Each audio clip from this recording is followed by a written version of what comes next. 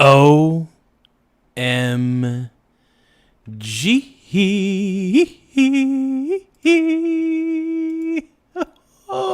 far as trimming. All right, so we're going to watch a little Asmund Gould. We're going to react to Asmund reacting to Nick Shirley's response and Andrew Callaghan's response to Nick Shirley's response. It'll be a react, blah, blah, blah. But I am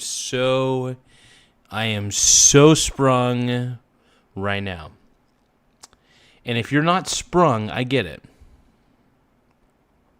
It could be kind of hard to get sprung. Do you know what I'm saying? Do you guys get it? Okay. Are you guys ready? I'm not as ready as I thought I was. I don't know if I can handle these two beefing. Now, I did react to Andrew Callahan's reaction earlier, but I'm always curious. I'm always curious about Asmund Gould's reaction. I love Asmund, by the way. I think he's a great dude. I think he's funny. I think he's the man. So, guys, please subscribe to the channel. The more subscribers we get, the better. It does help the channel grow in more ways than one. So please subscribe. We're gonna get to this as quickly as possible. We're gonna watch this. We're gonna watch Asmund Gould's reaction to Andrew Callaghan reacting to Nick Shirley. I don't know if you're ready. I don't even know if I'm ready. Let's go. Response. Here we go. Andrew Callaghan, we all know Andrew, did an interview with Nick Shirley about, I don't know, like a week ago or something like that, 8 days ago. And in this interview, it was 1 hour long, and it was cut in a way that made Nick Shirley seem like kind of a moron, right? Nick, here's the thing. Nick is smart, but he is a terrible speaker. He is terrible at speaking. He stutters, he stammers, he hesitates. Look, I don't think he's a good speaker. I think he's a good kid, and I think he's really good at investigating things, but he is not good in interviews. He's good at asking questions when he needs to. I feel like he asks the right questions when he's investigating, but I just don't think he's very good in the form of long-form interviewing. And I think a lot of that could be brain rot. I think a lot of kids who are like 23 years old, like his age, I think they spend a little bit too much time watching like Skibbity Toilet and stuff like that. And that's a problem, you know? I mean, that's okay. I mean, if the kids are watching Skibbity Toilet, I mean, you can't really, at the end of the day, you just can't really stop the rise of Skibbity Toilet, is what I'm trying to get at. Is anything I'm saying making sense? I don't even think it makes sense. My Skibbity Toilet. Give me one moment, though.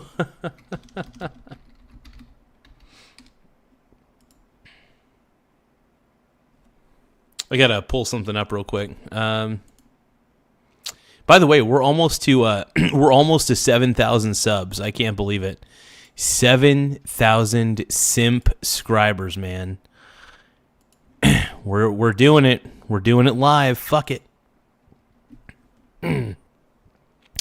So we got Nick Shirley versus Andrew Callaghan versus Timothy Walz. By the way, Tim Walz is the greatest, worst governor of all time. Let's keep watching. And honestly, I like Nick, but he's not a great talker. He's not. And I think that's pretty evident. But at the same time, I think that it was edited in a way that, you know, was misrepresentative of what, Nick Shirley actually said. And I guess before I do this, I'm going to play the video of it happening just before I do this, just so you guys can be on the same page, okay? So the other week, I sat down with Andrew Callaghan in Channel 5 to do a sit-down podcast-style interview for his channel. And when he goes and posts the video,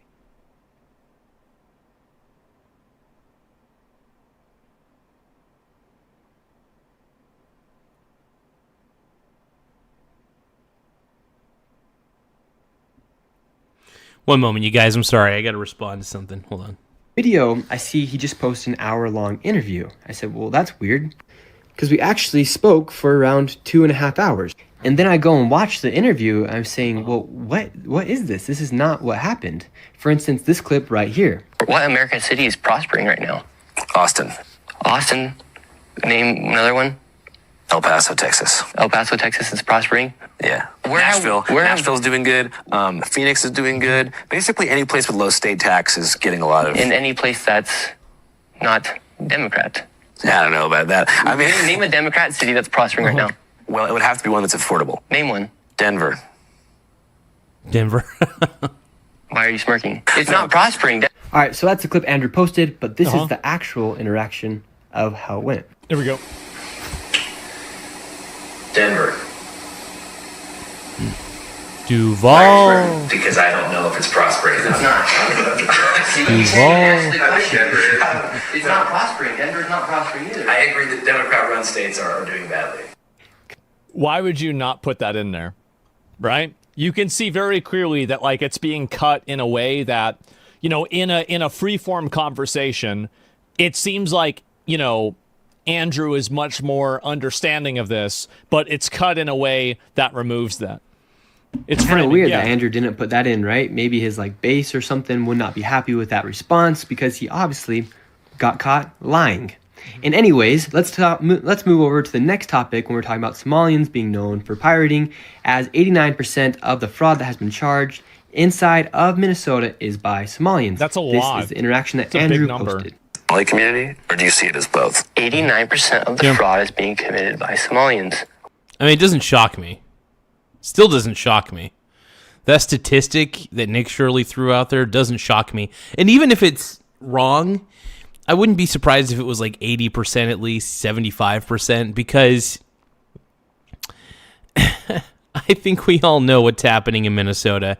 And after watching Nick Shirley's documentary, I think we're pretty aware at this point of what's happening. So, where exactly is that statistic from? You can pull it up on the screen. You'll find it. I just want to know where it's from. You want me to find it right now? For sure, just so I can, I don't know, I believe you. I just want to make sure we have the exact. Here, right here. Pay attention to the other. Yeah, and it's not racist to say it. Probably. And when I go. This is what happens when I show him the fact that 89% of the people who have been charged for fraud in Minnesota are Somalians. This is what Andrew had to say. But remember, he conveniently left this out of the interview. Here we go. 89% of those charged in connection with Pedro. let's see. Why identified as Somali Americans? Well, looks like we do. I'm interested to see what you put in this interview because it looks like there's a problem with fraud. So there you go. That's just two examples from the interview with Andrew Callahan where he literally... Yeah, and Wow is right. And again, it's misleading. It is Yeah, and here's the thing. This is why I don't like heavily edited interviews, because you can leaves out some context. I think it's good to just keep a raw interview, even if it's a little bit messy, right? Nick is already looking messy to begin with. Sometimes you just got to keep the interview as is. This is why I prefer the raw format. I say let the errors shine. Sometimes the errors make the video much more appealing and much more fun. This is why I've never understood heavy editing for an interview. Like, I understand maybe that's a style or whatever, but it just... In today's age, man, there's no real time constraints. People can stay as long as they want to watch something, you know? misleading. He went out of his way to try and make me look bad, which is not cool. And I wouldn't say that's like very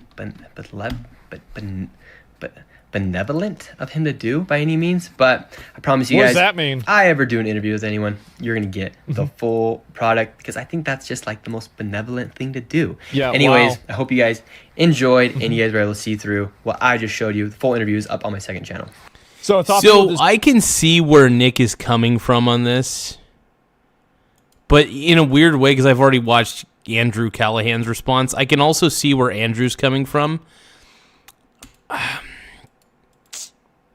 think, and I think Nick Shirley's coming at this from the point of, what do you call it?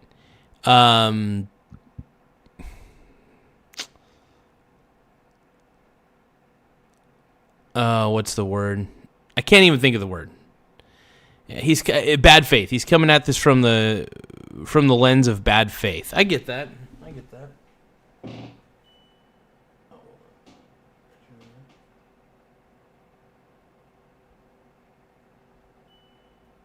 Okay. Anyway, but I think that there's a lens of bad faith here. And I do see where Nick is coming from. Make sure you guys tap the like button, though, if you guys can. The more people who like the stream, the better. So simply tapping the like button really goes a long way. So I really want to thank you guys for even considering tapping the like button, because we need all the likes we can get right now. We're desperate. Deserve to see a full interview. So basically, Nick Shirley came out with this video here. Basically, because the Channel 5 interview was that cutting a reframing that made Nick Shirley look worse, and it removed Andrew's concessions to Nick Shirley? I think that they did. And I think that by doing that, it reframes the conversation in a way that is not entirely misleading, but it's also not telling the truth either. It was obvious? Yes. So Andrew has made a response. Let's get it. How you managed it all. What's the secret?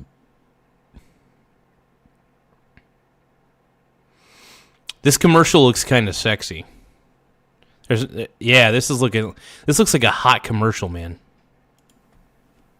All right, so normally and historically, my policy for whenever somebody's saying some factually inaccurate stuff about me online is to turn the other cheek, keep my head down, and get back to grinding. But in this case, with Mr. Nick Shirley, who is now false. But don't forget to tap the like button, though. I mean it, you guys. We really need the likes. We're so desperate for the likes. We're so desperate. We love you, 'cause I need you, and I want you to press the freaking like button.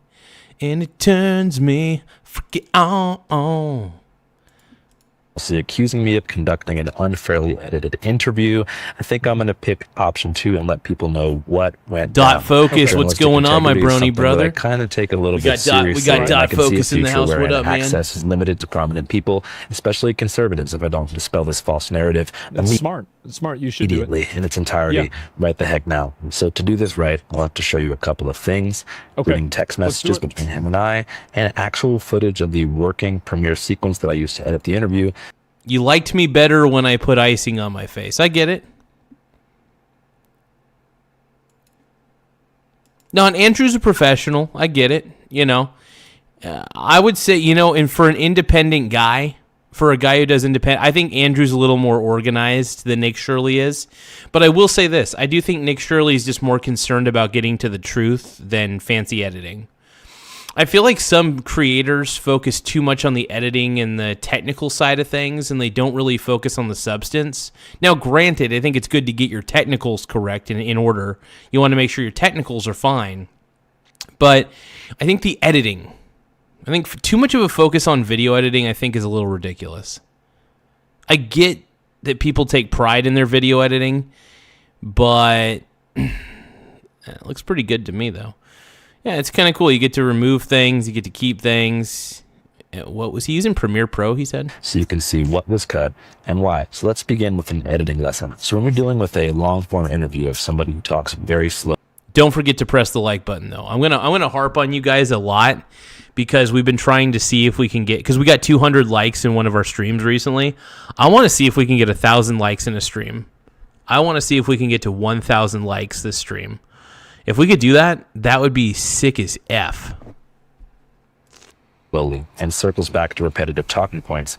One of the first things that we do in post-production is cutting what's called dead air, which means long pauses between words or sentences. But you cut out what you said, not what he said. Or fixable verbal stammers that slow down the conversation and risk boring the viewer. This is true. Andrew is right. He's right about what he's saying, but I don't know if this really applies to it. So in this raw interview with Nick, which had a total runtime of 2 hours and 2 minutes, we had to cut nearly half an hour of dead air to make it listenable. Many people like to choose their words carefully, so I get it, but there was a couple points in the interview that even in person we had to have Nick repeat himself because the crew felt that no amount of corrective editing would possibly be able to make him sound normal. It's been an interesting... Yeah, Nick Shirley's not a great verbal communicator. This is definitely true. For sure. It's undeniable. Few days. past 72 hours. My video on the expose of Thank you, Dot Focus. I fraud appreciate you, in brother. Minnesota is the most viewed video ever, longer than 10 minutes, other than Mr. Beast. Can you say the fraud Mr. in Minnesota Yeast. again? Because you kind of stuttered. Yeah. Oh, wait, are there going to be cuts in this, or just going to be one take? Which will make it perfect. So if we ask for to say it again, it was just to make sure you say it perfectly. Oh, okay, yeah. Yeah. So that would imply, like, whenever you say something like that to him, it would imply that everything else besides that would be put in there. I mean, I don't, by the way, in terms of like media and everything, all of this is all fine. There's nothing that's wrong with this at all. Like, I know that it might look awkward because it's like, you know, you're seeing how the sausage is made, but like, this is extremely common. yeah, so my video on the fraud in Minnesota is the most viewed video ever by a creator, longer than 10 minutes, expose style, than anybody other than the name of Mr. Beast. So bear with me here. I'm going to show you the raw footage, and we'll see how, with the magic of editing, we were able to make Nick sound actually smarter and faster than he was in person. Check this out. How does that? I don't think anybody's really denying the fact that Nick Shirley isn't a very, very good verbal. Oh, shit. Frog Eat Frog is in the house. He says Garza, and I don't even know. He just squares. Okay. Gaza. It's Gaza. Frog Eat Frog. What's going on, brony? My brony bro, dude. Frog Eat Frog is still a total stud, by the way. We all love Frog Eat Frog. Another person that we haven't seen in a while is Michael Donaldson. I do need me a little bit of Michael Donaldson. I know he's pretty busy. Mr. Donaldson gets a little bit busy here and there. But we do miss our Michael Donaldson, at least seeing him in the chat. But I think, maybe he tunes in on occasion. Yeah, Michael Donaldson's a stud. Communicator. I don't think anybody's really denying that or arguing about that. Like, another good example of somebody who's not a great verbal communicator is Tom Homan. Like, Tom Homan is not a high-level verbal communicator. I would say, RFK probably isn't too because of his voice. You can compare that to somebody like Marco Rubio, right? Great verbal communicator. Dude, Marco Rubio. I want JD Vance and Marco Rubio in 2028. That's what we want. Vance Rubio 2028. That's what I'm talking about, brony. Garza is a sick boy. I feel a little bit snotty right now. Like, I feel like I'm a little bit, I got a little snot in my nose and stuff. I might be a little congested, possibly. So I wouldn't be surprised if I was a little congested at the moment. And so, like, verbal communication skills are really important and they matter a lot, but they're not the end all and be all. And it seems like what Andrew's doing right here is he's attacking Nick Shirley's verbal communication skills rather than what Nick Shirley's accusation is the way that it was cut and the information that was left out. I think that's what's happening here. I think this is a little. This Vader is a Palpatine 2028. Frog Eat Frog, baby. I don't want to shed. I don't want to freaking shed, dude. Make you feel like gratification-wise as an independent journalist? Well, I think it's the first video you've seen in a long time where a journalist actually went and created a video that created a change instantaneously. For instance, you had the... Okay, so Eric is saying he edited the video to cover for the fact he agreed with Nick a lot. Yeah, it is funny because in the uncensored version where Andrew Callaghan is talking with Nick Shirley, I guess it turns out that Andrew was kind of in agreement with Nick a lot more than expected. And then, of course, through the video editing, it made it seem like, Andrew was impartial. Look, I say if you're biased, you're biased. There's nothing wrong with that. Everybody's got biases. I think it's good to put your biases on the table. I love that Nick kept the whole video. Yeah, I think it's great. Because you never know. Sometimes it's good to keep the OG video just in case the original studio who produces the interview decides to edit too much stuff. I think it's good to put out an unedited version. I think unedited and raw is the way to go. That's still my preference when it comes to long form interviews, because I think sorry guys, I think long form interviews are messy. And I think it's okay that they're messy. I think I don't know. I just think that I feel like the way all this has been framed makes Nick look worse than he actually is. Because I think Nick's a very smart guy. I mean, Mr. Shirley is a smart kid, man. He's a smart cookie. And, we like him, man. I like him. I think he's fantabulous, man.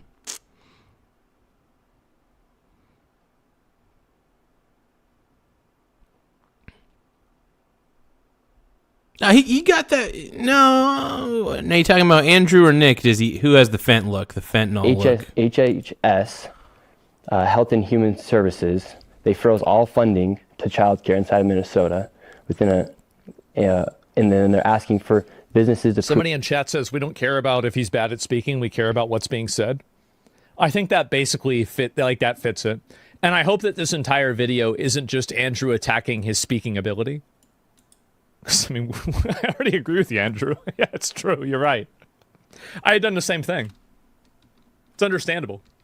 That they are legit businesses before they give tax dollars to these businesses that are not really businesses. How does that make you feel, like, gratification-wise as an independent journalist? Well, I think it's the first video you've seen in a long time where a journalist actually went and created a video that created a change instantaneously. For instance, you had the Health and Human Services. They froze all funding to child care inside of Minnesota, and then they're asking for businesses to prove that they are legit businesses before they give tax dollars to these businesses. So I actually think that this argument works against the substance of what Nick Shirley's accusing Andrew of doing, is that basically Andrew is showing is that they're doing like frame by frame, like tenth of a second by tenth of a second level editing to make things sound more acute and make them sound more concise.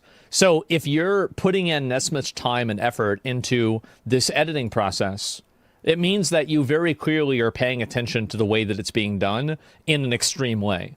Because if you didn't do this at all, you could make the argument that, let's say, well, we didn't really put a lot of work into it, and... Frog eat frog, dude. Frog eat frog is the man. You keep frog eat frog's name out your mouth. Everybody, keep frog eat frog's name out your mouth. Or I'm gonna Will Smith bitch slap all y'all. All y'all. Okay? Hold on. Before we watch the rest of Andrew's thing, I'm gonna make myself a meal. I already made myself a meal in my slow cooker, and it's potatoes. It's seasoned potatoes and seasoned vegetables. Let's go.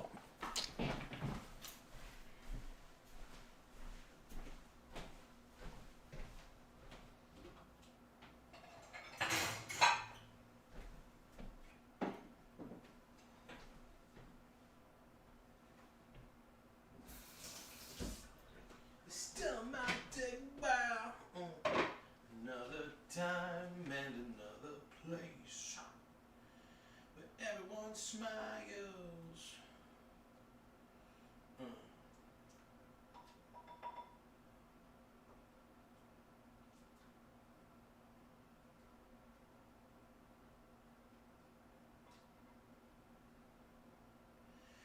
I need a little bit.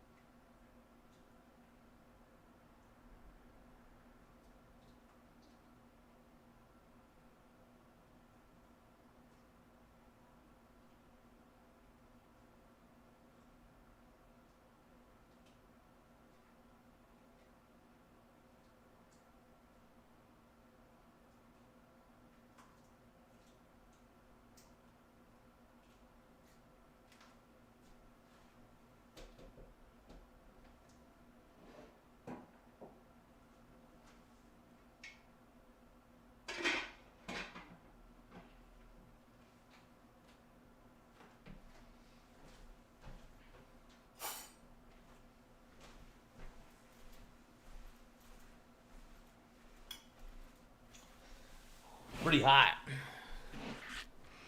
I love slow cooker meals, though. Okay, you guys.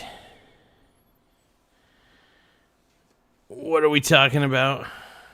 Am I pissing in the sink? My bronies, dude. I'm telling you, frog eat frog. I'm not pissing in the sink, bro. Stop it. I'm not. I'm just making stuff in the sink, bro. My brony brothers. Okay, so I'm eating. So this is potato vegetable soup. I basically sliced up some potatoes, cut up some potatoes, 2 very jumbo-sized potatoes. Put them in the crock pot. And then I seasoned the potatoes while they're in the crock pot. It's a soup, basically. And then I have mixed vegetables. I got peas, corn, and green beans in there. Have a peek. Trying not to spill anything. Pretty good.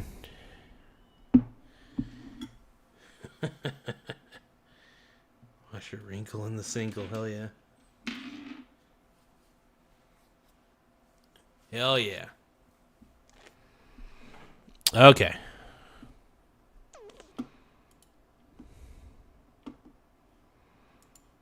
I could see how it seems that way. And, we didn't try to do that, but I could see why it would feel that way, right? It's easy. But, if you really show this much editing, which is, Andrew edited this video, besides it obviously being, I think, kind of misleading. This was very good editing by him. This was he did a good job. Yeah, his editing is great. It's solid, but at the same time, I feel like he edited some of the important context out, and that's not good. Sometimes you got to make it a little bit longer. Sometimes it's okay to keep things in. It's not like you're on a time constraint. You're on YouTube, for God's sakes. You're on YouTube. You can make the video as long as you want. You can make it as raw as you want, in all actuality. But the problem is that you're also doing a good job by, I think, that misrepresenting what happened. It shows his intentions. Yes, definitely. And it shows that he was very clearly trying to edit this to be as clean as possible. Would you consider Stephen Miller S tier at communication skills? No, I think he's B tier. I like Stephen Miller a lot. I agree with everything he's saying, which is why I hold him to a higher standard. I think he could communicate a lot better. If you want my opinion, I actually don't rate myself S tier either. I'd say I'm like A or B tier. In that interview, we probably did that same thing as far as trimming dead air and splicing B-roll. Yeah. Mojo probably 30 times. Sorry about all as the you pausing. can see here on the timeline. And it was never editing. to take him out of context, but to this. help him get his point across. Yeah, I would say, honestly, I think Asman's a pretty intelligent dude. He's got some very interesting insights on the world, for sure. I like Asman. Is he right on everything? No, I do think he's a little bit of a shut-in, for sure. But, yeah, let's keep going, man. We do this for every good faith interview or 5-cast we've conducted so far. Sure. From Hunter Biden, which had a raw runtime of 5 hours before being cut to 324, sure. to Hunter Kozak, to Alex Jones, to Hamilton Morris, to Jan DeSanti, to pretty much everybody we've ever talked to. Nobody has a problem with the way you're cutting. Or nobody has a problem with the fact that you're cutting videos down. It's about the way that it's being cut. I think, obviously. Exactly.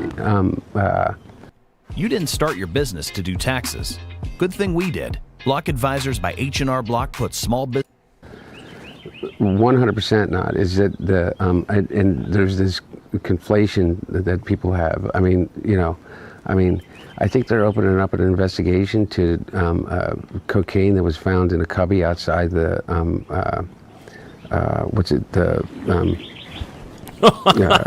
the west wing of the. Good old Hunter Biden, by the way. Do you guys want Hunter Biden for president 2028?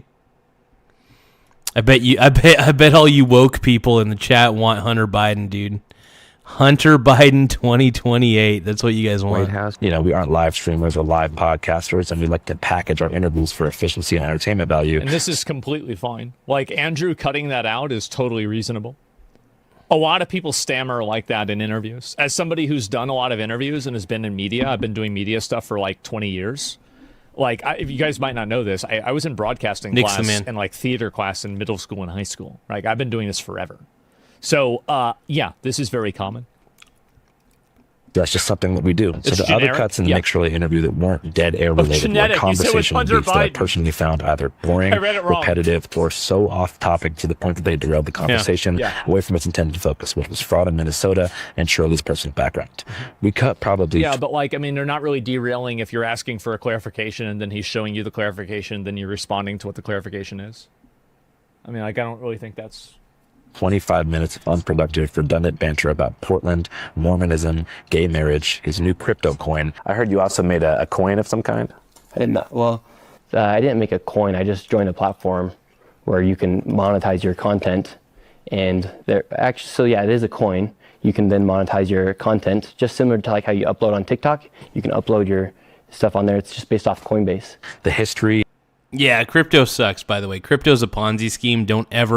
Crypto's not an investment, it's a scam.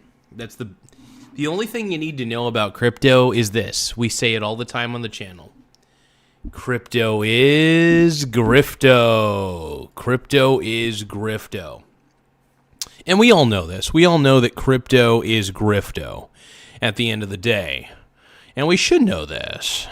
Why don't we? I'm Michael Garza. And ethics and welfare in America, and 6 whole I don't know, nearly identical back and forths about his 89% statistic that he falls back on unchallenged. 89% of the fraud is being committed by Somalians, and 89% of the fraud being committed inside Minnesota is by the Somalian population. 89% of the fraud happening by people who were brought into our country and then committing fraud. So 89% of the fraud happening in Minnesota is from the Somalians. Can we just give a shout out to Frog Eat Frog? I never know what this guy's gonna. This is why I love him, dude. FEF is what Frog Eat Frog is also. I want to call him FEF. So Frog Eat Frog, man, I want to tell you what, bro. Your comments every time I see them in the chat, I never know what you're gonna say, man. You are such a wild card, and it makes me happy, man. I love it. So I enjoy seeing Frog Eat Frog. Talking about me pissing in the sink. That shit's funny, dude. Because every time I go to the sink, I bet it does. I bet people think I'm pissing in the sink, and it looks like it sometimes. I get it. I'm a tall dude, so. Somali population. Right, but 95% of Somali Americans in Minnesota are legal. Yeah, 89% of Somalians are committing fraud. Since we ended up including an extensive dialogue about that stat. I don't see even how them being legal has anything to do with them committing fraud. There's plenty of Americans that commit fraud. In fact, there's more white people committing fraud than Somalians. I mean, obviously. I mean, there's more white people committing fraud than there are Somalians, period. Duh, of course. On the 50-minute mark of the final cut, I personally didn't feel the need to torture all of you guys with 5 other versions of that conversation. 89% of the population, or 89%. These potatoes are really good, by the way. In Minnesota is by Somalians. And just so we can put that on screen to verify, do you know where that data is from? Yes, you can put it up on screen. It's up. It's public. And if you watch that raw cut, 2-hour cut, which I made clear and tech. Dude, these potatoes are so good. Nice. Greenland could be epic and cold. Let me know if you need any locals. I still have contacts there. Just curious why you didn't post the full 2-hour interview instead of the selected 1 hour. Yeah, man, could definitely use those contacts. Permanently cut it down because of either dead air, which is pauses, stammering, or moments of silence, but also trimmed topics, mainly ones that felt unfocused or took listeners away from the main topics of fraud, new media, your upbringing and style. Pretty standard for us when it comes to long form videos. For Hunter Biden, we shaved off even more. I'm not surprised. If you want to see raw angles for audio, I can send you a clip, whatever you want, man. Yeah, sure. With Nick that I was willing to share with him in 4K when I got back from Greenland. You will see exactly what I mean. I hope Andrew actually addresses the specific criticisms that Nick has. Because right now, like, we're just basically, Andrew is talking about the process of video editing, which is clearly not what's being discussed here. This is not a Sacha Baron Cohen style ambush edit or a Jim Jeffries Avi Yemeni situation where I primed him, by saying crazy shit to get his guard down and then Shanghai him with post-production. I was trying to help Nick Shirley, which it seems up until yesterday he really appreciated. So after the interview came out about a week ago, he texted me right after saying the backdrop of this interview is hilarious. It was filmed in his uncle's upscale game room in Farmington, Utah, in front of several taxidermied bears that were presumably killed by the Shirley family. He goes on to say, fun watching the reaction reaction from both sides. Appreciate you coming out. Wish you the best in all you do, bro. To which I replied kindly. But then, dude, I'm eating doing potatoes and vegetables, finding the most outrageous or dumb soundbite in the entire and piece. vegetables. I think this Come was on, stupid man. too, and it was really dishonest that Nick Shirley asking what the word benevolent is. This is one of the big reasons why I don't think that like verbal debates are really that useful. It's because a lot of the way that like you can be, like you will always win an argument if you sound right versus if you sound wrong. It's more important to sound right than to be. Oh, yeah. Because I will say, if you sound right all the time, people probably will believe you. I mean, I do try to speak with confidence, but I do, in good faith, try to give the most accurate information I can in good faith. Like, you know, whether people believe that or not, don't really care if people believe that or not, but you're right. Whatever. I know it's stupid, and it shouldn't be true, but it is true. Beaming it into oblivion while missing the entire point of the dialogue, which was to try to find common ground on issues like affordability and the collapse of the mainstream media. I mean, I find it's true. Yeah, he's right. Yeah, definitely. Mentally hope that everything you're saying is true, just so you know. Yeah, I hope so too. Yeah, like it's like, I mean, like I hope we all have the best interest in society and for our people, because the affordability is insane and people can't buy houses. And Backyard has some funny creating change. We need to let innovation prosper. The zinc roofer says, Michael, you don't love me anymore. I think, here's the thing, zinc roofer, I don't think you're a bad guy. I think you're annoying. I think you argue in bad faith, but I don't think you're... I believe it or not, that doesn't make you a bad person. It just means you're a little deceptive, that's all. Frog Eat Frog says, Backyard has some funny content, y'all. I'll have to check him out, man. I'll have to check him out. Backyard Fun Country Boy. Hell yeah, dude. I'll have to check him out, man.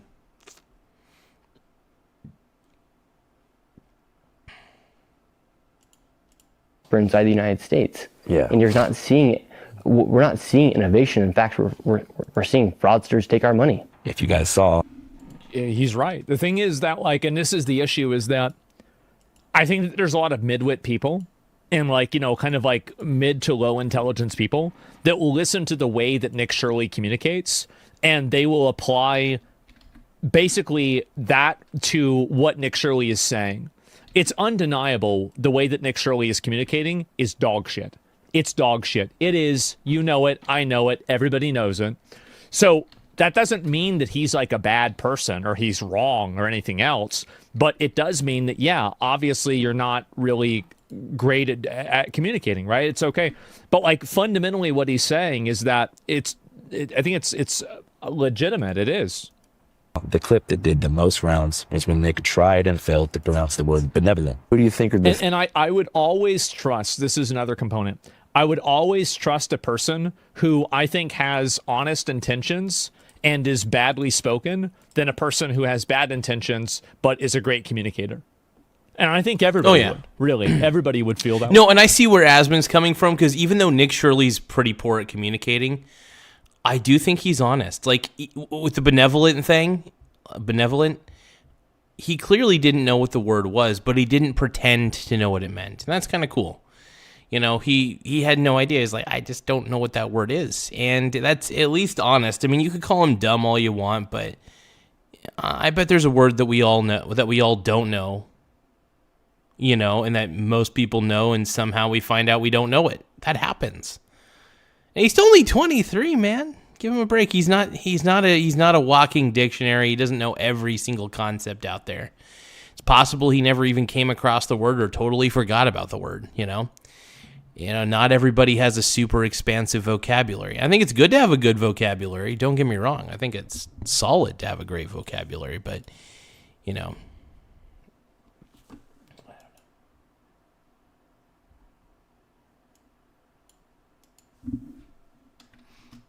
Will we ever get out of here? Stunt might take a while. Another time and another place where everyone smiles. Will we ever get out of here? The stunt might take a while. Another time, another place where everyone smiles.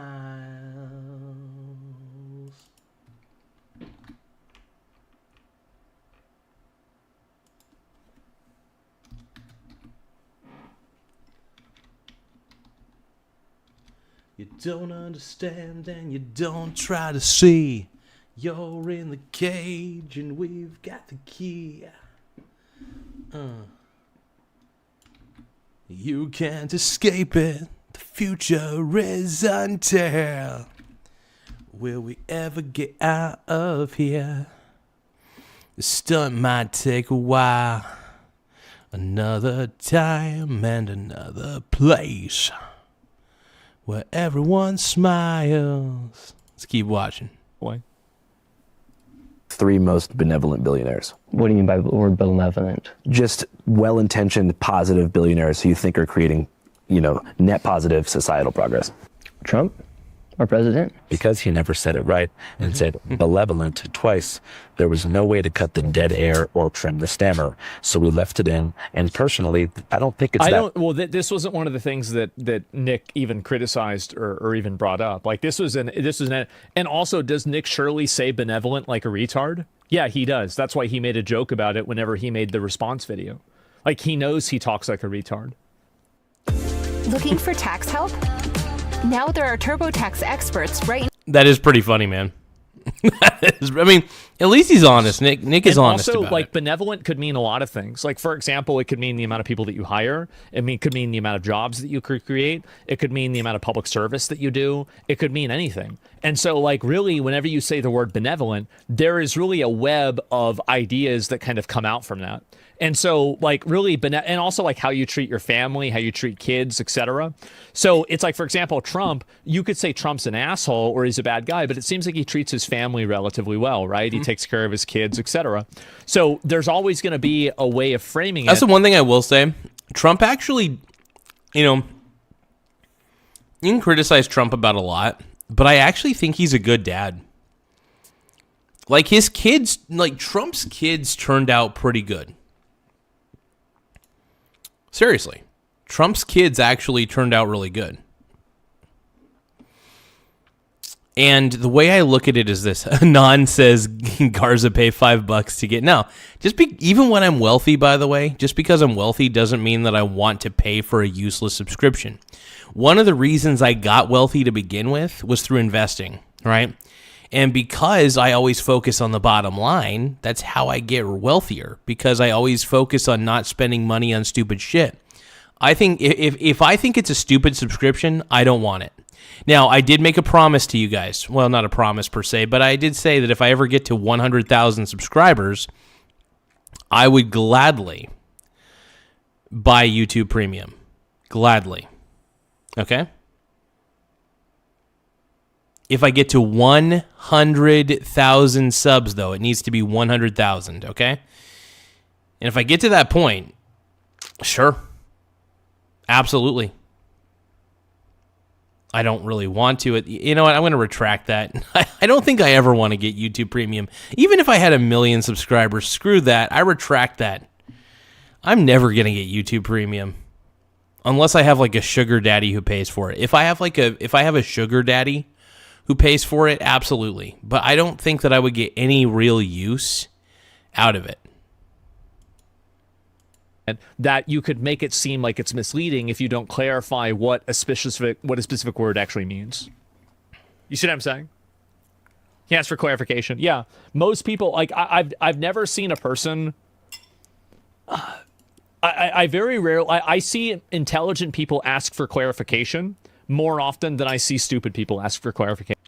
Yeah, because there's times that maybe something doesn't make sense. A word doesn't make sense, maybe a sentence, and it's like, okay, can you rephrase that, or what do you mean, Yeah. It's good to be able to question, or I should say, if you don't understand, it's okay. Intelligent people do admit that they don't understand, and that's a good thing. And I don't think that's a surprise. Big of a deal to not know that word. I mean, he is wearing a hoodie that is making fun of immigrants for their spelling errors, but benevolent has more syllables than learning, so I get it. But the comment... Well, here's the thing. There is no reason to be a daycare called the Quality Learning Center, and there's no reason to have that spelled wrong if you're an actual business. Think about it. If TurboTax had a sign outside of one of their TurboTax facilities, right, where people do their taxes or whatever, and they happened to forget the O in turbo, and it just says TurboTax, we would question if that's even legit. And the fact that you can't spell learning right on a sign being called the Quality Learning Center, when you're doing planned sign, when you're planning out the signs for your business, you need to make sure that everything is spelled correctly. And I guess it said Quality Learning Center for a long time too. That's pretty crazy.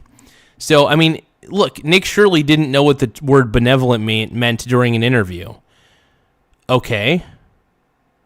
But Quality Learning Center, the people who, the Learning Center, didn't spell learning right, and they should have. They're a business that actually planned ahead on a sign, and even when they made the sign, they still finalized the word learning incorrectly. So, yeah, the reason we're pissed is we're tired of our by the way, we're tired of our tax dollars going to fraudulent things that illegal immigrants are doing, is really what it boils down to. We're pissed off that we're wasting our tax. We're pissed off that we're even paying taxes for this shit. It's on this clip. Patronizing. That's what we're pissed off about, dude. Brutal. Like, actually. James Brown says, shit, I put on 30 solar panels, bro. Hell yeah, dude.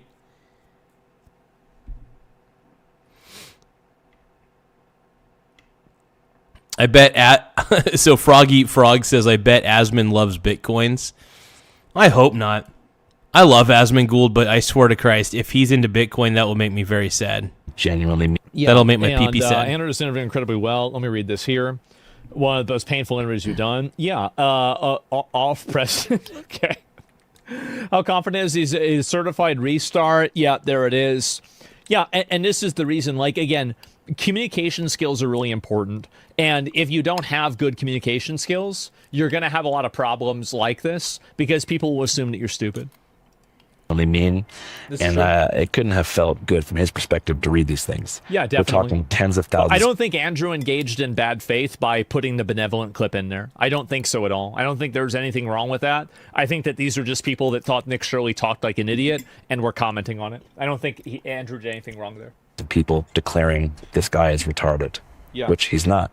But there are some moments in the interview that even with dead air trim for speed, Nick does not give his best performance. The thing is, Nick is actually an intelligent kid, you could tell, because he does think about things before he says them, but I just don't think he's very good at forming sentences. And I don't know if it's an attention span thing, because maybe he goes on TikTok or something. But yeah, I think maybe he just needs to, write down things a little bit more and maybe read a few more books. I think that would probably help him form sentences better, and maybe even listen to a few audio books on how to publicly speak. I will say listening to guys like Warren Buffett and Charlie Munger prepared me to be a really good public speaker in a lot of ways, because I've listened to a lot of their shareholder meetings, and the way that they hold themselves, their decorum, is very inspiring to me. And I will say that I've learned a lot about public speaking from guys like Charlie Munger and Warren Buffett. Just by watching them be themselves and be comfortable. I think being comfortable is a big thing too. Being relaxed. And even when I'm talking to you guys, I do try to be relaxed. I do try to have the most relaxed demeanor possible. Particularly when... I think he does. That's the problem. He does. I like Nick, but I think he does. Oh, thank God. Asmongold dislikes Bitcoin and NFTs, thinks they're scams. Thank goodness. Well, yeah, it doesn't surprise me, because guys like Asmongold and I think we secretly are just finance savants. I've actually listened to Asmund speak about finance and investing. Dude, he's intelligent. He understands investing principles. The dude is a very I will say this about Asmund Gould, whether you like his opinions or not, he's one of the most financially literate guys I've ever heard. Because I've heard him speak about investing, and it's actually pretty impressive. He and I don't invest the same way. I believe that massive diversification is very sexy and very prevalent for wealth preservation. But, yeah, no, I love Asmund's line of thinking. I love it.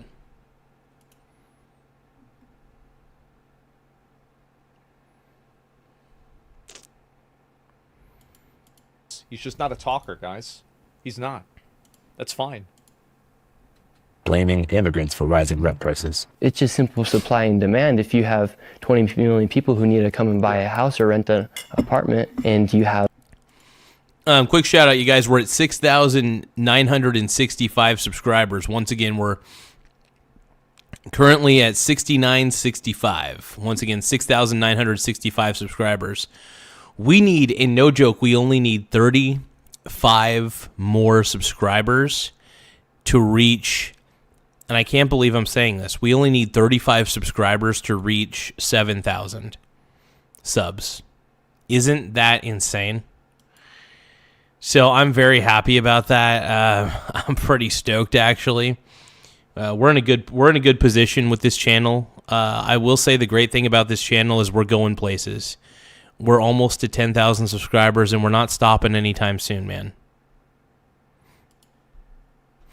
We're not going anywhere anytime soon. I want to teach you guys about long-term investing at the end of the day. That's really my key goal. Oh, we're at 6,966 subs. Woo! I'm going to keep counting it out periodically. This is why I need to have a separate browser window for other shit. Let me see. I think I might I'm going to use Microsoft Edge real quick. Hold on. I'm edging. Let me see if I can go to studio.youtube.com. Hold on. I rarely use Microsoft Edge, but sometimes it's worth it. I'm a big Microsoft Edge guy. I like it. I'm edging. Oh, somebody removed their subscription. Damn. So we're currently at 6,965. I love it. Let me see here. I dig it though, man. We're going places, you guys. We're going places. I mean, this show is getting up there. We're getting up there, man. We're killing it. Of other people who need it, you're going to raise the prices. Suggesting that Muslim Americans keep... Well, yeah, that's obviously true. I mean, like, what he said is obviously true. Like, if you bring in a bunch of people into an area... Like, this is what happened in Austin, is the reason why the prices in Austin went up so much is there was a tech boom and there was a... Supply and demand.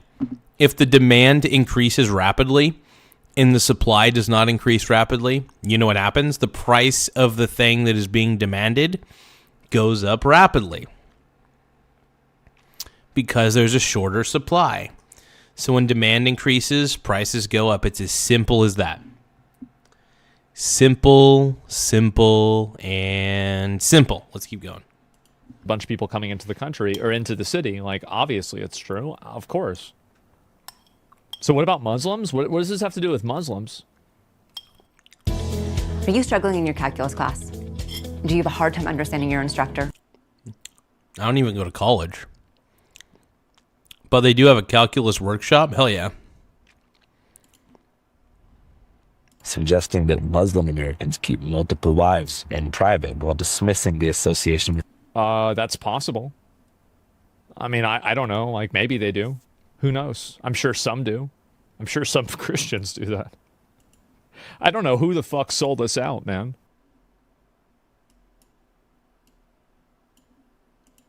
Like, I hear, like, the Torah is talking about all these wives. Solomon had how many wives?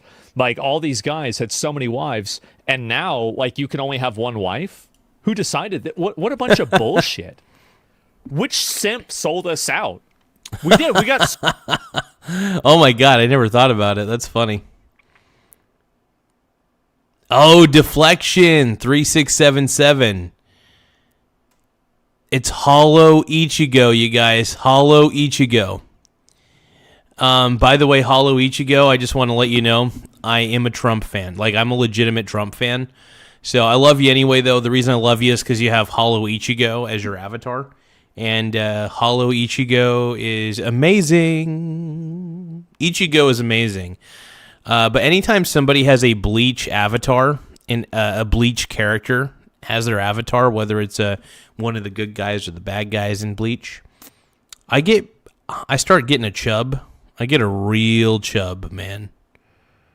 I get chubby.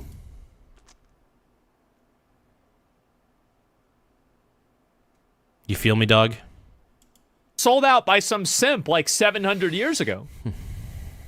This own religion, Mormonism, and polygamy as just a harmful stereotype. As far as the wives go, whoa, that's not a thing in Utah. It's not a thing in Utah. That's a negative stereotype. Negative stereotype. And also confronting. Come on, Nick. Come on.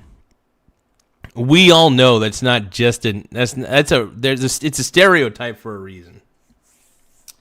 Now, sometimes stereotypes can be disproven, but come on, man.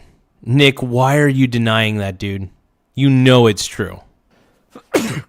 You know what I think? I bet there's some Mormons that have extra wives. And you know what else I think? I bet there's some Muslims that have extra wives. I bet they're both doing it. How do I know that? Because it just makes sense. Yeah. That's how I know. It's that simple. Perfect sense.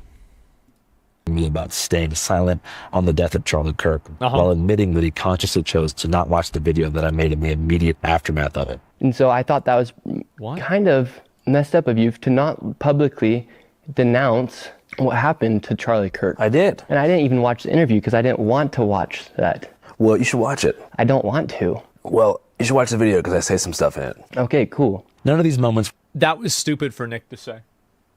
Yeah, for sure. This is a point in Andrew's favor. I mean, yeah. Definitely. Yeah, because Andrew did say something in a video, but somehow Nick didn't even watch the video. I mean, how can you know if he said anything about Charlie Kirk if he didn't watch the video or he did? You know, it's like, come on. You know, don't accuse somebody of something if you don't really know. Well, I do that sometimes. I like to make assumptions. Don't get me wrong. But not my assumptions don't mean truth. Anyway, let's keep going. It's a silly thing to say. I love watching videos like this and getting to pass judgment on people and telling everybody who's right and who's wrong and acting like I'm the person that knows everything. Because I am, number one. And number two, it just feels good. It really does. This is great. Let's keep watching. For a very good look for Nick, but I did. Well, that guy's about ready to have B-sex with that guy right behind him. I don't know. He's ready. Not engineer them that way. And if I was a betting man, I would suggest that much of the hostility displayed toward him in the comments is because his reporting, which was signal boosted by Trump and his cronies, has been a driving factor in ICE's decision to escalate their presence in Minneapolis. You know, kidnapping kids from local high schools, terrorizing. Kidnapping kids? What do you mean kidnapping? I mean, if somebody gets arrested for doing something wrong, I mean, is that really kidnapping? I mean, does somebody get kidnapped whenever they get arrested for, like, stealing a car or something? Like, I think that this is loaded. Asman's got an interesting point, bronies. Framing that is, I think, intentionally dishonest. You're using vocabulary that has a framing to it it's supposed to invoke something that's not accurate. U.S. citizens in their own communities, shooting people, kidnapping kids from local high schools, terrorizing U.S. citizens in their own communities. Well, of course they're. I mean, like the people. Oh, you guys, don't forget to tap the like button, though. The more likes we get, the better. But also, we're almost to 7,000 subscribers. Once again, we're almost to 7,000 subscribers. Let's keep watching. Don't forget to subscribe, please. For the love of God, subscribe to the channel. Are running around like, I mean. The thing is that you can have criticism for the way that ICE does things. Let's go. But the problem is that when Andrew is discussing this, I think that the issue is that you're framing it in completely one direction. You have to look at why are ICE doing this. It's because these people are trying to drive their cars into ICE. They're trying to obstruct ICE. They're screaming at them all day. I mean, this is just really, it's bad behavior. It's very bad behavior. This has nothing to do with Nick's claim in the video. Yeah, this doesn't. Yeah, by the way, this doesn't have anything to do with it. Like even like you can hate ICE and you can think ICE is the worst group ever, but this still doesn't have anything to do with what Nick said. shooting people in the streets, and hiding behind masks like the goddamn cowards they are. However, that's just my personal opinion. I don't like ICE. I don't like Trump, which is something that I made clear to Nick in the interview. What do you think about That's great. You don't have to like ICE. But the difference is that whenever you're framing things that's dishonest, then people are going to be upset about that, and they're going to feel like they're misled. It's bad faith. Yeah, it seems like it's bad faith. Trump? Yeah, a little bit. I could see that. Let's keep going. I don't like him. There was no deception anywhere. But sometimes, and I'm not sure what the word is for this in the journalism field, the person that you interview views your fans as an extension of you. So if your fans are dicks to them, they kind of feel like that's you shading them. And that's definitely what happened. Right after the benevolent clip went micro-viral, Nick... Is that how you guys feel? Are you guys my brony brothers? Do you guys go to other channels and leave hate comments? I don't think you should, by the way. But that'd be hilarious if you guys did. I'm sure Frog Eat Frog, my boy Frog Eat Frog, decides to go to different channels and get mad at people. Nah, I love Frog Eat Frog. He's so cool. Like, dude, Frog Eat Frog is my boy, dude. Began to send texts to me that alluded to the footage being manipulated, writing, "Greenland will be epic and cold.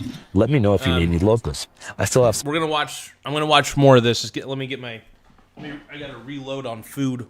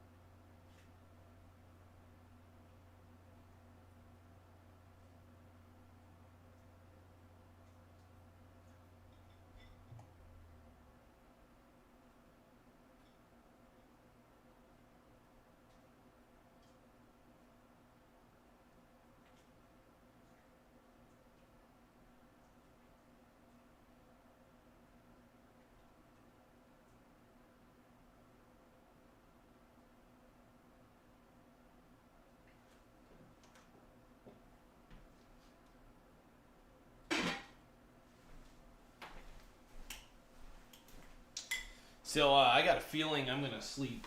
I feel like I'm gonna sleep really well tonight because I got I got my potatoes and I got my vegetables, and it's kind of a soup.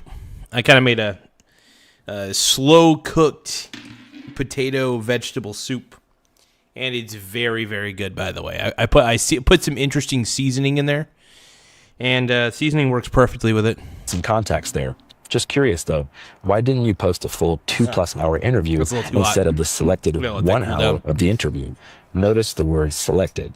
Nick suggests that I cherry picked his worst moments, which is concerning because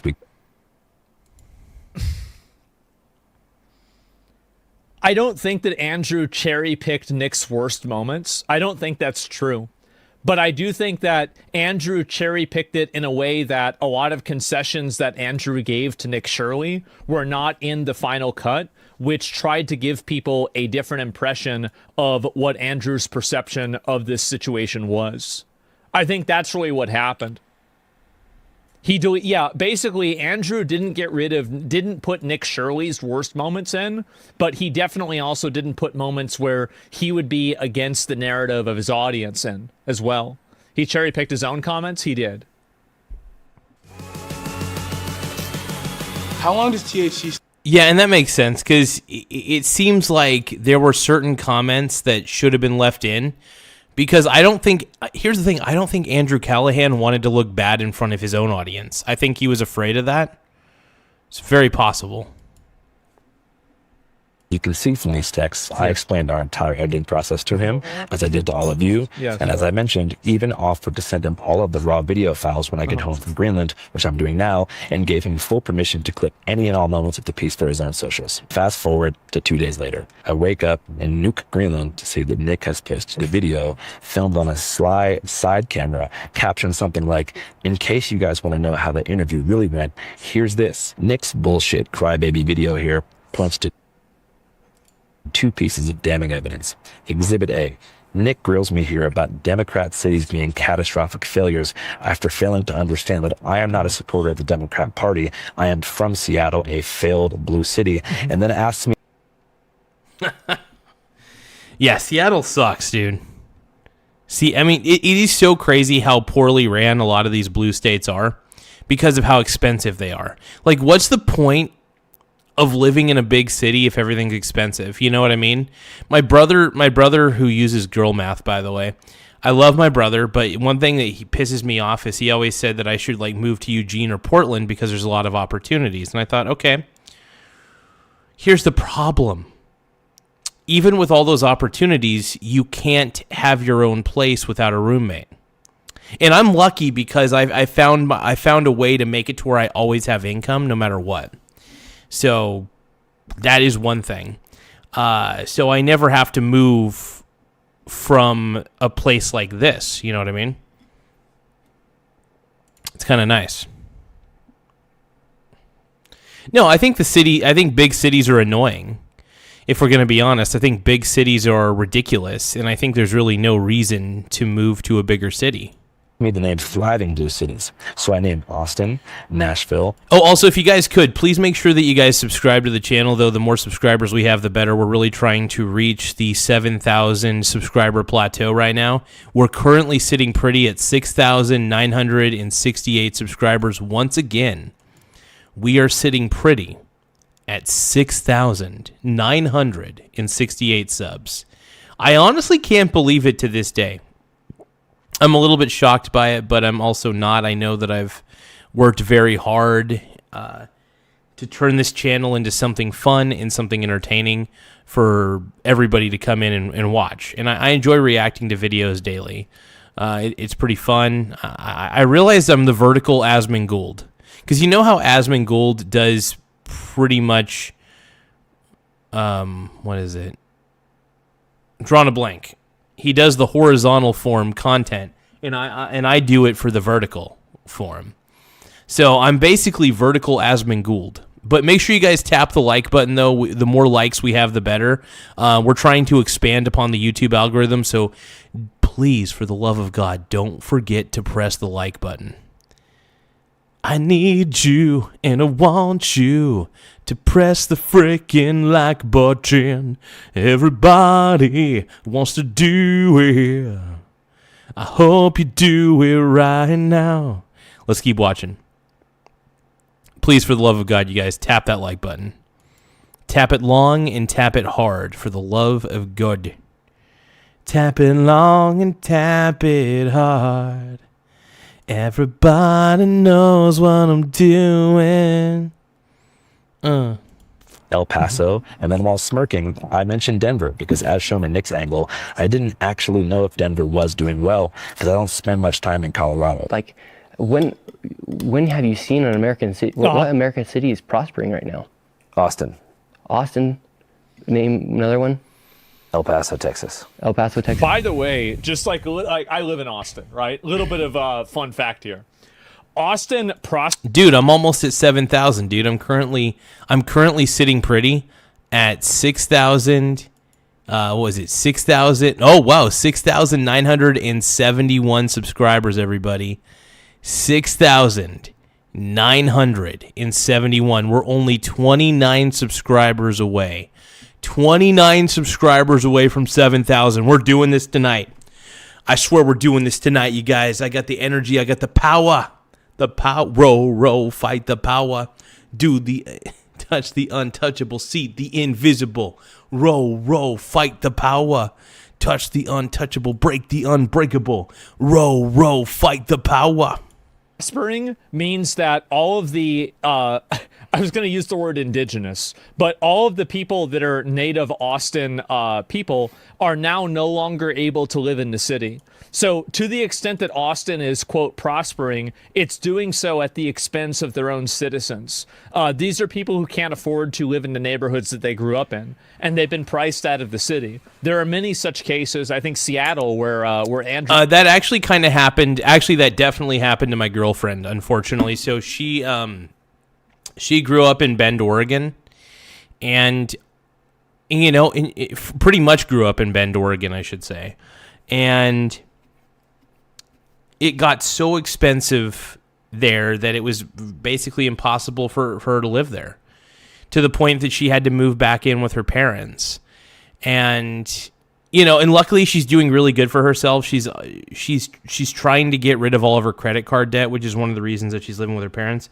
But I got her into investing, and I'm very happy I got her into investing because she's a very smart girl.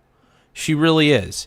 I just think that sometimes we get so caught up in doing what we think everybody wants us to do that we don't actually do the things that we need to do. And as much as I love my girlfriend, I do think that she may have, you know, fallen into a few traps that people convinced her were good ideas. I think getting into credit card debt's a bad idea. She got into credit card debt. I'm not going to damn her for it or anything. But I'm glad she listened to me, and she's doing a lot better with it. She basically doesn't have any credit card debt. It's crazy. It's amazing. 'Cause I need you and I want you crawling underneath my skin, like the hunger, like the burning, to find the place I've never been. Now I'm broken and I'm fading. I'm half the man I thought I would be. You can have what's left of me, falling faster, barely breathing. Give me something to believe in. Drew's from is another good example of that too. And Tell so they've been me gentrified. it's They've not been totally all in gentrified. my Like it's actually insane, the level of gentrification. Like I don't want to go on a big tangent, so like just give me 2 minutes for this. Is that like I went down to a fucking photo shoot for merchandise whenever I was involved with OTK, and I realized that the house was. You guys, don't forget to like the stream. So if you guys tap the like button, it really does help. Not only that, subscribing to the channel obviously helps. You know that. So if you guys tap the subscribe button, we're expanding at a rapid rate. We're almost to 7,000 subscribers, which is crazy. We're at 6,971. But if you tap subscribe now, we're getting that much closer to the 7,000 mark. I plan on celebrating tonight. If we reach 7,000 tonight, if we get to 7,000 subscribers tonight, I'm fucking celebrating, dude. I'm going hard. And I'm going ham, dude. I'm going cray-cray. Yas. Yas, queen. Okay, that's really gay when I do that shit, but you know what I mean? Know what I mean? Literally across the street from Cody and Jeff's grandma's house, like their old house. Like they had passed away, and you know this was many, many years ago. But I remember going to this house, and I'll just say it was on Riverside, and it was down, you know, under the overpasses there, and it was a really ghetto area, and like there was like chain link fence all around, and you weren't even supposed to knock on the front door. And now I couldn't even recognize the place. All of the graffiti's gone. All of the different, and like there's literally just people outside selling drugs. Like this is how it is. And anybody who lives in Austin, you know the Riverside HEB. The Riverside HEB used to be a PvP server. It was. And now there's Tesla charging stations there. The entire place has been totally fucking gentrified, and all of the people that used to live there aren't living there anymore. Now, sometimes you gotta gentrify a place, man. Sometimes you gotta gentrify it, man. Especially if there's a lot of crime and terrible things happening.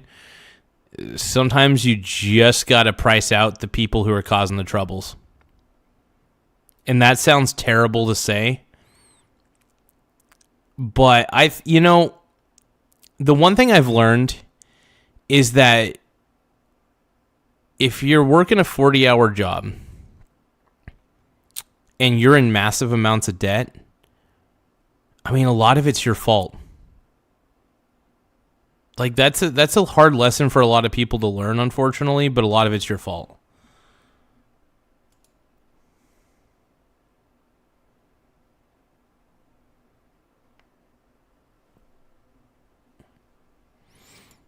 Who is living there? White women are living there that have love on the side of the fucking house that used to be a trap house. That's what's happened. And all of those people, so Austin prospering is at the expense of a lot of these actual Austinites that have been natives to the country or city for 40, 50 years. So, I understand what Andrew's saying. I do. I get it. And Austin's doing okay, but it's doing well for the top 50% of the population. The bottom 50% are being strangulated by fucking property taxes, and they're being priced out of their own homes. Yep. So that's my opinion on Austin, okay? This is prospering. I see where Asmund's coming from, though, man. Yeah. That's... I think. Why you think? It's doing better. It's Austin. New bars and restaurants have opened. Yes. But I can probably think of some better examples. Like what? Nashville's doing good. Austin's doing good. Phoenix is doing good. Basically, any place with low state tax is getting a lot of. In any place that's not Democrat. I don't know about that. I mean, name a Democrat city that's prospering right now. Well, it would have to be one that's affordable. Name one. Well, I like this is a city inside of a blue state that is prospering. Denver. Why are you smirking? Because I don't know if it's prospering or not. Because it's not. See, you can't even answer the question, dude. It's not prospering. Denver's not prospering either. But in post-production, I did some research and found out that my intuition was correct. Denver is currently experiencing a decline in violence and property crime, a large influx. See, it's a graph. We've got another graph. Now this is my time to shine, to complain about using graphs. Okay, so number one, if you look at, for example, the new bill that's being introduced in Virginia, and also another bill. You guys don't forget to please subscribe to the channel. I can't believe it, man. We're almost to 7,000. Almost to 7,000 subscribers. All we need are 29, and I repeat, 29 more subscribers. So you pressing the subscribe button will get us that much closer to the 7,000 subscriber mark. So please, if you can, tap the subscribe button because it really does help the channel grow in more ways than one. And we're really trying to push the channel out there to more people and do the best we can, man.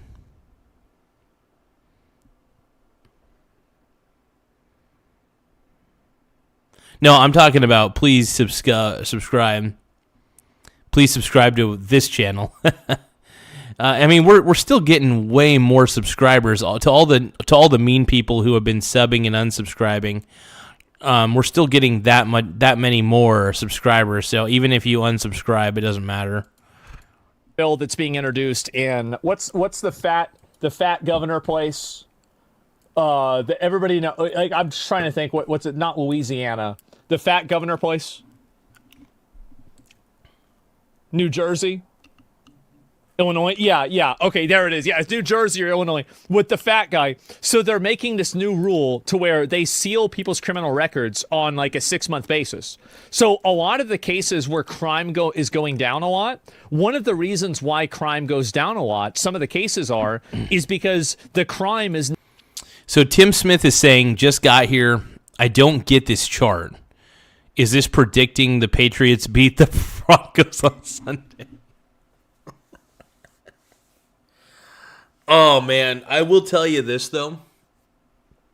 If the Broncos find a way to beat the Patriots,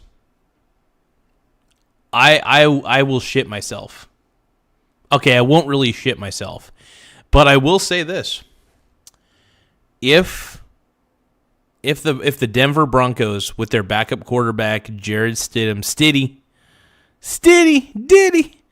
if Stiddy Diddy ends up winning that game for the Broncos, then I don't even know what to say at that point.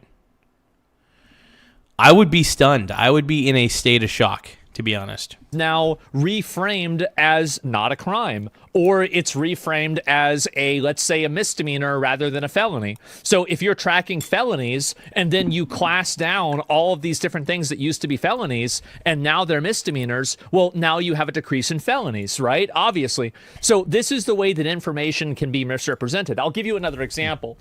Is like, like how they had a shoplifting law where you could steal a bunch of stuff up to $1,000 and nobody would get reported. Well, guess what would happen because of that? The amount of shoplifting would go down because you're not reporting it. That's the thing. Yeah. Is that whenever you have, again, you have to look at the way the data is collected and the way that it's obtained.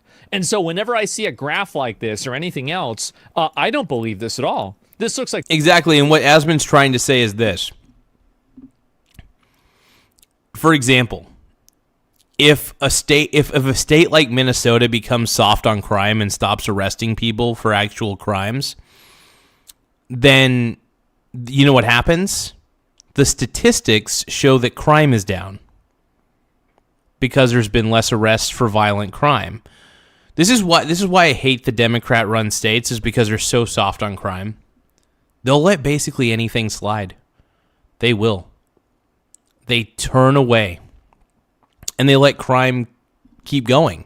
And then what happens is these blue states appear on paper through graphs and charts and shit to be less crime-ridden, when in all reality, they're very crime-ridden. The difference is nobody's going to jail for committing crimes, so none of it actually gets reported. That's the difference. Do you see what I'm saying? So the problem with the blue states is that they're soft on crime, and that's bullshit. I hate blue states so much. At this point, I hate Minnesota. I have strong bad feelings towards Minnesota. Like bullshit to me. Or they gerrymandered the data pool. Yeah, exactly. They're just like, if you gave me a lot of time, I could break this down in 50 different ways. And I think anybody could. I think even Andrew could. Like, I don't think any reasonable, conscientious person could do this. So why do you think he didn't check it? Well, I think that, again, all I'm saying is that I would not look at a graph and make a decision like that. I even disagree with Nick Shirley's assessment. I do. I think Austin is a blue city in a red state. It is, but it's being run by liberals. All the people in Austin are liberals. So really, does it matter more? Bunch of cray-cray liberals, man. So is Austin basically... And I guess my question here is Austin essentially Portland, Oregon, but in Texas? And this is an honest, sincere question. Is the city of Austin basically Portland? You know how we have Portland, Oregon? Is Austin, Texas basically Portland, Oregon? Is it just as woke? I'm assuming that Austin, Texas is woke as shit, though. That's my assumption. I'm assuming it's heavy on the woke side, the wokening. But let's keep going. More the state. I'm sure there's definitely, are there red cities and blue states that are doing well? I think that they are. So if the factor is the leadership in the city, and if there's a red state inside of a blue city, does that mean that Democrats are right? I don't know. The logic for this doesn't really work very well. And so I don't even like the framing of the question. I think it's a bad question. But the point is that all graphs are fake except for the ones that I agree with. That's my point. Atera is the IT painkiller. Remote monitoring and management. Remote access. That's my point. Correct.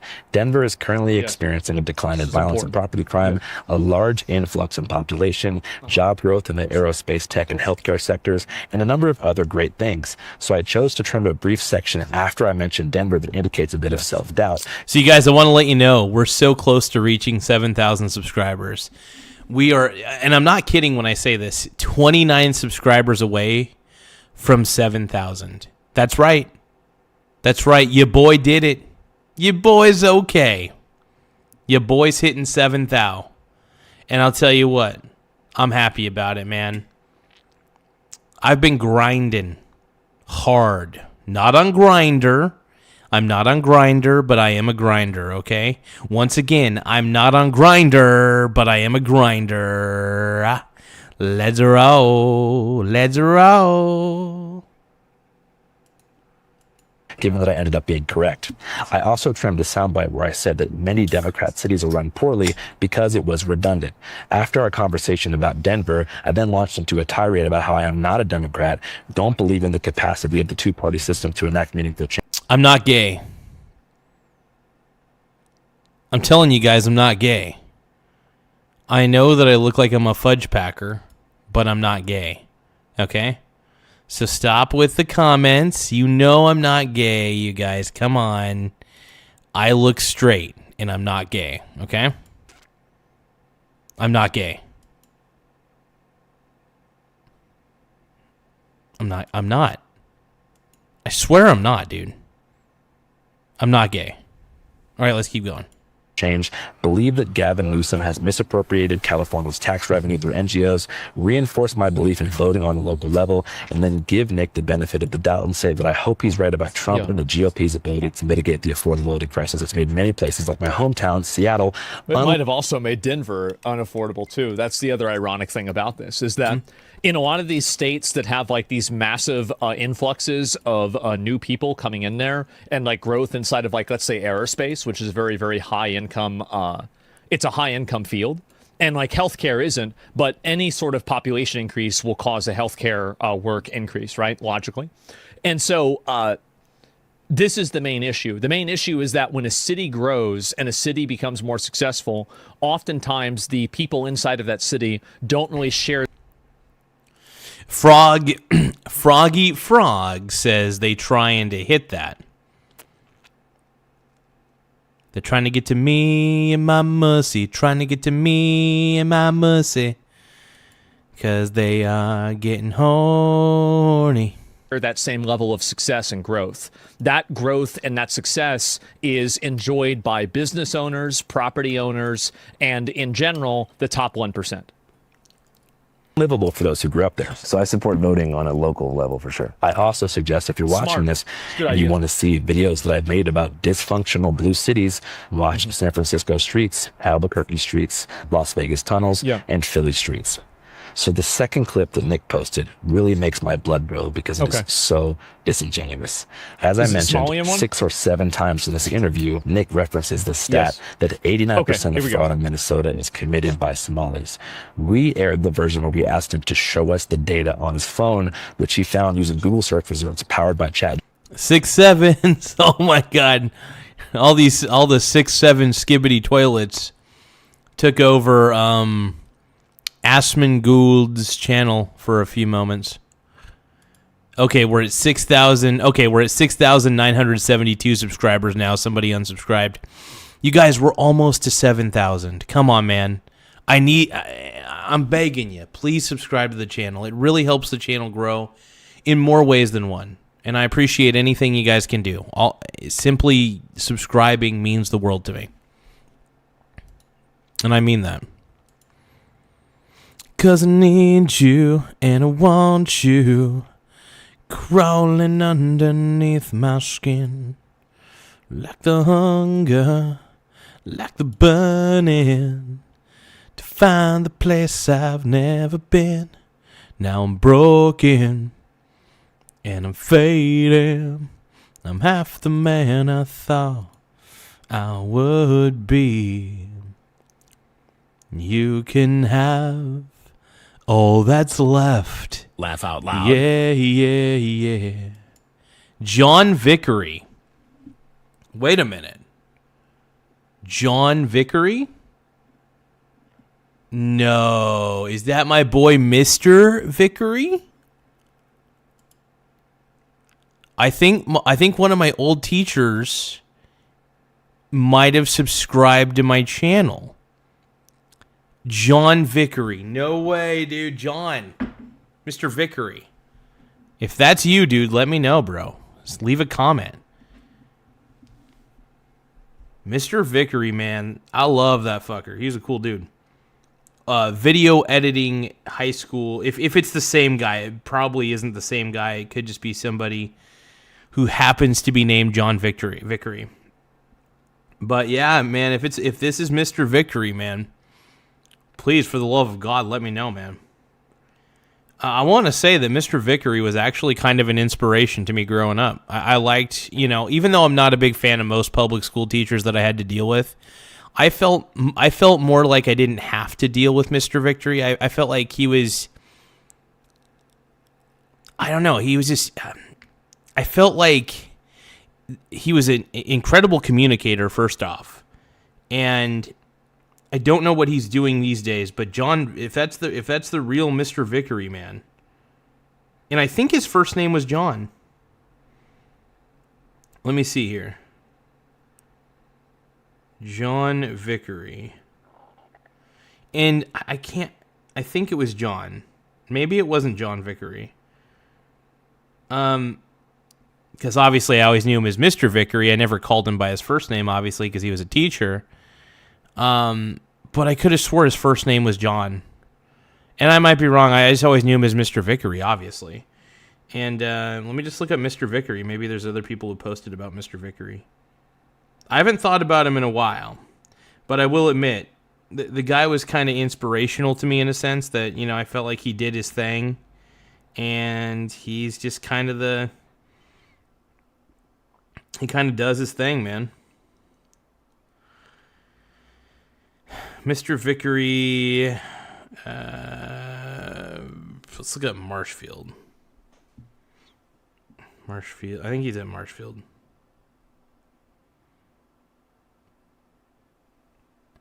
Like I said, I don't know if that's my actual teacher or anything like that.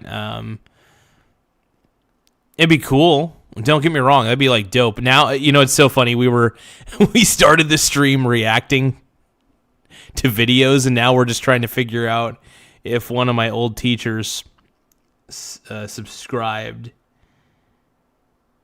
Let's see.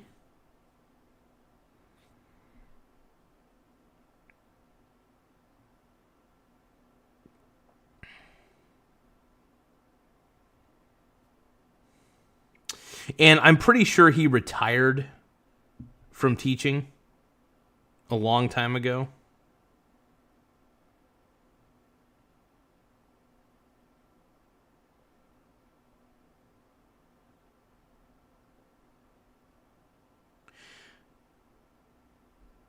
Oh, okay, Jeff Vickery.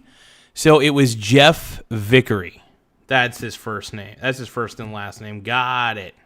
Okay, I thought it was John Vickery for some reason. I'm not John Vickery. So it's Jeff Vickery. Let's see. I want to see what I'm just going to see what Mr. Vickery's up to these days.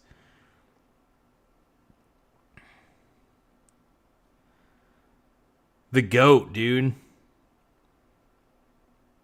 It's crazy. Like I said, he was one of my old teachers from back in the day. Please make sure you guys subscribe to the channel, though, if you can.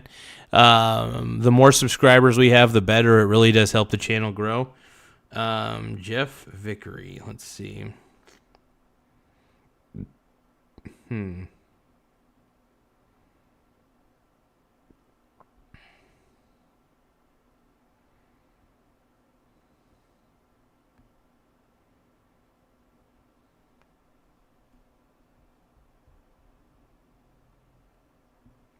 It's also possible that he doesn't go on social media at all. Very possible, by the way. I wonder what he's doing these days. Let me look up city. We'll type in Coos Bay, Oregon. No Jeff Vickery in Coos Bay. Unless he moved. That's possible.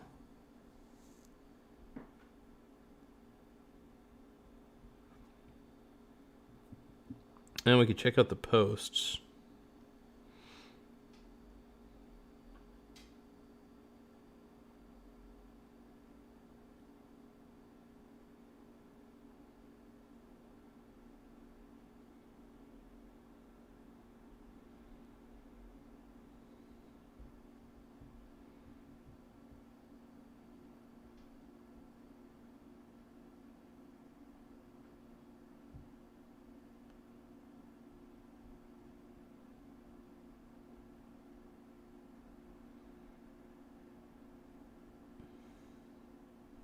Well, you know, whatever Jeff is doing these days, and I hope he's doing well, man. I hope Mr. Vickery is doing well.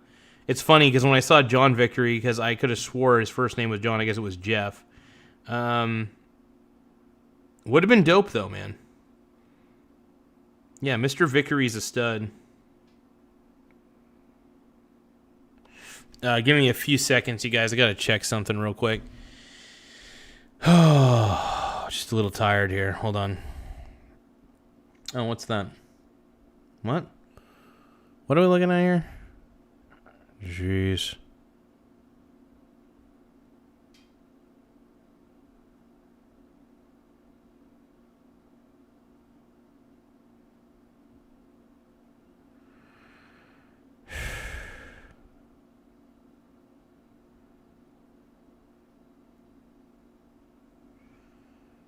Good.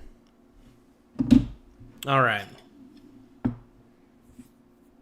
Let's take a look here.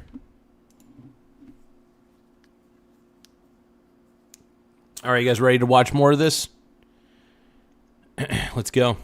GPT. So in the video he posted, we can see me look in the camera after he shows it to me and saying something like, all right, damn, I guess he's right then. Let's put that on screen. Here, right here, the figure 89%. Tim Smith says, what is Tim saying? Tim Smith is saying, no, John Vickery is an adult film star.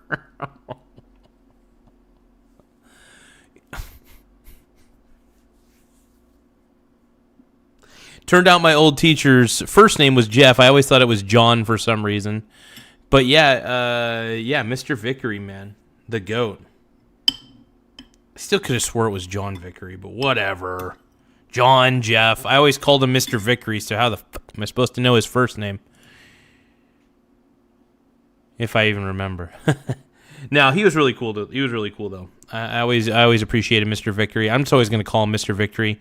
You know, it's funny. Even if I saw him, like, at the store, I would still call him Mr. Vickery. I would.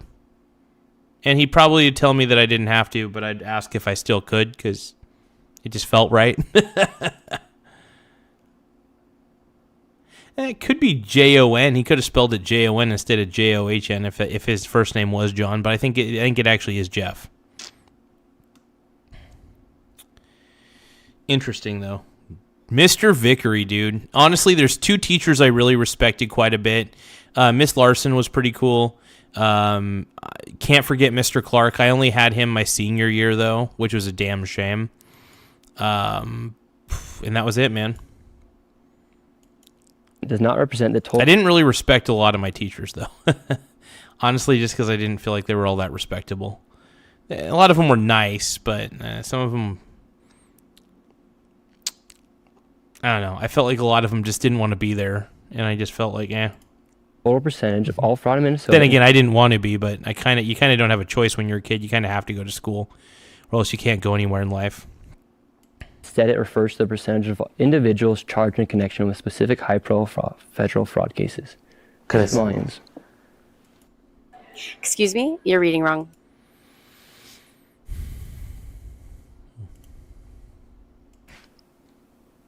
Hmm. 89%. Excuse me, you're gooning wrong. Is how that commercial should have went. Excuse me, you're gooning wrong. Was charged in connection with major. Yep. I've seen this. Wow. Identified as Somalian Americans. Well, looks like we do. It looks like I'm interested to see what you put in this interview, because looks like there is a problem with fraud. He is kind of right. However, this. Yes, he is. And the issue, I think. Well, let me finish the video, then I'll talk about meta level. Yeah, he is. No, Nick Shirley's 100% right about this. Like, dude, majority of the fraud is committed by the Somali community in Minnesota. Sorry. I'm sorry that statistic of realism, the realness of this, is killing you guys. Stat refers specifically to the already litigated Feeding Our Future case, which resulted in over 60 fraud convictions in Minnesota. The ringleader of the nonprofit behind the scam, Amy Bach, is white, but it is true. What about everybody else? True that 89% of convicted defendants in that case were Somali. And that's what makes me so pissed about this particular piece of evidence that Nick presented. I mean, why don't we just apply some common sense here? If 89% of the people in that previous case were Somalian, it's safe to assume that in this fraud situation as well, that a majority of the people committing the fraud are also Somalian. Put two and two together.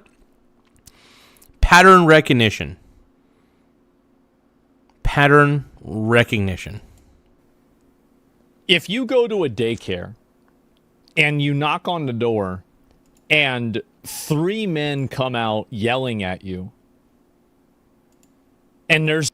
Exactly. You know that these daycares, by the way, are fake as tits. They're fraudulent. It's pretty clear as day. Especially with how they're run. They couldn't even give Nick Shirley any sort of information on how to sign up a child. And all of them just have men there, usually. And there's like maybe one woman, but like a lot of them have just men there. Clearly, a lot of these daycares don't really have any kids. And if they do, it's probably other Somalian children that are just kind of cycling through the system so they can get free federal government and state government money, taxpayer money, which we all have. I can't believe 35% of Minnesota's budget is federal tax money. Dude, we all had to pay.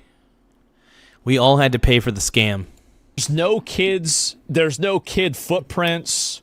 There's no play area.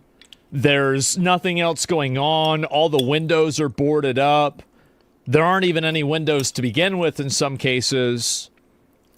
Like, what do you think the probability is that this is fraudulent?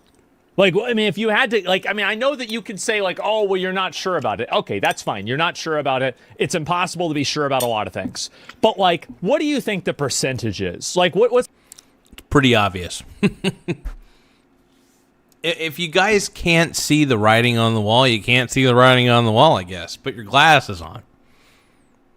There are patterns, all right? It's called pattern recognition. Sometimes it's as obvious. It's obvious. Sometimes it's just obvious. Some groups, some cultures just commit more fraud than others. Sorry. And it's clear that the Somalian community doesn't have any respect for the U.S., based on a lot of these statistics that are being shown. That's my conclusion. So, yeah, I mean, Tim Walz has white guilt, yes. He does. And that's just it. And that's on Tim Walz at the end of the day. Christian Medwig says, do you identify as the Michelin Man? The Michelin Man's fucking sexy. Dude, the Michelin Man's hot, dude. What's the probability that it's fraudulent? I'd say it's like 99%. Like, what do you think the probability is that after this entire thing came out, these people said that somebody broke into their daycare and stole all of their paperwork? What do you think the probability is that all of these transportation companies, out of like, you know, what did they say? Like 1,100 transportation companies. That's still wild. There's no reason to have that many transportation companies. I'm sorry, dude. There's no reason, man. Zero reason. Dude, Asmund Gould's the man, dude. Asmund Gould is so freaking sexy. He's so hot, dude. Dude, this isn't cereal. This is potatoes and vegetables. I literally made a potato vegetable soup, my brony brother. Come on, man. We're all bronies here. All right, brony balonies.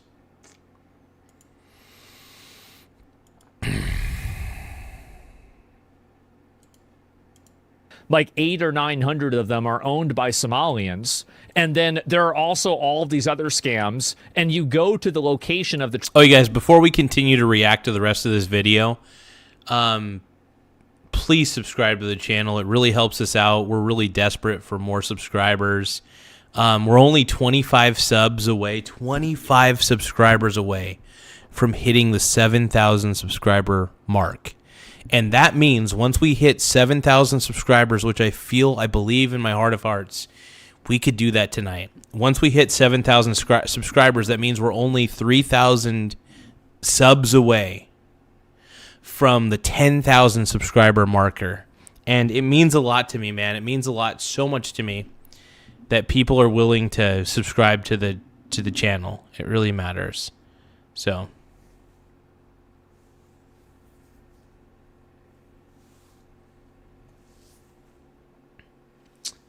Antonio Garcia says, you got a sub, buddy. Thank you, bud. No, I appreciate you. I appreciate all you guys subscribing, man. I appreciate you all, and I do ask kindly. I really do ask kindly, because I'll admit I'm a little desperate for more subscribers. I'm going to lay it on the line. I'm desperate, so I just ask, please subscribe to the. Oh, we just got 5 subscribers. Now we're 20 subscribers away from hitting 7,000. So currently we're sitting pretty at 6,980. I want to thank you 5. I want to thank you guys for tapping that subscribe button. And tapping the like button, too. Everybody's been tapping the like button, which is really cool, so I appreciate that. But just the fact that we've gotten an influx of subscribers is wild. So just hitting the subscribe button really takes this channel a long way. Yeah, I mean, and everybody should be desperate for subscribers if they're on YouTube, because the more subscribers you have, the more YouTube pushes your content. And I think my content's pretty solid. I'm pretty much a reaction channel these days, but at the same time, I also like to talk about investing. I even like to react to investing videos for the most part. So I try my best to, to be as intelligent about what I'm doing as possible and sincere. So we're going to see what we can do, man. Yeah, and it gets a little bit tough when you're growing on YouTube, man. Hey, thank you, Theta. I appreciate it. But when I say growing on YouTube gets a little bit tough, I will say this, though. Going from 0 subscribers to 1,000 subscribers was actually probably the toughest. And it really was the toughest, getting to 1,000 subscribers. And then once I got to 1,000, though, it got a lot easier to go to 2,000, to 4,000, even to 5,000. But getting to where we're at now, I'm still kind of amazed that we even got this far. But thank you, Doe, for the happy poop yum yum. I'm going to keep that up on the screen for a bit. Thank you so much for the happy poop yum yum. Happy poop yum yum. Happy poop, happy poop, happy poop yum yum. Happy poop yum yum. Happy poop yum yum.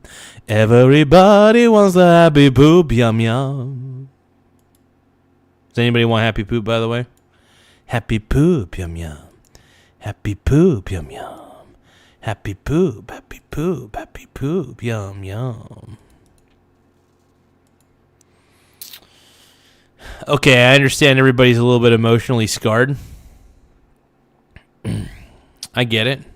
Thank you guys for subscribing, by the way. Let's keep reacting to this video, and I'm going to try not to emotionally scar you guys any further. Transportation company. Nobody knows where it is. Meanwhile, I mean, again, you can go and ask and interview any other business owner, right? Like Jack's Cab, and you ask somebody, like, what are your neighbors doing? And they're probably going to have a conversation with you. They might say, I'm too busy, I can't talk about this, but they will not react the way that these people reacted. Like, this is in no way, shape, or form a reasonable response. And I think the problem is that, you could write it off as, it's a one-off, right? It's a two-off. But like, there's so many points on the graph here that you have to be able to draw a line. You have to draw a line here. Like, there's very clearly something that's going wrong. And the fixation around trying to avoid that reality, I think, is misleading. By the way, you guys, we're at 6,982 subscribers. Once again, 6,982 subs. I can't believe I'm saying this, but we're only, and get this, we are finally only 18 subscribers away. 18 subscribers away from hitting 7,000. This is quite amazing, and I just want to thank all you guys for being incredible. It's it's deliberately misleading, and I think that it's just so blatantly dishonest. And again, don't think about graphs, don't think about anything like something like, this is what the media said. Think about this logically. Do you really think that, number one, only 80 or 60 people were involved with this scam? I don't think that, number one. Number two, how is it that all of these people are communicating and then all of them showed up the next couple of days after the daycares? How does this explain 10 years prior to Nick Shirley's video of random assorted, news stories about these places being scams in the past? Like, there are so many points on the graph here that any reasonable person would draw this line. Any reasonable person would do this. And I don't know why people are trying so hard to deny something that's it's so much in plain sight. It's fucking weird. Why aren't these people first thought to check if it's true? Why is it to attack Nick? Well, I mean, because they know if it's true or not. And they know it's not. I think we all know that Nick Shirley did real investigative journalism by revealing what the hell is happening in Minnesota. And that Minnesota is basically full of fraud, unfortunately. It sucks. But sometimes the truth sucks balls. People, the truth just sucks balls sometimes, man. It does. It really does.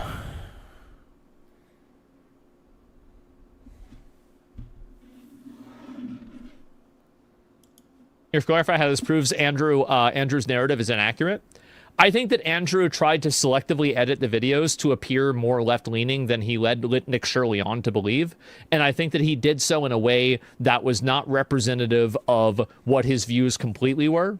And I think that's what happened.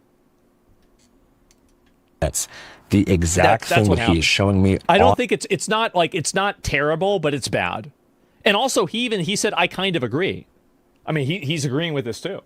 On his phone in the video is what I put on screen on the final cut. I did exactly what I said I would. He frames my decision to put that on screen as some kind of like liberal. It's not the decision to put it on screen. It's the decision to not include your response to the information that was affirming the fact that what Nick Shirley was saying was in fact true. That's the reason. That's what he was actually criticizing. It had nothing to do with the information that was on screen. Ball busting fact check, but it's actually supplemental context for something he is literally fucking showing me, which is why it pisses me off. So that's all I have to say. I'm just in a phase in my life where I've been doing this for so long and I care about this so much, so I don't want to play these kind of games. Especially, I think that Andrew should think about that exact thing that he just said, and I think that's might be the reason why you're having this situation.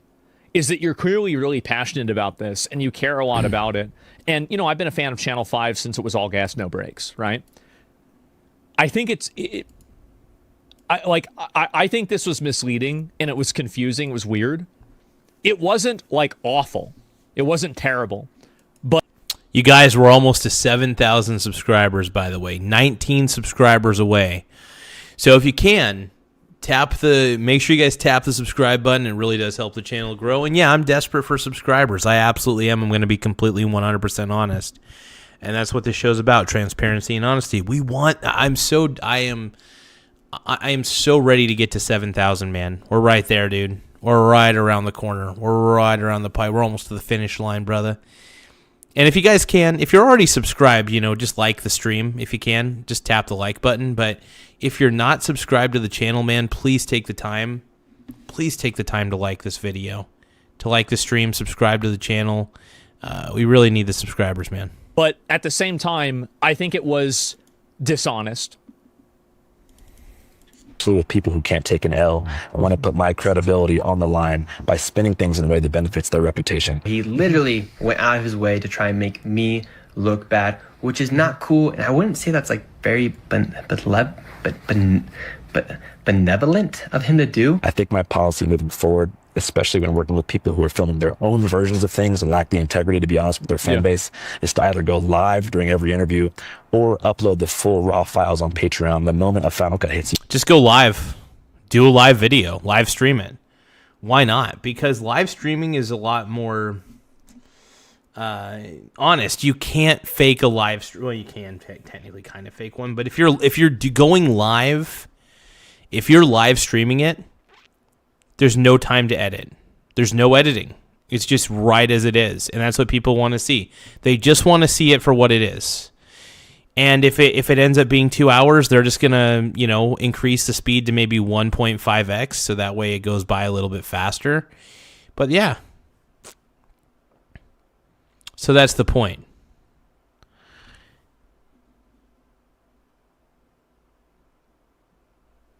Hey, Doe53's on the right track. Doe53 just said, Even if you don't like it here, sub, so you can come back and not like it here. Thank you, Doe53. I appreciate that, my brony.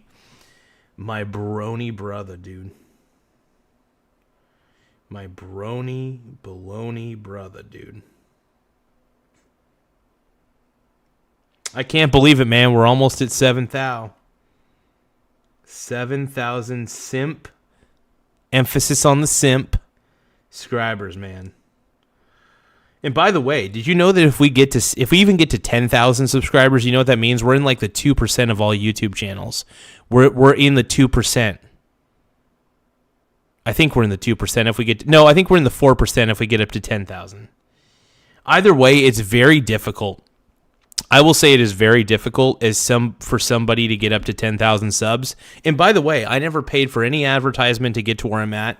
I basically just did organic marketing through hashtags. And that's pretty much the way I've done it.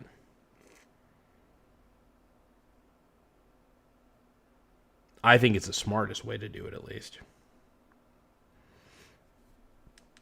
Give me 1 second, you guys. I'm going to start another goal.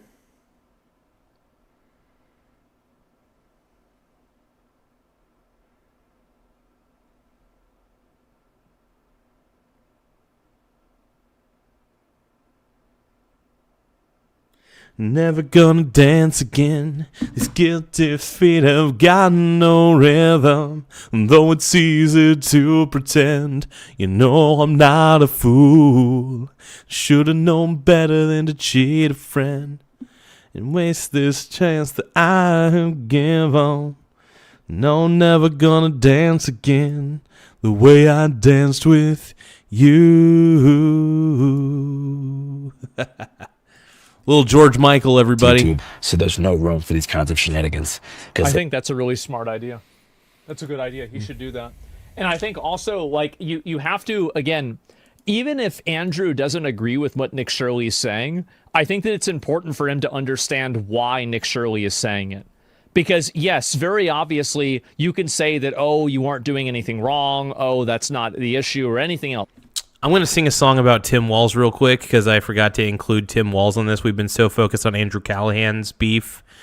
Well, Nick Shirley's beef with Andrew Callaghan and Andrew Callahan's beef back with Nick Shirley's beef that I forgot to really accentuate how much we love Tim Walz on this channel. And I could stay awake just to hear you queefing. While you smiling, while you're frauding, while you're far away a-creaming.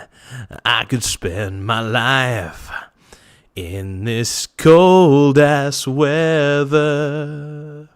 I could stay lost in this moment forever. Every moment spent in government is a moment I treasure. I don't want to close my ass. I don't want to smell your queef 'cause I miss you, Tim Walz. And I don't want to miss a thing. 'Cause even when I think about Tim Walz will give me an erection, I still miss you, Tim Walz, and I don't want to miss a thing. I don't want to miss one fraud. I don't want to miss one queef. I just want to be with you right here with you, Vice President. I just want to hold him close. I feel the coach so close to me, and I'll stay lost in this moment with Tim Walz till the rest of time.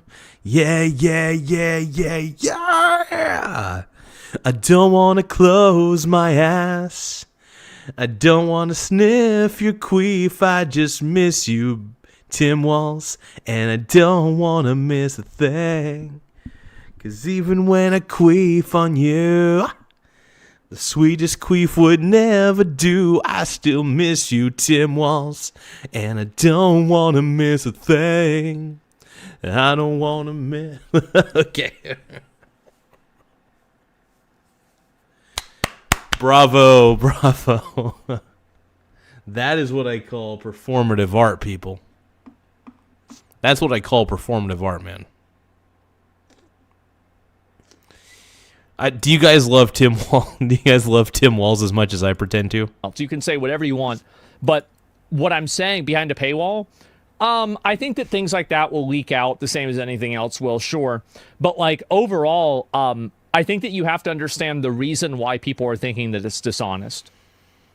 And I get that, like, you know, he's passionate about this, he hates ICE, etc. That's fine. I disagree with that, but at the same time, there's a larger idea of being able to tell the truth that matters more than what our opinions on ICE are.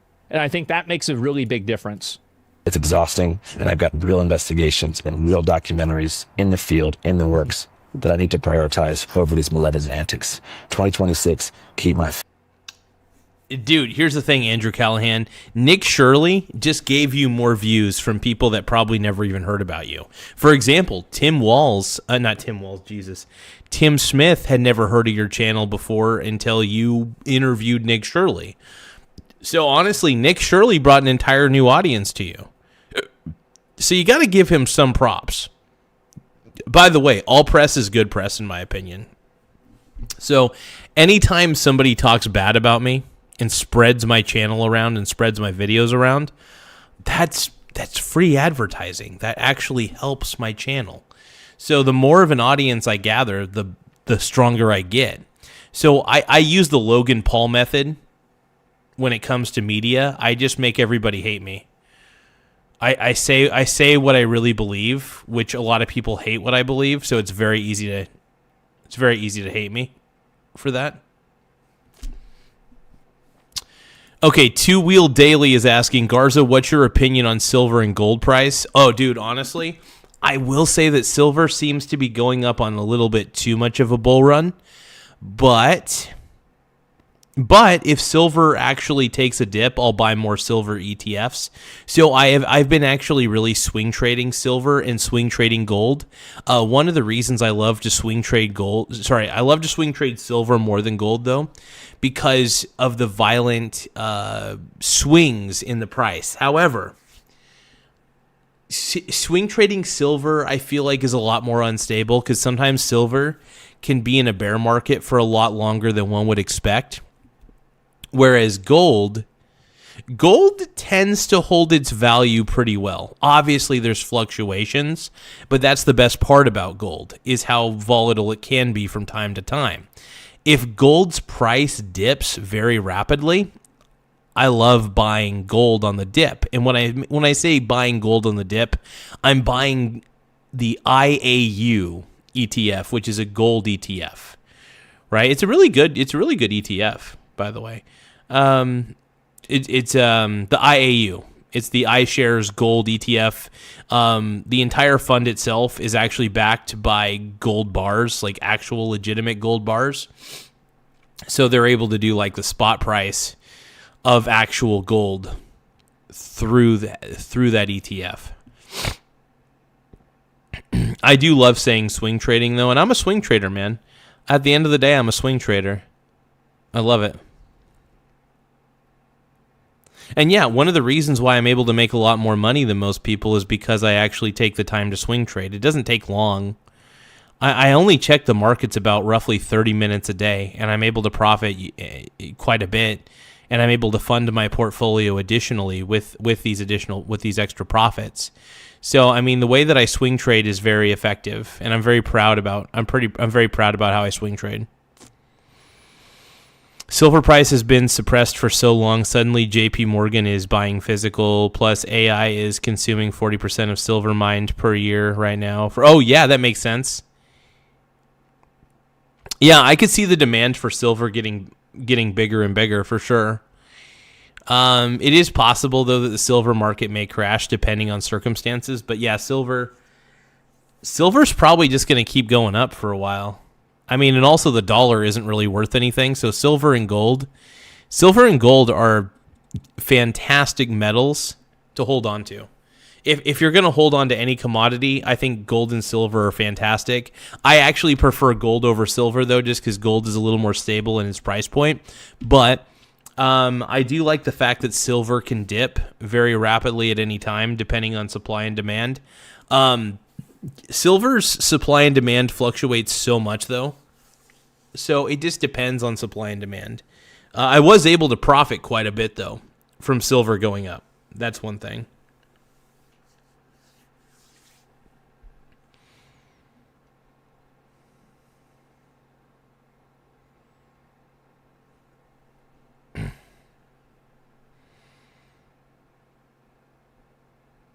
Vacation Time 24/7 says gold has a market cap of $32 trillion and silver $5 trillion. Okay. Hey, thank you, BPD Bob. I appreciate you subscribing to the channel, man, and I appreciate you in the chat, man. I enjoy seeing your commentary as well. You seem like a very well thought out guy, man. I love a good viewer, somebody who loves to comment. I really enjoy that. So. Thank you, BBT. I appreciate it. BPT. I appreciate you, bud. Yeah, but gold doesn't market. It might crash. I expect it to. Right now, let's see. Right now, it's not being hyped up too much when I hear them. Okay. Yeah, no, I'm a huge fan, though. I'm really a huge fan of silver and gold, and I think that they're great things to have. Preferably, I like to hold my gold through ETFs. It's a lot easier. I also like to fluctuate. Hey, see you later, BBT, BPT, BBT, BBD Bob. Appreciate you, brother. Have a good night, partner. Too Strong for Life 379 says that is why you buy low and sell high. Absolutely, dude. And that's the thing. That's one of the reasons I like to swing trade gold and silver. I was really surprised that gold and silver jumped up so much, but I was able to profit quite heavily off of the upswing of silver. And yeah, I do want to buy the dip on silver if silver dips quite a bit. Oh man, Bitcoin crashed so hard. Bitcoin's so worthless. I love betting against Bitcoin, dude, because Bitcoin's a Ponzi scheme, and I love making money off of it, man. If there's one thing I love making money off of, it's the downfall of Bitcoin. Bitcoin sucks. Bitcoin's terrible, man.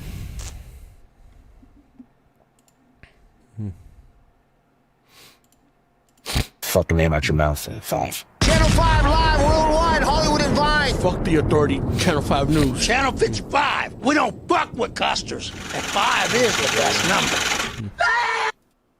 Taxes is feeling unwelcome. I'm never a big fan of tax season. I still do taxes and stuff. I get it. But yeah. That's crazy, man.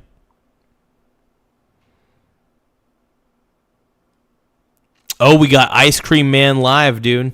What's he doing? Is that really necessary? Do you really have to do that? I didn't earn this. I didn't earn this stream. I didn't earn it. Oh, God. I don't deserve that, Tyler. What's up, dude? Alonzo. Ice Cream Man is such a chud, dude. Special 2. They being rude. This guy sucks so much. I don't know why. Alonzo. Annie. What's going on? Is everything okay? Did you get enough to eat? Joshua. I did not earn it. I didn't earn it. I didn't earn it. I'll be honest. I didn't earn this. I didn't earn it. I did nothing. I didn't. You could say that again, man. He does nothing. 35. I didn't. Frog Eat Frog says, "Is that your brother?" Hello, GMO, Connor. My brony brother. I deserve this stream. You know, I want to let him know I'm reacting to your. Can you please stop insulting me, please? Can you please stop? Ty, you're done, okay? You're done, Ty. That's it. Annie. I let him know I'm reacting to him on my live stream. Character. Garza, Abe, Zapata. Guys, hey, Annie, what are we doing? What are we doing here? I don't deserve this. I don't deserve that. I don't deserve that. I didn't earn that. I don't snowboard. I put the viewers on my channel love you, bro. You're spamming. No. You're spamming. The viewers on my channel love you, bro. You just spam your hearts around. What's up with that? It doesn't seem very nice. It doesn't seem very nice, Dustin and Rats, guys. Noah, Joshua, guys. I don't know what happened. Oh, we got But I'm telling you, Sloster. Thank you so much for the 100s. I appreciate my it. community. I tried to be as good of a person. Too strong for life. Thank you, Sloster. I appreciate you. Respectable member of the community. Thank you, Bronies. And I have no idea. My Bruni why brothers. Sam is here to antagonize me, but Muha, Denos, breaking roster, Noah.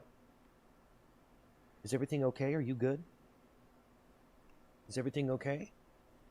No, it's not. Is everything, No. Is everything going okay? It's not good. Guys, I think maybe we have kind of a problem. Jinx, Mustard, Joe Guy, Andrew, Snowbound, Snowboard, thank you for the rose. I appreciate that, but I don't think I deserve it. I don't think I really deserve that.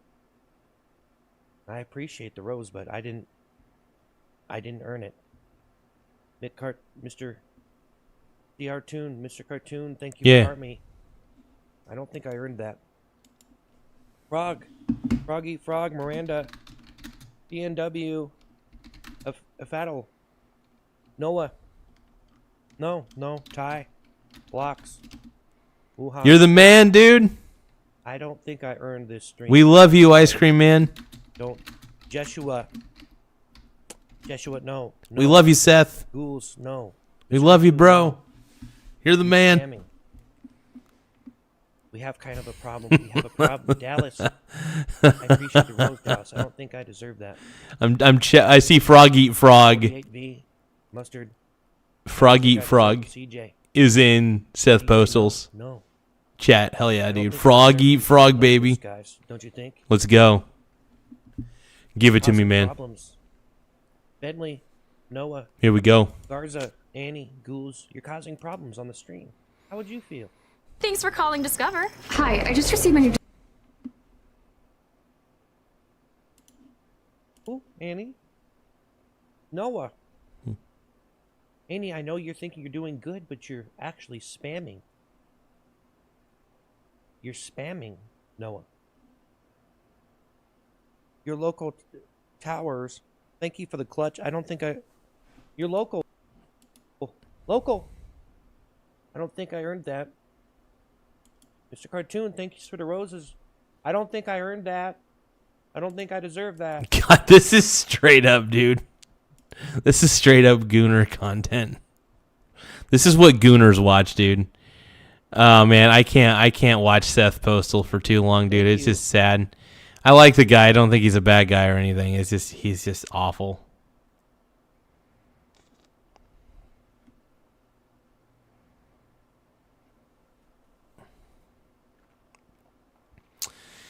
All right, let's take a look. Oh, Angela Rose just released something in Minneapolis. Mostly peaceful. Peaceful. Renee, good! Another money transfer business.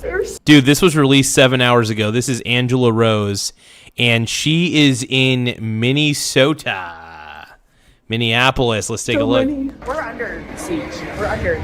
Yeah, they asked me for my ID and I told them they can fuck off, yeah. I love the ocean, I love the food, I love the culture and the neighbor. And here we start at home and go walk, then come back. It says Somali Street. I was the one that protected Jake Lang and I walked him down while everybody was trying to hit him. By the way, I am Muslim. Get that. Go. Look, she wants to hit you with her car. I feel like I'm living in a weird reality that there's this guy feeding these pigeons in mass. Why are you feeding the pigeons? Don't touch my camera, bitch. What's wrong with you? Hey, get. What did she just do? She just stole Nick's camera. Welcome to Minnesota! So he's asking what the person looked like. The person was covered head to toe. Did you have video of it? I'm assuming. Yes, he did. Hey guys, it's Angela, and I ventured out to Minneapolis to see on the ground what is happening with the ICE protest and the Somali fraud stuff. How recognizable is this place to you? Dude, this is crazy though. What is happening? If you think about it, it's insane what is happening in Minnesota. Like, we still have to be kind of like in shock and awe. Make sure you guys, if you guys can, we're so close to 7,000 subscribers, like I can almost taste it. So if you guys can, please tap the subscribe button. We're so desperate for subscribers. We're like crying every night. I'm not crying every night, but no, I'm desperate for subscribers on this channel just because we're so close to 7,000. Like, and we're trying, man. I mean, we can't do it without you guys, man. You guys make this show possible. And the more subscribers we get, the more people we can reach, the more likes we get on the stream, the better. But yeah, my goal really is to reach a wider audience, to see how many people I can really truly touch and truly reach overall in the YouTubes. So I'm really trying my best outside of all this. You guys, maybe not that much, but it should be. This is the Dal Ar Farouk Mosque. They are alleged to have supported the Feeding Our Future scam. The mosque hosted 4 food distribution sites tied to this $250 million scam. The board members were involved, like one man, Mukhtar, who was convicted for wire fraud and money laundering. Perhaps the mosque was receiving kickbacks. Also, it sounds like they are using their parishioners to sign up for these tutoring classes or 4-day. She has a very weird way of speaking, by the way. Did you notice that? She has a very odd way of speaking. And it's kind of off-putting. It almost feels like she's like AI. You know what I mean? Like, I think she's great at speaking, but a part of me feels like she might be AI. Are we living in a world where I just don't even know what AI is anymore? Is AI graduated from slop to actual good content? I don't know if she's AI or not. I'm trying to figure out if she is artificial intelligence. Is she or not? And they might be getting some kickbacks from doing that. Some people have come out and then they deny these claims that they have signed up for this tutoring class and that it was going to be free because they make under a certain threshold of money. So this woman signed up and gave them her social security information and even bought some computers. And it turns out that your house is wasting electricity.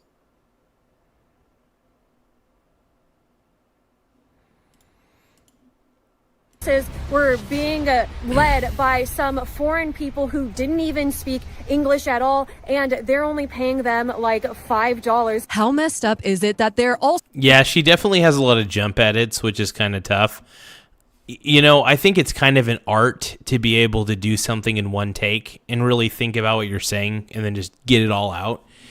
Me personally, I hate video editing with a passion. So whenever I do an investigation of any kind, I just do it as a live stream from my phone and just say, fuck it.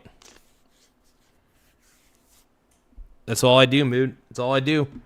I say, F it, let's go. Also scamming people in their same community. She showed up and there was no clues that children learned there. They do this so they can keep their expenses low and profit more money. This woman also claims that it was supposed to be free, but about $4,000 was taken from her tax return. The victims were robbed of thousands of dollars, leaving this one woman in debt, while the owner brags about how much money he makes on TikTok. So why is a place of worship hosting shell companies to launder funds? So again, the leaders of the mosque has denied any of these claims. I have just come upon the federal building where this ICE protest is going on. Not a safe time to really be having these conversations out loud. You're watching one of the longest videos I have ever made, and if you stay till the end, we might be able to find what person stole Nick Sorter's camera and dragged him down the street. So I had to walk quite a bit, and it's freezing cold out here. It's not really even safe to be out driving right now, and yet so many people are out here. Some protests. I don't understand why anybody would want to live in Minnesota. Fuck it, we'll do it live. Exactly. Frog Eat Frog is saying, F it, we'll do it live. My brony brother, dude. Absolutely, bro. You're a pink brony, bro. And you dance at the gay club. Oh my God. I'm just having fun. Oh, by the way, we did achieve the goal, by the way, where I said I would dance with my chair. So let me dance with my chair. Get out of my chair. All right.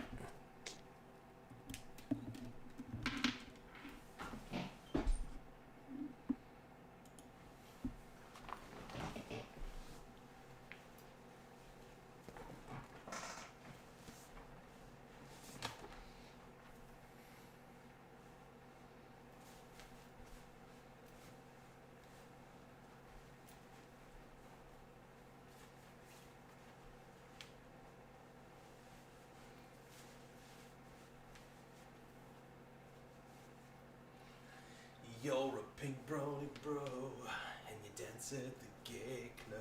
Oh my God. Oh, thank you, Doe30, for the clutch. I appreciate it, my brony. Hell yeah.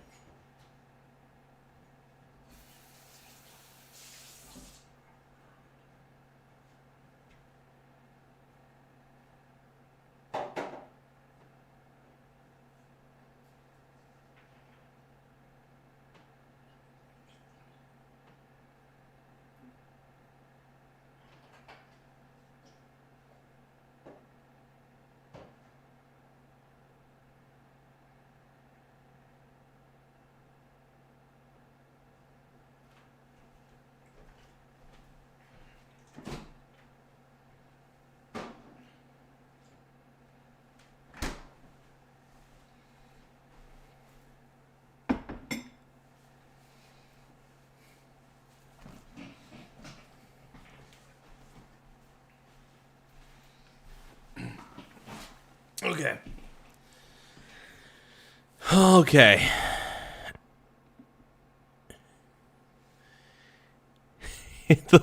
Why is he mad, Chad? What's going on? Aaron Russell says JD Couch vibes. Absolutely, dude. Dude, I wanna make love to my couch. I wanna make love to my couch every day, every night, until my pussy feels tight. Can we go? Can we go now? Break it low now. Don't forget to subscribe to the channel. The more subscribers we have, the better. So please subscribe to the channel. It does help us grow a lot, and we're desperate, and we thank you for it. So please subscribe. Let's keep going. We're not really desperate, but we really need subscribers. 'Cause I need you, and I want you crawling underneath my skin. This just walked by and said that we should be careful. I cannot explain how bad my fingers hurt. I was walking by looking at their resources for some hand warmers, and just then a guy walked by and he's like, hand warmers? I was like, yes, I have one in my glove, but I don't really feel like it's helping. Hand warmers, hand warmers. Yes. Yeah. So there's quite a lot of people out here right now. They're playing music. They want our rights.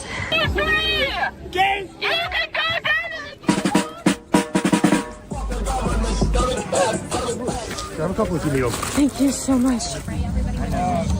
It hurts out here. It's freezing cold. My fingers feel like they're gonna fall off. I'm just hurrying back to the car because this is so ridiculous. I can't even talk. Yeah, this is crazy. How cold I am. I just don't understand how they have so much will and drive to come to these protests. It's because they're filled with hatred. And sometimes hate is the only warmth these Minnesotans really need.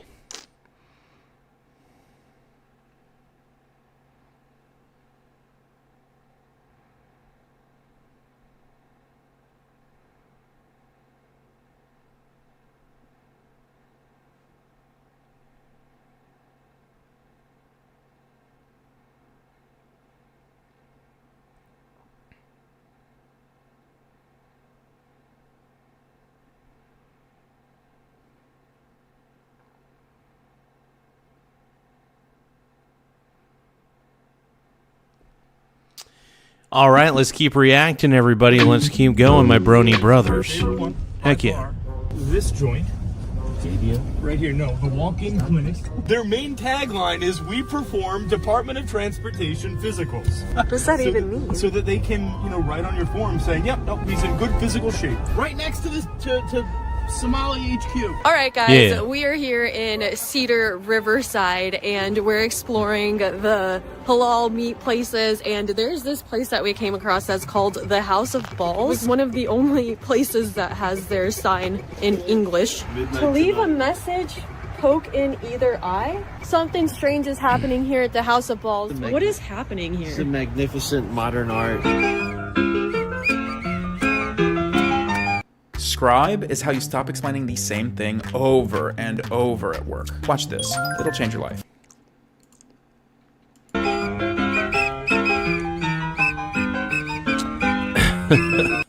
Oh God, what is happening? I am so confused. Wait, are they being followed by a white liberal woman? Is that it?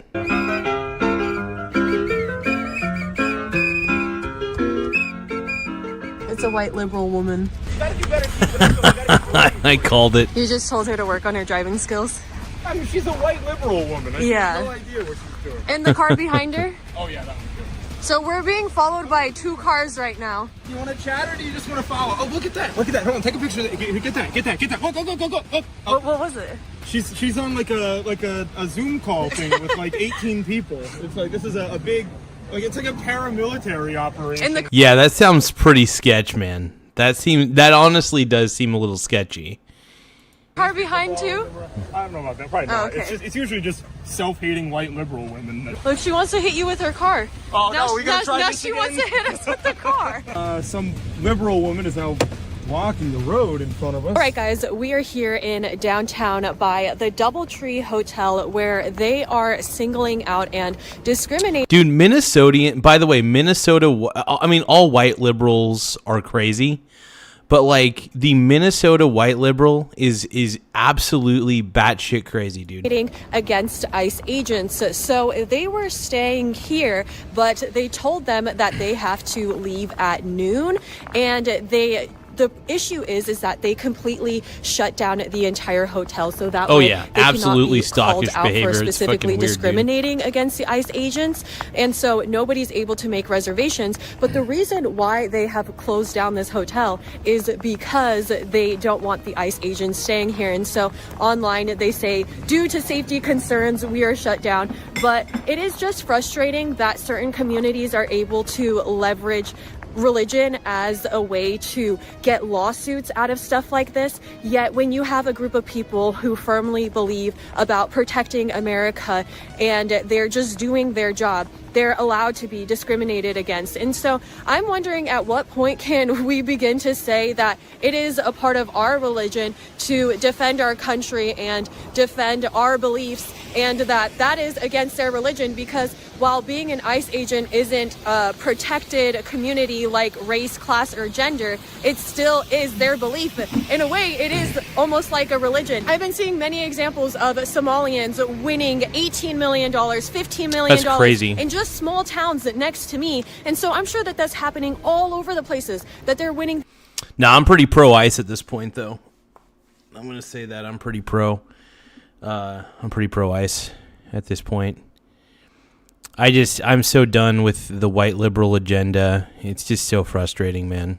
These massive lawsuits because of religious discrimination, and yet they are allowed to discriminate against men who truly are risking their lives, and they're sending them out here into the freezing cold. It is deathly cold out here, and so the fact that these hotels are denying our brave men housing is against my beliefs. And I don't think that that's okay. We just arrived here at the city's church where some anti-ICE protesters believe that the pastor is working with ICE. So they decided to interrupt a service. And I'm just going to say this right now, you guys.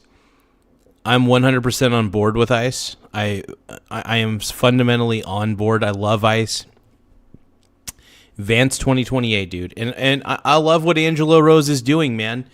I love that she's continuing Nick Shirley's work, because honestly, if Nick Shirley steps anywhere in Minneapolis, he is going to get you know what, because the people of Minneapolis want Nick Shirley's head. Like, he is public enemy number one in Minneapolis.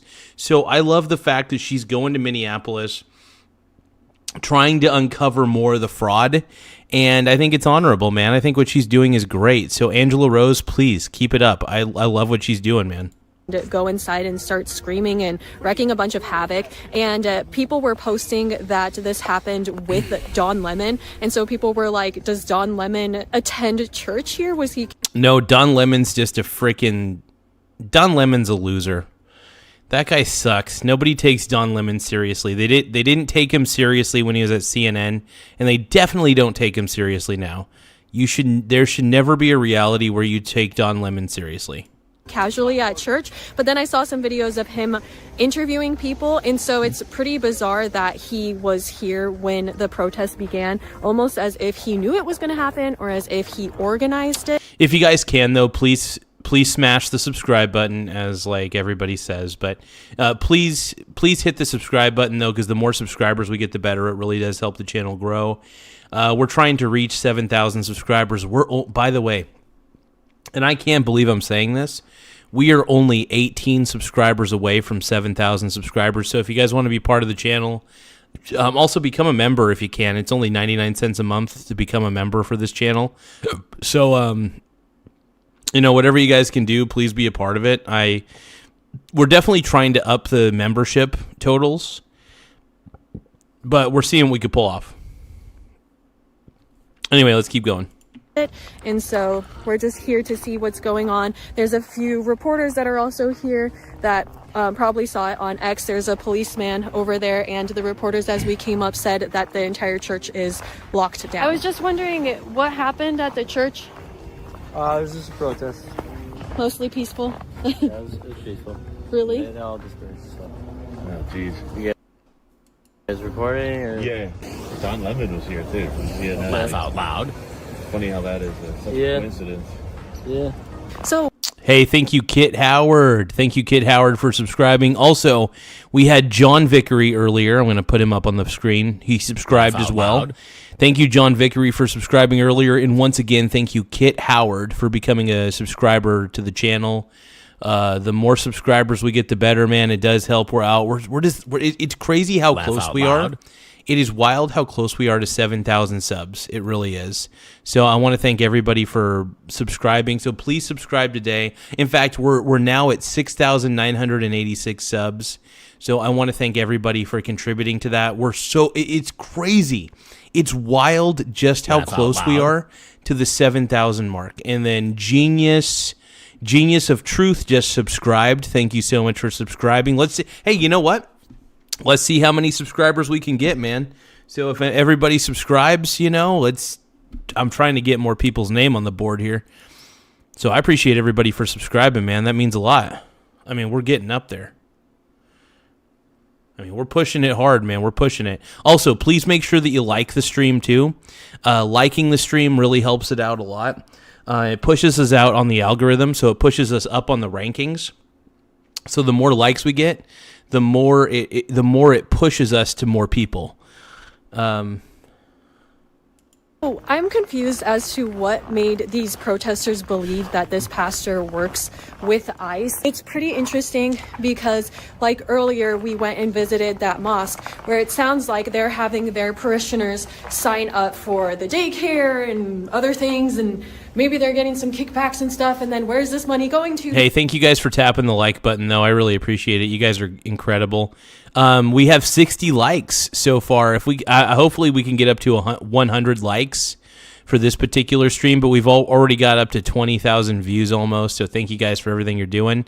You guys are keeping it good, man. You guys are keeping it really good and helping this channel grow more than you know. Because these businesses don't actually have expenses other than paying a person like $5 an hour to give these tutoring classes to make it seem like they're doing something when we all know that they're actually not doing anything. So they don't have any expenses. So then where is this money going to? So that's what the mosques are doing. But now they're trying to target this church. It doesn't look like a Catholic church. It looks maybe like a generic Christian type church. The church is very beautiful, but it's called City's Church, so not really sure what type of church it is. Just a random church. I don't know, what do they have to do with everything? Pretty crazy because we got here relatively fast. Right after we saw the news, we were about 20 minutes away and headed here. So it's crazy that this protest happened and then everybody just left. So it's it seems really coordinated too, by. Yeah, this is Angela Rose. She's in Minneapolis, just doing her thing, and we're just reacting to her new video. It came out about 7 hours ago. I like what she's doing, though. I think she's trying to continue Nick Shirley's work, basically, and she's trying to get down to Minneapolis and expose more of the fraud, hopefully. But I think she's trying to get a kind of a gauge of how Minneapolis is currently, post Nick Shirley revealing everything, and also during the ICE riots. I mean, dude, seriously, so many of these protesters, or I don't even like to call these people protesters, by the way, the rioters who have been vandalizing things like crazy in Minneapolis, they deserve to get arrested, dude. They suck. Obviously organized group who had a plan. Doesn't seem like anybody's here. Yeah, and the fact of the matter is, Don Lemon and all those people invaded that place of worship just to cause a havoc. And it's sad. People just want to pray to God. I may not be a religious guy, but I can never imagine trying to prevent people from practicing their religion. Really. I don't like that. I don't mind going to a protest, obviously, and being a counter-protester, because protests are usually people being loud and waving signs. And I'm being loud and waving my man boobs. Everybody left. So again, talking is interesting because right before I found out about this, I was telling you guys about our religious freedoms. And so the cop was like, yeah. Oh, we're at 6,988 subscribers. Once again, 6,988 subs. Thank you guys for just doing everything that you guys are doing. We're only 12, by the way, no joke, 12 subscribers away from 7,000 subscribers. I repeat, we are 12, just 12 subscribers away from hitting 7,000 subscribers. So please subscribe, you guys. It helps more than you know.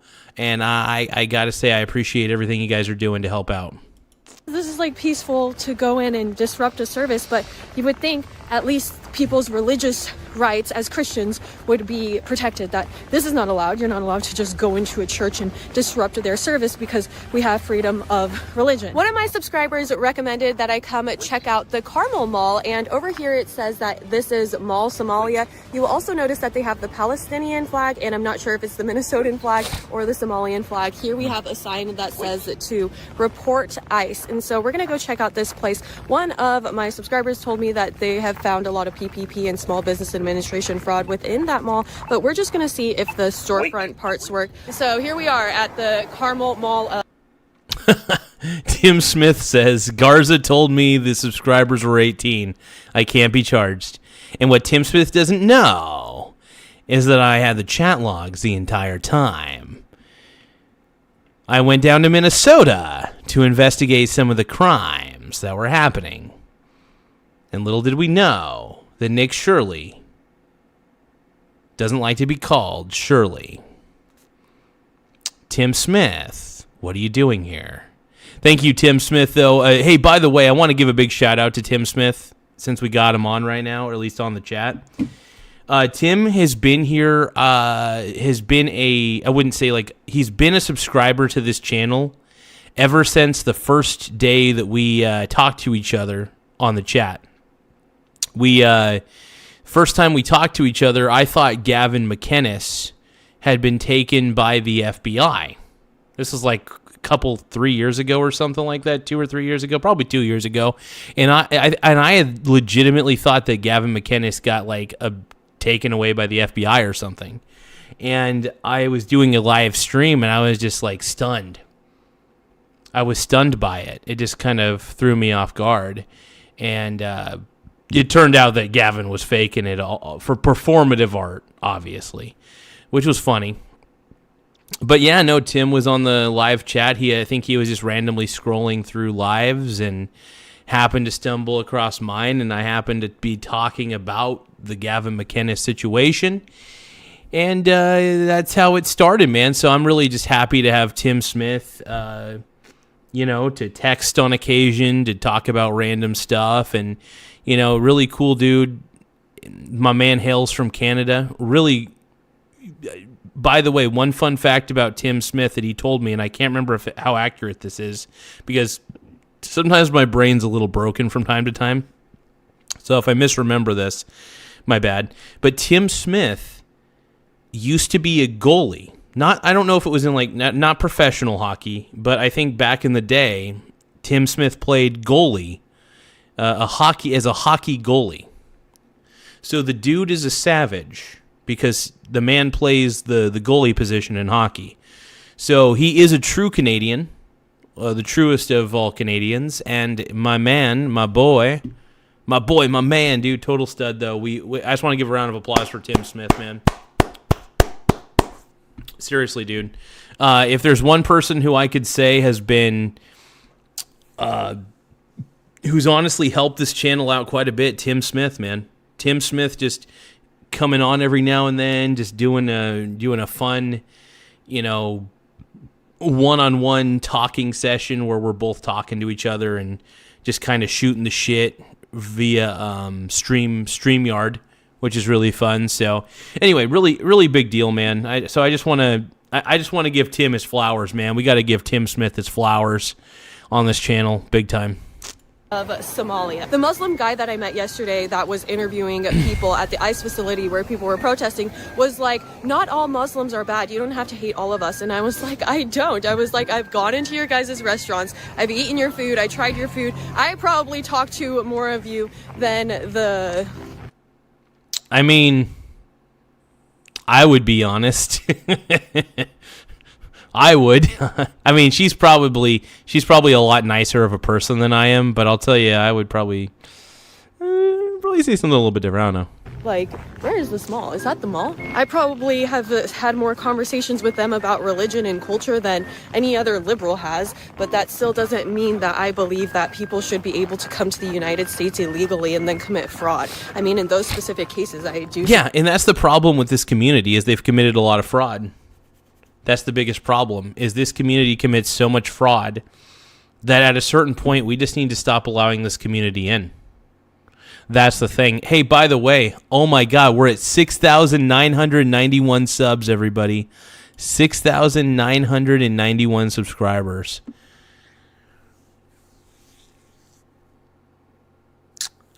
I'm going to have to, by the way, once we get to 7,000 subscribers, I am going to do the right thing. And you know what I'm going to do? I think I'm going to take one. I think I'm going to prepare. I'm going to actually like make a mix. I'm just probably going to, you know what? I'm going to do some, I'm going to do a certain adult beverage on the rocks. How does that sound? I'm going to prepare for this because we're going to hit 7,000 tonight. We're going to hit 7,000 subscribers tonight. We need only 8 more subs. 6,992 subscribers. Currently, we need 8 subscribers, everybody. 8 bloody subscribers. I can't believe this, dude. I can't believe this. 8 subscribers is all we need to hit 7,000. This is it, dude. This is a momentous occasion for the Michael Garza Show. In fact, you know what? One moment.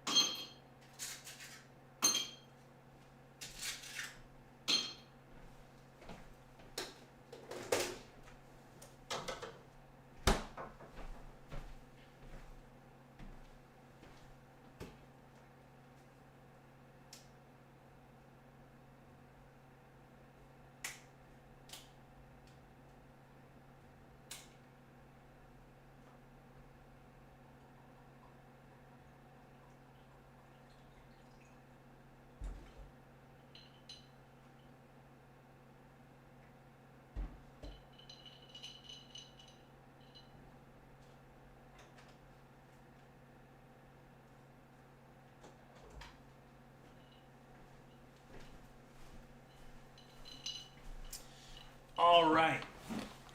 So, I'm not going to let you guys know what what type of beverage I got in here.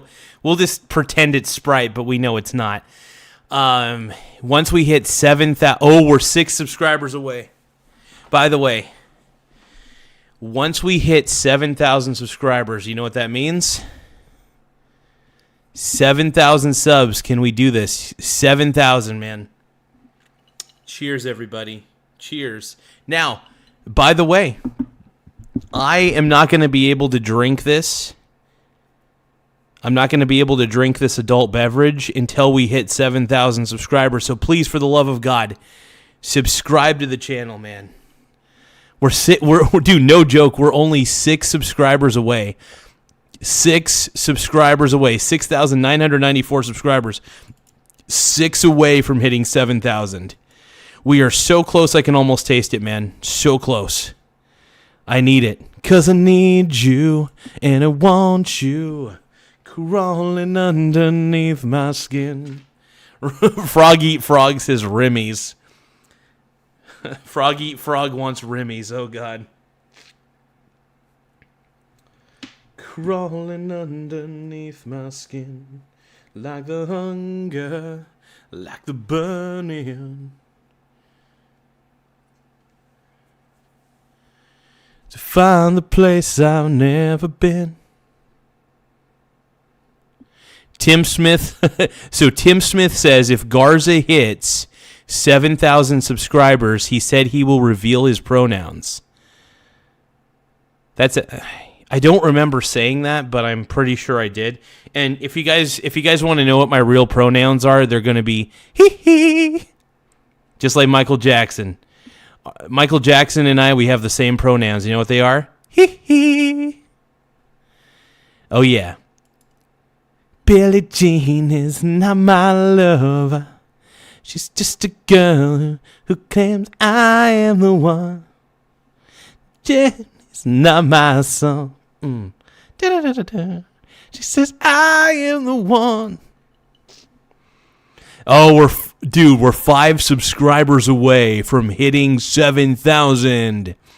7,000. Let's keep reacting to this. But you guys, no joke, we're 5, repeat it, 5 subscribers away from hitting 7,000 subs. So I am the happiest brony brother out here, man. Report the deportations. So I'm just going to walk into this place that says ICE out. It also says no ICE enter without court order. So I'm not ICE, but I got some ice on my shoes, so I will wipe it off. Oh shit, she's got ice on her shoes. She can't come in. Oh, okay. This is interesting. This reminds me of markets that I would see in Latin America where everybody has kind of like a little stand and then you can go around and negotiate and try to get cheaper deals from other places. They have the Somalian flag up here, Hamdi Coffee Kitchen, got Cricket. I love coffee. We're going there. I want everybody to know that I come in peace because I don't want to end up like Jake Lang did. It actually kind of looks like one of those. Well, here's the thing. I don't think she's going to end up like Jake Lang in this situation. Co-working places where and I'll tell you why. I don't think she can.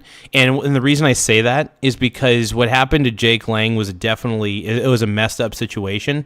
But I don't think she's going to get langed. I hope not. I seriously hope not. Tim Smith says, I should have to play Vanilla Ice, Ice Ice Baby every time they do an arrest. Feline Gaming says, let them try to make us leave. We won't. Ryan770 says, Garza is a XIXIR. I don't even know what that means. Makes me right. I don't know what that means. Ryan770 says, I can't wait to make Greenland love us as much as the Hawaiians do.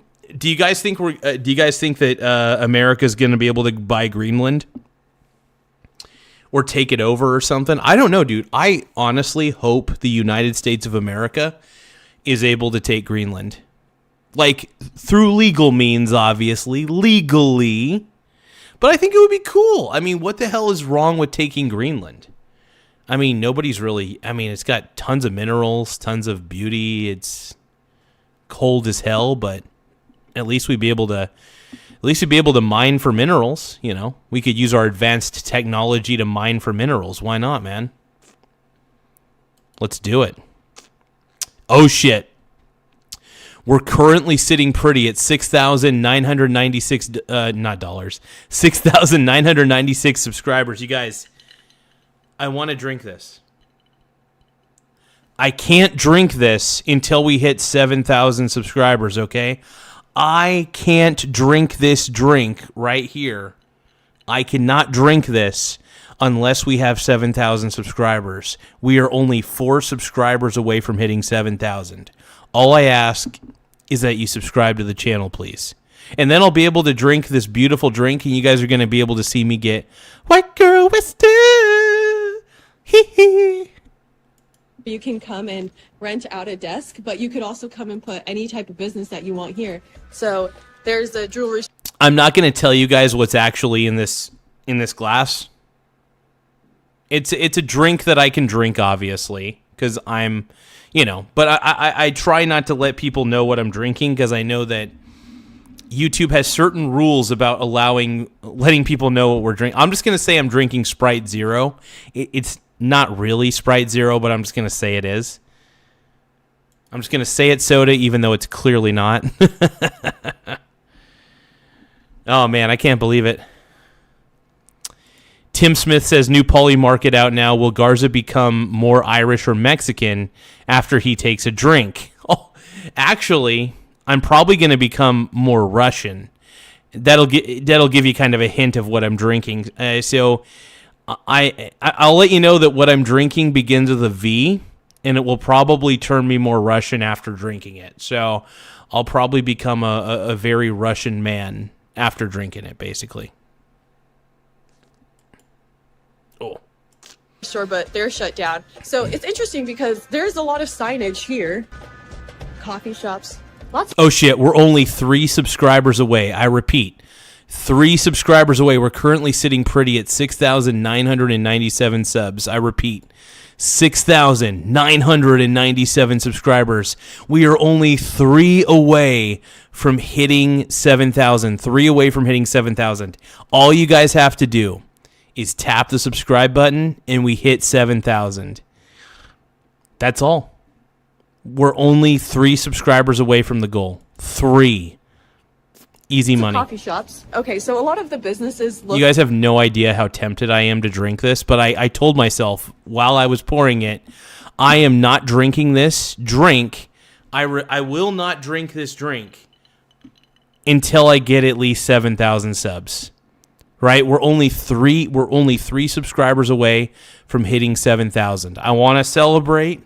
I'm going to celebrate with you guys, okay?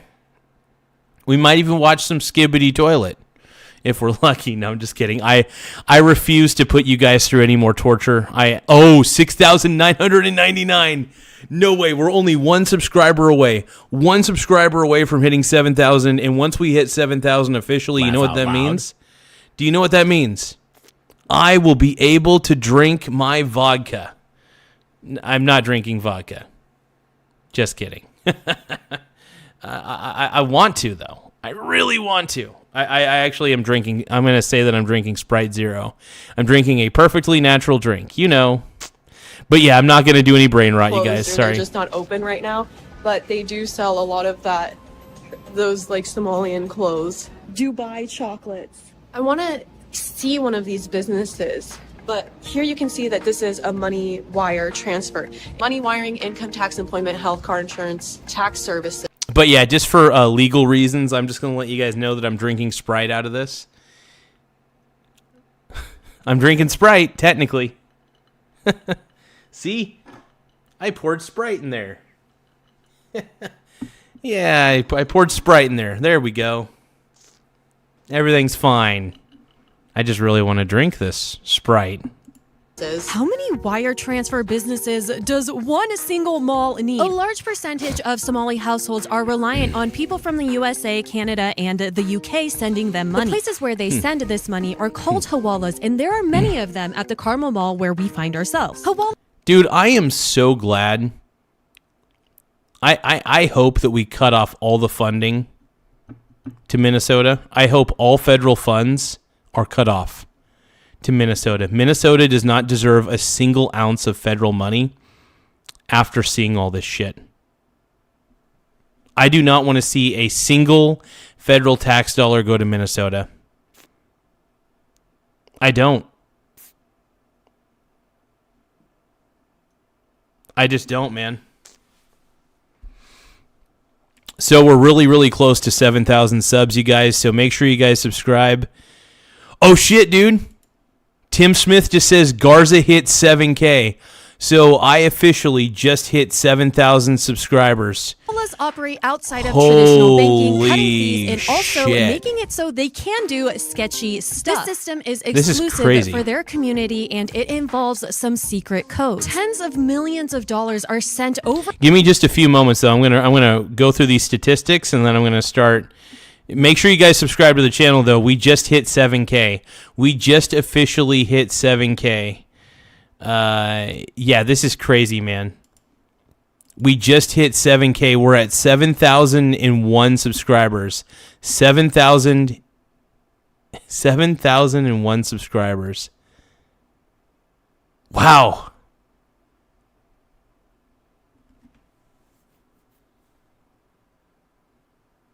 $7,001 subscribers. overseas using this system from unlicensed businesses. There have been instances of people sending materials directly to Al-Shabaab, which is an affiliate of Al-Qaeda that wants to implement a strict interpretation of Sharia law. In one That's case, crazy, dude. there was Holy $8,000 crap. sent directly to them, and they also Dude, she is spitting facts. Like, dude, this Angela Rose gal is spitting facts about the situation in Minnesota like wildfire, dude. She's like crazy in a good way. Like, I love the fact that she's really getting on board with this shit. Like, she's trying to really finish what Nick Shirley started.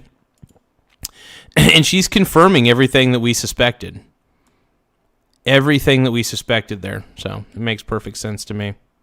get indirect benefits because they tax the money that is sent to certain parts of Somalia. So the hawalas at this mall are legal if they are licensed, yet there's so many of them, and if they are not licensed, then they pose serious risks. So here they do. Yeah, it's it's funny. These are all these places, I'm pretty sure, are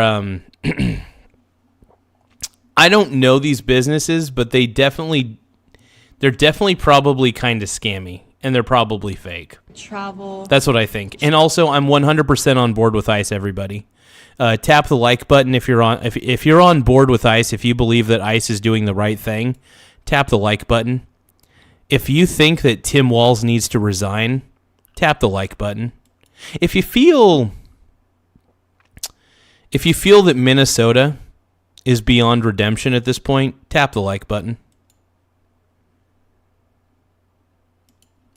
Cheap tickets. They seem to really understand that. Okay, now that we've hit 7,000 subscribers, by the way, which I can't believe we did at this stream. I was a little bit disappointed because the stream earlier, I thought we were going to do it, but we did. It's okay, though. I mean, 7,002 subscribers here. I think that's we're going to take a break from reacting.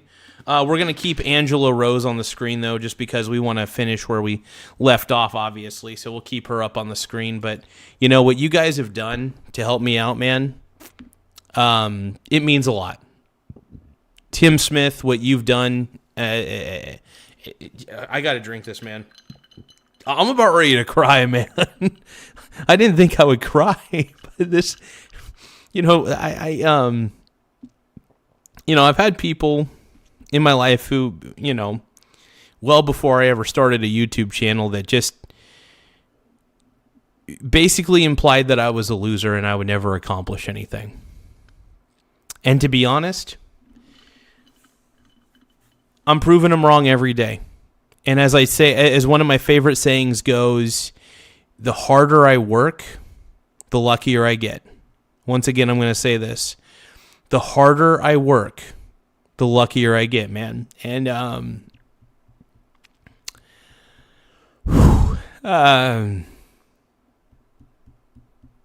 remember when I hit 1,000 subscribers on here, I was ecstatic. And,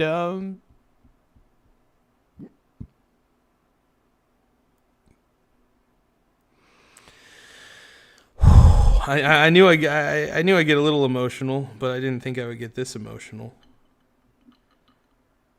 All right, well, cheers, everybody. Let's, oh, they hit the spot. Whew. I'm just going to say it's Sprite on the rocks, baby. I think you all know what I'm drinking, but it's Sprite. We'll just say it's Sprite on the rocks, but we all know what it is.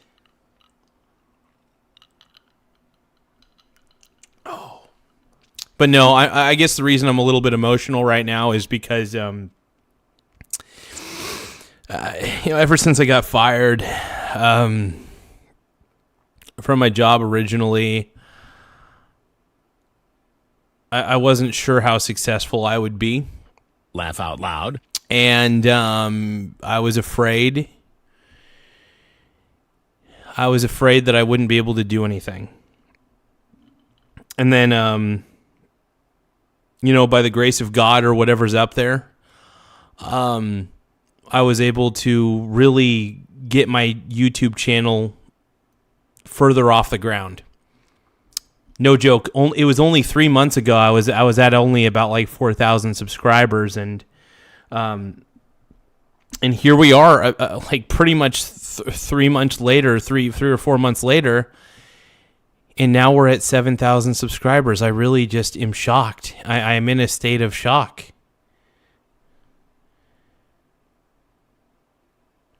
So thank you guys. I mean it, man. I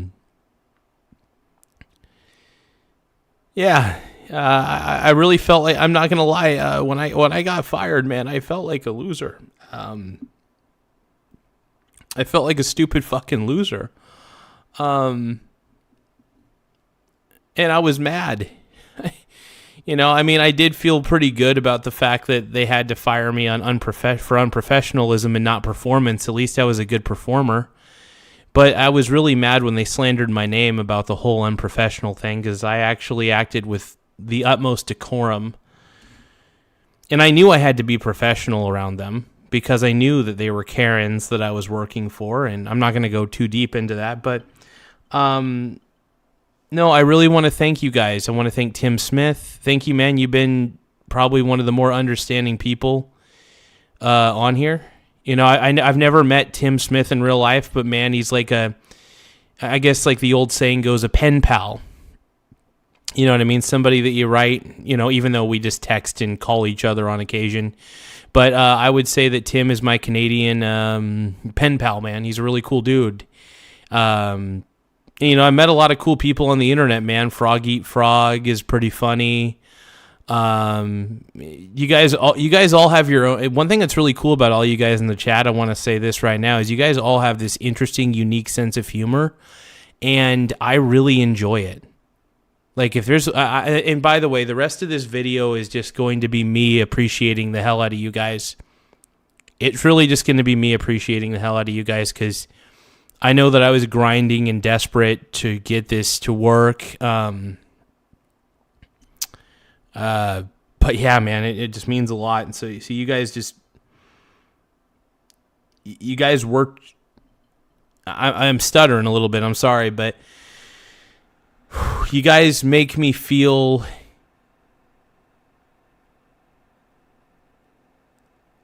fun. You guys make me feel like I'm having fun. You know what I mean? Even the people, by the way, even the people who come in and call me fat or call me weird looking, and I am weird looking. None of that bothers me. I'm very aware. I've got kind of a weird look to me. I'm a little bit fat, don't get me wrong, and I'm fine by it.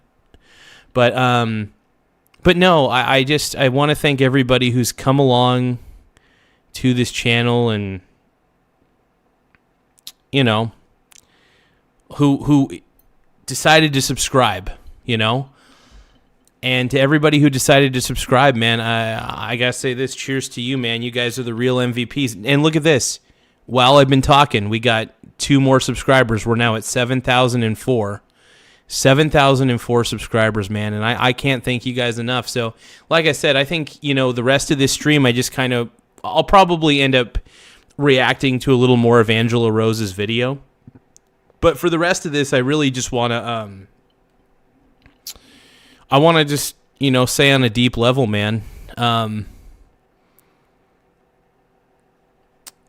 I want to say on a very, very deep level that I really do enjoy talking to you guys, whether you guys agree with me, whether you don't agree with me. And here's the thing. I know that I rag on Karens quite a bit, and I can't stand Karens. They piss me off.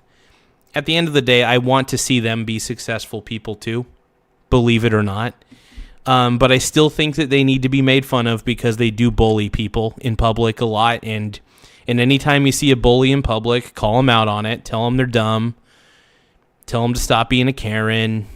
At the end of the day, I just want people to, it's funny because I actually don't like seeing people get hurt. I really don't, believe it or not. So sometimes watching those videos on Twitter or X are really, really tough for me to watch. And I have a huge problem sometimes watching that stuff, man. I thinking about some of the videos I've seen on x.com, man. I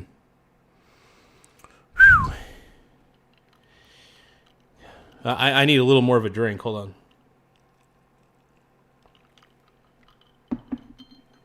But oh man.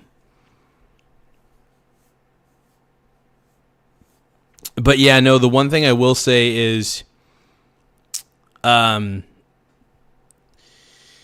yeah, no, I'm still 100% a Trump sexual. I support ICE at this point only because the people in Minnesota have gotten too crazy. The riots that are happening in Minnesota, I feel, are extremely unjustified and a little bit too crazy. No, but I think what's happening is, I think what is happening in Minnesota is a little bit crazy, and I wish the Minnesotans would stop interfering with ICE, would stop vandalizing their vehicles, and would stop harassing people who look like ICE or even drive vehicles that look like that would be driven by ICE, you know? So it's really disturbing and depressing to see what's happening in Minneapolis, the way it's unfolded. I think what Nick Shirley has done has really opened the nation's eyes and the world's eyes to what's happening in Minnesota. So all I got to say is Vance 2028. I know that people want Trump in 2028, but guys, you know, as much as I love Trump, he is getting really old, man. He's getting real old, guys. It's true. It's pretty damn true, man.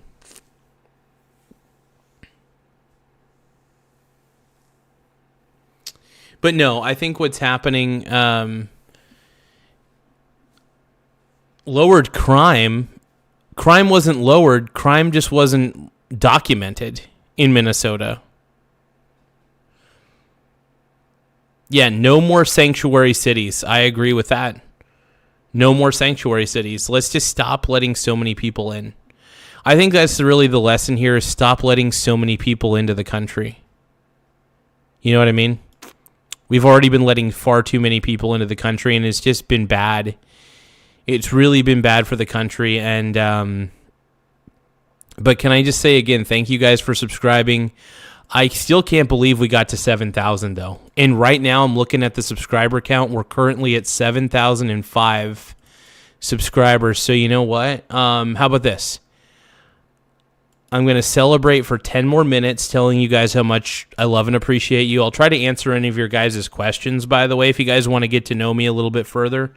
If you guys have any personal questions for me, let me know. I may decline to answer depending on how personal they are.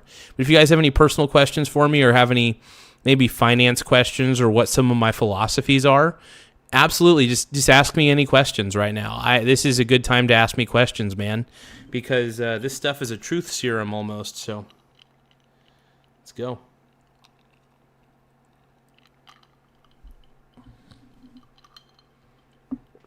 But yeah. Well, like I said, any questions you guys have in the chat, I'm more than happy to try to answer them. When I say questions, I mean, like, you know, got any personal questions for me, or... Well, truth teller, I'm not going to answer that question. I'm not going to answer that statement, I should say. Actually, we had 7,005 subscribers. Now we're down to 7,004. That's okay. But anybody who's on here right now, please, if you haven't subscribed already, please subscribe to the channel. We're really trying to up the subscriber count to the best of our ability. So,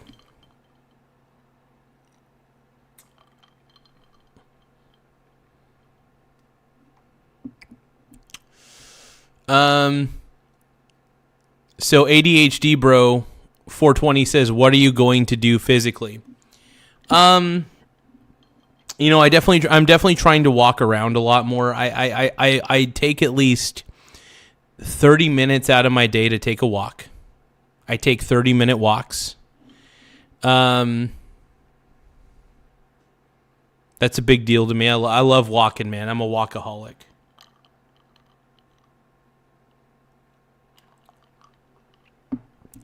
By the way, this is a tasty drink. But yeah, man, if what am I going to do physically? I'm just going to keep walking, man.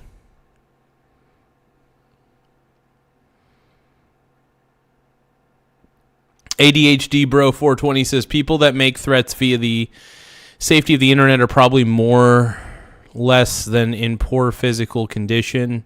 Okay, I actually meant the other guy, but okay, I thought you were talking to me, ADHD, bro. My bad. Yeah, no, I'm one of those guys that I love to walk. I think walking. Christian Medwig says he walks to the refrigerator multiple times a day. That is a pretty good one, actually. I know I'm a big boy. I'll admit it. I'm a big boy, and that's just the way it is, man. And that's the way it is. Let's see. Unsupervised 2 says, what's your preference in mustard, mild American or hot English? Hot English? I don't even know what hot English means, dude. What is hot English? I have zero clue what hot English means in that context. I really don't. I have no clue what hot English means. And I'm not even playing dumb, anybody. I really don't know what that means. So please enlighten me. What the frick is hot English? Oh, man. Feline Gaiman says German mustard is the best. I do like ground mustard, I think, is pretty good to some degree. I'm not going to lie. I do like spicy mustard. So spicy mustard can be awesome.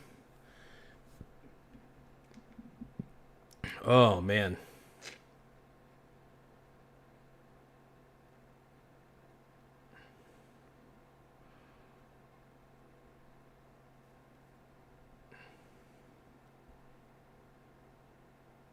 I will say that this drink is hitting the spot. I can't believe we're at 7,005 subs. This is insanity. We did it, you guys. We did it. And honestly, I can't thank you guys enough. I want to thank every single brony. I know that I've called you guys brony bros since the beginning of the time, and I don't think I'm ever going to stop calling you my bronies, all right? So here, I want to say this. I hope this show has been a place where you can come. I feel like I'm turning into Jimmy Kimmel at the moment. I'm just crying about everything. But I really do hope that all you guys who are subscribed and enjoy watching this show, I hope that this has been a place where you can feel entertained and legitimately educated. And when I say legitimately educated, I'm talking about on investing. And I hope that I've helped you guys improve your lives in some way. I really do. I really hope that I'm helping improve people's lives by encouraging long-term investing. I know I've been talking about politics a lot on this channel. Absolutely. And I'm not the biggest fan of politics, believe it or not. I don't watch the mainstream media. I do think the mainstream media is full of it. Unsupervised 2 is asking, are you actually a brony? I am not actually a brony. Don't worry. I am not a brony bro. But I do like to pretend like I'm a brony, and I think that's the funniest part about it. But I really do enjoy calling you guys my brony brothers. You know? So sometimes it's good to be... Look, sometimes you have to hate. Sometimes you got to hate a little bit. I get it. For sure. You know, not everything deserves grandiose love. I get it. Cheers. Cheers to you guys. I just want to say cheers to you guys, man. I still can't believe we made it. You know, we're not to 10,000 yet, but man, every single time everybody subscribes, we're one step closer to 10,000, man. We did it. And really, I couldn't get to where I'm at without you guys. So thanks to guys like Tim Smith. You know, and I want to thank my friends as well who pop in as well. You know, my boy White Eagle. He and I vehemently disagree on everything, but that's okay. I want to thank White Eagle. I want to thank my boy Nathan. I want to thank, and by the way, when I say White Eagle, I mean my boy Billy. So White Eagle, Nathan. I want to thank Ty Lord. These are people I know in real life that have contributed to the show in a lot of ways and come on and had a good time. But Ty Lord's somebody I want to give a big shout out there. Antoine, my boy Anthony. Even my boy Christian, by the way, I know he doesn't come onto the stream very often, but Christian, I want to give him a shout out. I want to give their brother Ray a shout out as well. All you guys really have been the bestest of friends to me. Incredible people to me. Probably better friends than I deserve in this life. But thank you guys. I mean it.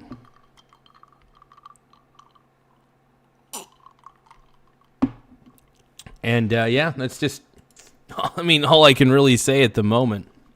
But yeah, I wasn't sure if I was going to reach 7,000 subs today. I wasn't sure if that was actually going to be a real reality, and here we sit. So we're at 7,005 subscribers. If you guys can, please tap the subscribe button, please. We're trying to get to 10,000 as soon as possible. But hey, the fact that we even hit 7,000, man, that's crazy. That still blows my mind. You know what? How about this? I can glaze your guys' meat all day long. And I'm going to make sure that I do a better job of acknowledging how much I want to thank you guys. We're going to watch a little more Angela Rose. And I'm going to drink and watch Angela Rose. The tax code. If you guys are getting ready to file your taxes right now, you might be thinking I should be looking for an accountant, but it's like they must have many accountants here. This is a send and receive money. Lots of those. Okay, here's the thing. I know that she's at this place, but where is all the foot traffic? Right? You think that if this was a busy place, there'd be people walking up and down these halls, purchasing things, buying services, that sort of thing, right? You think that would be happening. At least you'd think, to some degree. Professional tailoring. You can get your burqa tailored. I don't understand why anybody would tailor that when it's just like flat. It's just like straight. Tailor your burqa. I love it. Usually malls are kind of busy on a Sunday, but even apparently the Mall of America, which is the big mall here, has been pretty empty because people are staying home because of the deportations, I guess. Yep, nobody's even going to the mall.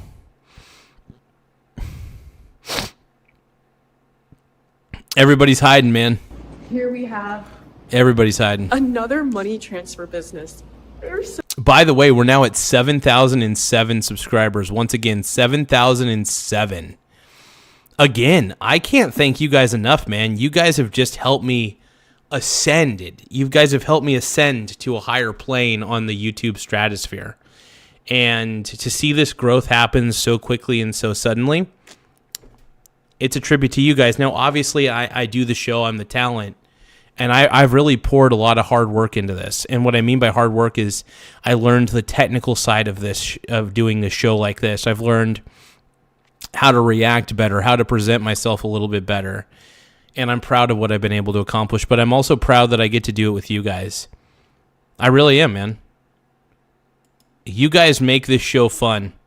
Feline Gaming, by the way, I want to give you a shout out. You've been incredible. Just as a heads up, Feline Gaming, big shout out to you, man. Thank you, brother. Yeah, the road to 10K is crazy. I'll admit that. But Feline Gaming's been incredible. Oh, also, I can't forget about my boy TJ. TJ from Stocks Family Farm has been awesome. I haven't known him as long as I've known most of you guys. But I've also, TJ's a really cool dude. I met him at one of the anti-Trump rallies. He's such a stud. Like, this dude's the man. So I want to give a big shout out to my boy TJ for being such a cool dude. Very kind dude. He's been kinder to me than most people have. And so, yeah, thank you, TJ. Thank you. Again, Feline Gaming, you've been incredible. You've been really fun, and I enjoy seeing your commentary. Also, by the way, your AI fan art. The AI fan art that you've been doing, man, it makes me laugh and it makes my day a little bit brighter. So I want to thank you for, like, seriously, when you did the pink brony fan art, that made me laugh so fucking hard, dude. I was like, no fucking way.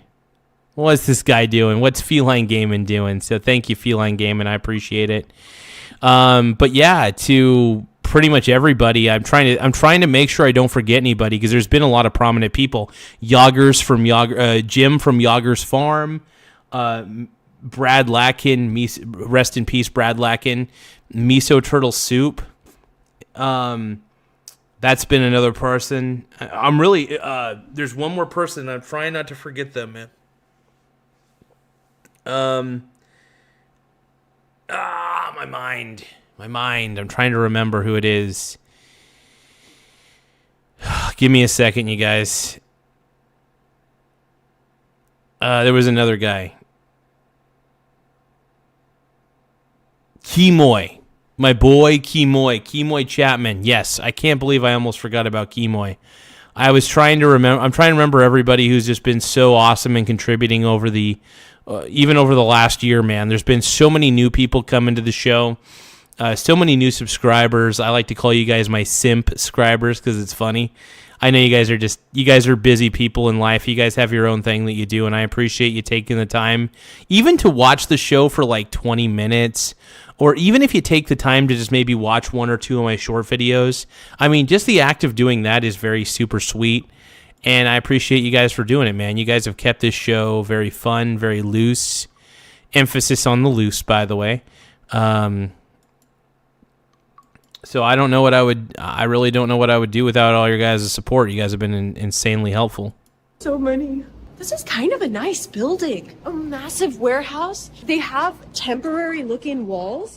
And so they're kind of just like storage units that it's kind of like I used to rent out a place at Ready Spaces where you could have your own little garage. It had this big garage door so you could bring in big shelves or stuff. So this is a really cool place actually. And then of course they have the community bathroom. Make your voodoo in the washroom next door. What's voodoo? It's crazy that nobody's actually there though. You know what I mean? It's kind of wild that nobody's there. Like, where's all the foot traffic? Did everybody just start going into hiding? Like, where is everybody? Supposedly this is at one of the biggest malls in Minnesota, but yet nobody's there. What the fuck? That sounds like voodoo. Our Father who art in heaven, hallowed be thy name. Don't know what this says, but it sounds like you can get a $500 fine for doing it. What could you possibly get fined? Can somebody translate this, please? I'll hold it right there so you can maybe screenshot and then put in the comments what that says. I don't understand how anybody could read or speak this language. It's like, okay, we can take the good things out of each other's cultures and leave out the bad. That's what America is. That's why I love America so much. But let's leave out the money wiring and the enforcing of the burqa and... Well, yeah, and that's the thing. Here's the thing. A lot of these people who come from, like, these cultures... They want to force Americans to assimilate to them, not the other way around. The problem is, if you're coming to America, I'm sorry, you need to assimilate to American culture to some degree. You don't have to do it fully. But what I'm saying by assimilate is respect people's freedoms. If you want to wear a burqa or you want to wear a hijab or whatever you're wearing, go for it. You're free to do that. You're free here in America. But if you start threatening people for not wearing a hijab or whatever, that's pretty messed up, dude. That's extremely fucked up. All right? That kind of stuff. But it's crazy. Most of this place is empty and there's signs that say ice out, but it's more like these businesses have been ran out. I'm getting this really strong aroma of those things that they burn, like some type of incense thing. Here they have clothes. So there's going to be Why I get triggered when someone gives me unsolicited advice. When I was younger, it came mainly... Don't care. March. There's always a march. Oh, that's right. Okay, so this is why everybody's away, because they're doing the whole ice out thing, and what that essentially means is that they're doing some sort of walkout. There was supposedly some sort of nationwide walkout protesting ice. Did that even occur? It feels like it didn't really even occur. I haven't really seen any news coverage on it. Because I don't really watch the news that much, but I haven't seen it headlined anywhere. I think it was only probably a few Karens that did it, and Somalians in Minnesota probably. Same-day travel consultants. The thing is with those kinds of businesses, here you have the Somalian flag. Like when I was living in Peru, for example, they have a lot of those places where they're like, we'll do tours and we'll put everything together for you. And that can be beneficial. Just sometimes I feel like they're sketchy in general. It's like, why don't you have more customers? Good morning. Hi. There's only one family here, but I mean, all of the businesses that I walked by are empty, except for that one where they're eating, and there's a cafe over there, but everything else looks closed. Like, literally, I've walked around the entire mall and it's all closed. Yeah, all I know is I'm never going to Minnesota. After seeing everything that happened in Minnesota, Minnesota sucks. It's cold. The people suck. The people are all white liberals. And yeah, I want nothing to do with the white liberal. Just like freaking what's his nuts said. What was that guy's name? Malcolm X. He said the most dangerous thing is the white liberal, man. John Q. Public says, Garza, what up, John Q. Public, my brony. I'm going to drink some water here in a second, though. I am feeling good, man. Cheers, John Q. Public. We just reached 7,000, man. I still can't believe it, man. We reached 10,000 subs. We did it.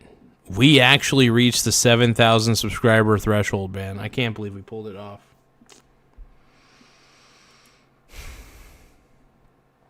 It still blows my mind. It's crazy because I have no clue what they're saying. As I walked by, the lady was covering her head like this because they're not supposed to be on camera. Here you have another wire transfer. This is a cafe that has the tables inside. So this one sells perfume. They also have perfumes inside, but some of them look like they're shut down. No, I've been absolutely grinding, man. John Q. Public is saying you've been grinding. I've definitely been doing it, man. I've been grinding hard, letting people know, please subscribe, man. Because it's crazy how close we are. We're closer to 10,000 subscribers than we've ever been before. So I'm going to keep grinding, man. I want to keep grinding like I'm on Grindr, bro. Grinding like I'm on Grindr. Frog Eat Frog says, congratulations. Yes, thank you, Frog Eat Frog. I appreciate it, man. We've really worked hard on this channel. I mean, I've really worked my tail off to get this channel to where it's at, and I want to thank everybody who's contributed. I mean, you guys have taken the time out of your days to view this channel, and Frog Eat Frog especially, man. I know that usually you're at work. Sometimes you're at work viewing this channel because I know that you're doing, like, I think last time I talked to you when we were doing the live stream where I had you on, I think you said something about like, not necessarily caregiving per se, but you were like, caring for people in an adult home or something like that. And sometimes you'll be watching my show during your downtime. And I just think that's super cool. I think it's cool that you're watching this show during your downtime, man. I think that's freaking hilarious, man. I love the fact that other people around you are watching the show too. Like, they're looking at your phone, seeing that you're watching me, and I hope that I've given them a couple of chuckles as well. I hope my show makes people happy to some degree. I mean, seriously, I mean that. I really do hope that even though I can get a little intense on this show, I really do hope that people know that I'm surprisingly coming from a good place. Nurse at a group home. Yep. Nurse at a group home, yeah. And that's what Frog Eat Frog is. And he really cool dude, by the way. Frog Eat Frog is the man. It was an honor to have him on the show. I'm honored to have him as a subscriber, though. I think it's cool to have dudes like Frog Eat Frog watch the show. I hope dude, my bro, I honestly hope you have a good time watching this show, man. I hope everybody does. And, obviously there's going to be people who don't have a good time that are only here to hate watch. Totally get it. Like, I don't even get mad at people who hate watch. In fact, if anything, I think it's cool. Archer says, I watch YouTube lives because it makes me feel less lonely. Yeah, man. Dude, here's the thing, Archer. I want to make sure that, and look, I will say this. YouTube live videos are not a substitute for actual human interaction. And I say this with the purest of love and intent, man. Just to give some fatherly, I guess not fatherly wisdom. I guess you could say unk wisdom, as the kids would say. Archer, if you're lonely, man, I will say this: if YouTube Lives help you feel a little bit better, great. But don't allow YouTube Live videos, even my videos, don't allow them to be a substitute for real human interaction. Find people to interact with, brother. It's okay. And you know what? The people who don't like you, they're going to walk away. But the people who do like you, they're going to chill out with you. They're going to stay for a bit.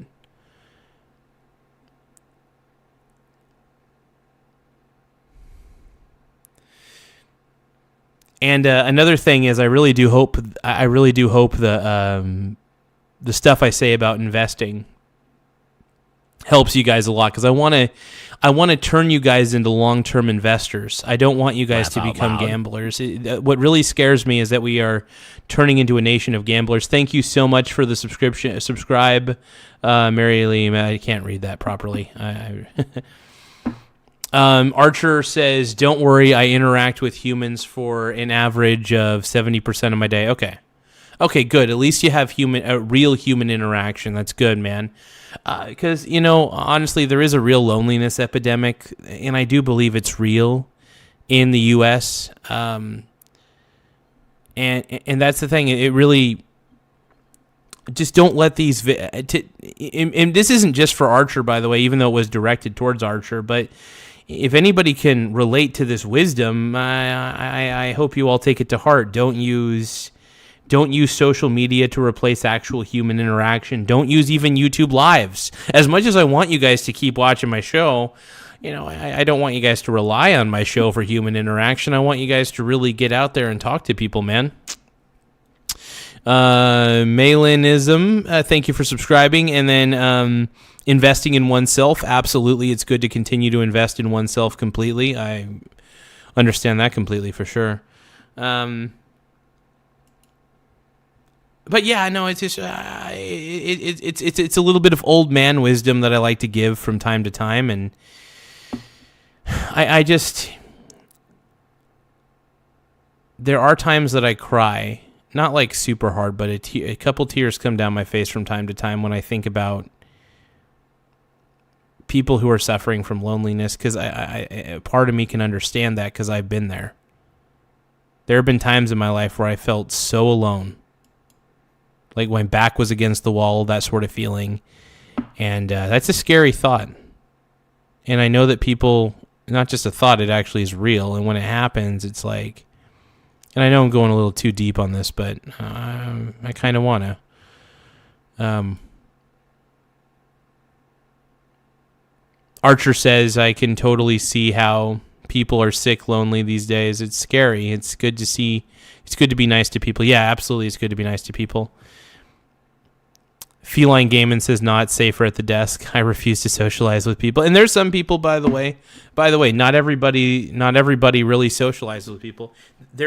I'm not going to lie. I like socializing with people. I really do. But at the same time, I really am kind of a bit like Asmund Gould in that sense. I do socialize with people, but a lot of my time is spent alone, whether it's reading books or, even though I have a girlfriend, she understands that I spend a lot of time alone studying and reading and doing things on my own. And I have a hard time not being in a relationship per se, but acting like the way a standard boyfriend would act. I mean, I still make sure that I give her the love and affection that she needs, obviously, but she understands me though, and she understands how loyal I am to her, and she understands how hard I've worked to get to where I'm at. Feeling Gaiman says, I used to, but I hate group thinking. Group thinking sucks. It's good to think like an individual. You can still interact with people and still keep your wits about you, and you could still keep your brain intact. You just have to, it's good to spend time alone. It's good to spend time with your own thoughts.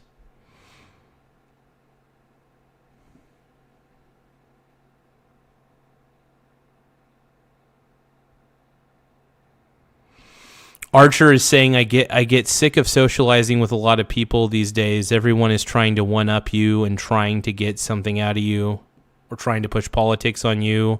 That's really why I like YouTube. I got you. Well, here's the thing, man.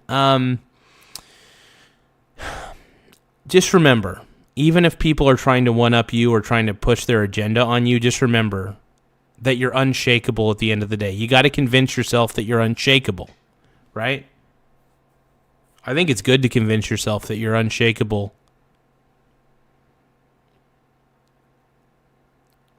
But I do think human interaction's a good thing.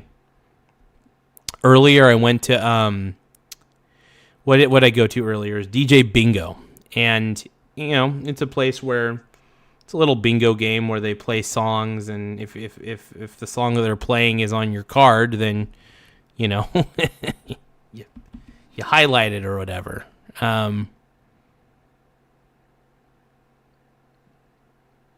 It's pretty fun. But cheers, man. Cheers.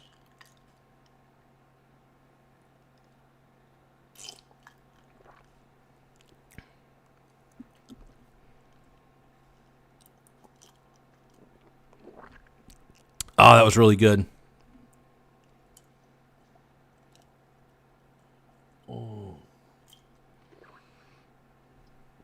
All right. I'm feeling good. I'm feeling real good. Yeah, just like I knew I would. But yeah, I'm feeling sexy right now.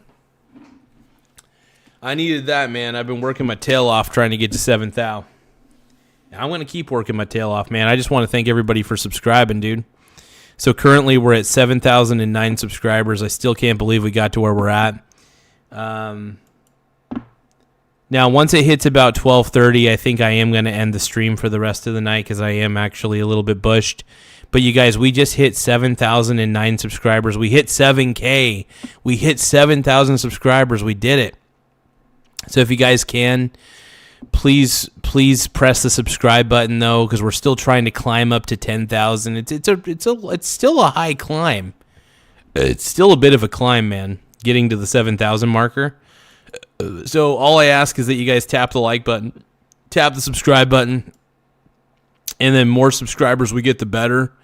It really does keep the channel going hard. Ooh. I am going to pour myself some water, though. I'm going to pour some water in my glass because that would probably be one of the smarter things to do.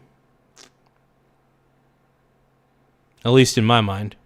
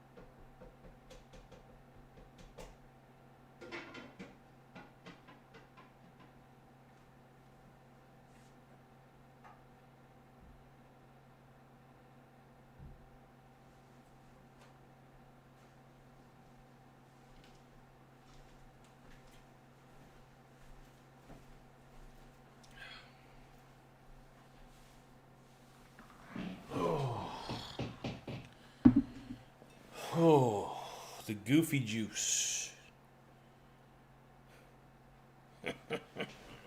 Feeling good right now, you guys. Feeling good.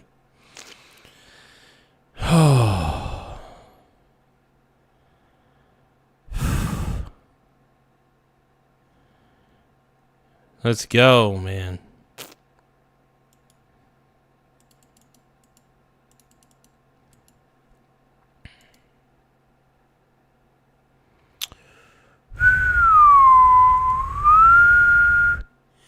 All right, so I'm going to react to a little bit more of this Angela Rose video with you guys on. We're going to see if we can get more subscribers, but we did it, man. We're finally at the set. We're at 7,000, and I can't believe it, man. Oh, thank you, Crystal. I appreciate it. Yeah, I'm feeling really good right now. I'm celebrating because we reached the 7,000 plateau. We're at we were at 7,010 subscribers, but now we're at 7,009 subscribers again. But that's okay. People are gonna unsubscribe. People are gonna subscribe, and I appreciate everybody. Oh, wait, we got 7,010. Nope, now we don't. Are we back to 7,010? Now we are. No, are we back to? Yeah, we're back to 7,010. Here we go. All right, let's react to the rest of this Angela Rose video, and then I am probably going to take a shower and hit the hay. Like they're no longer here, or maybe they're still registered here. Like this, for example, like it just looks kind of like nobody has been here in a while. You know what I'm saying? I literally always wonder how these businesses make money, because in Peru, I think you know that they don't. You know these businesses are full of it. Yeah, we all know these businesses are.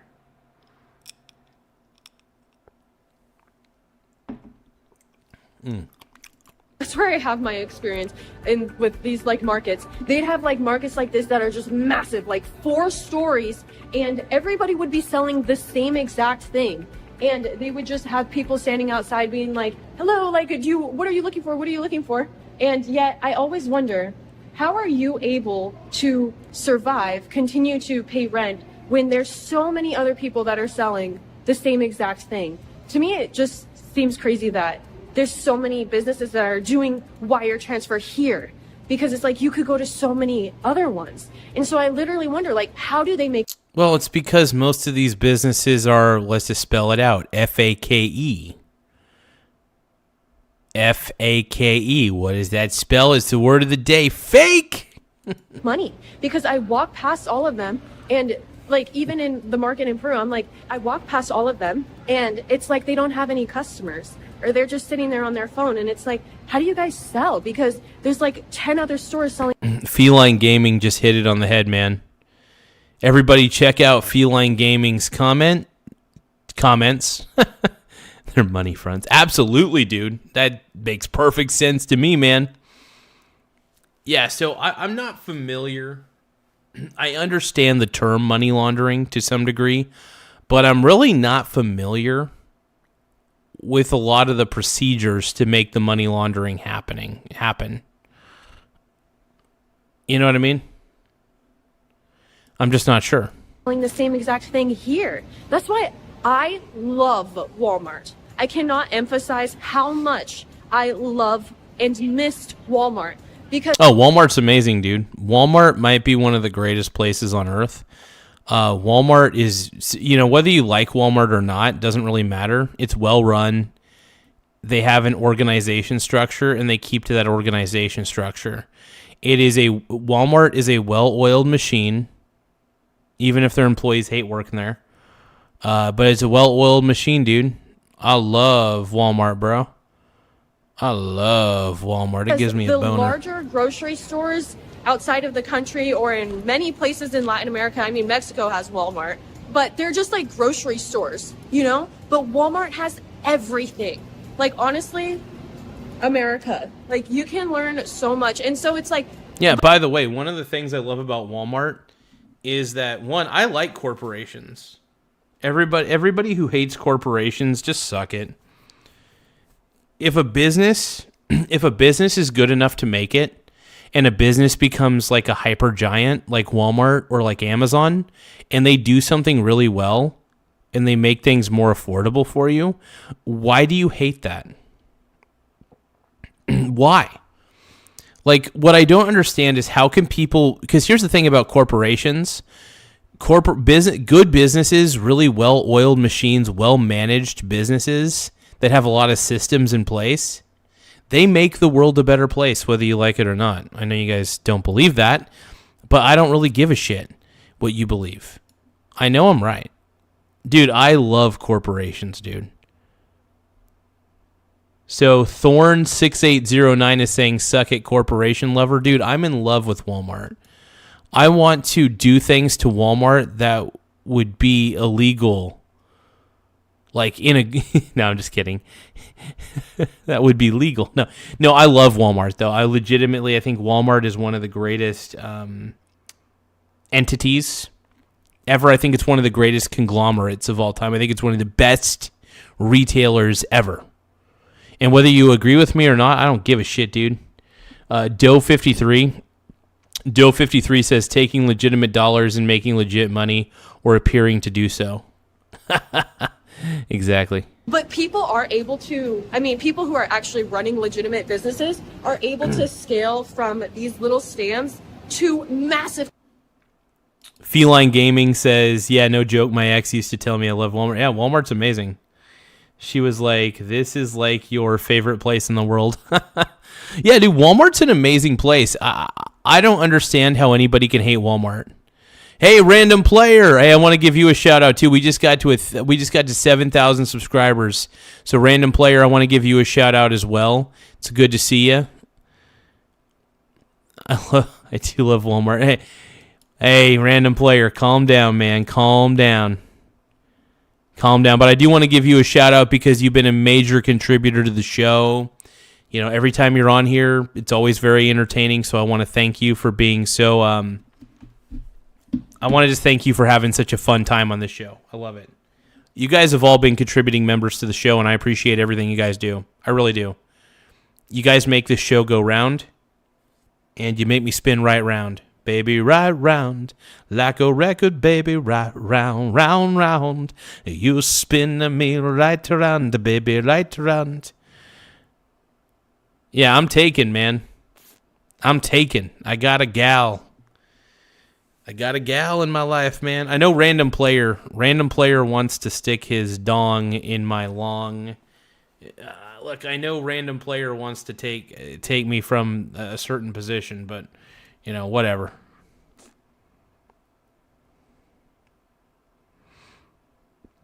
No, I love Walmart, man. I think Walmart's great, bro. Walmart's amazing.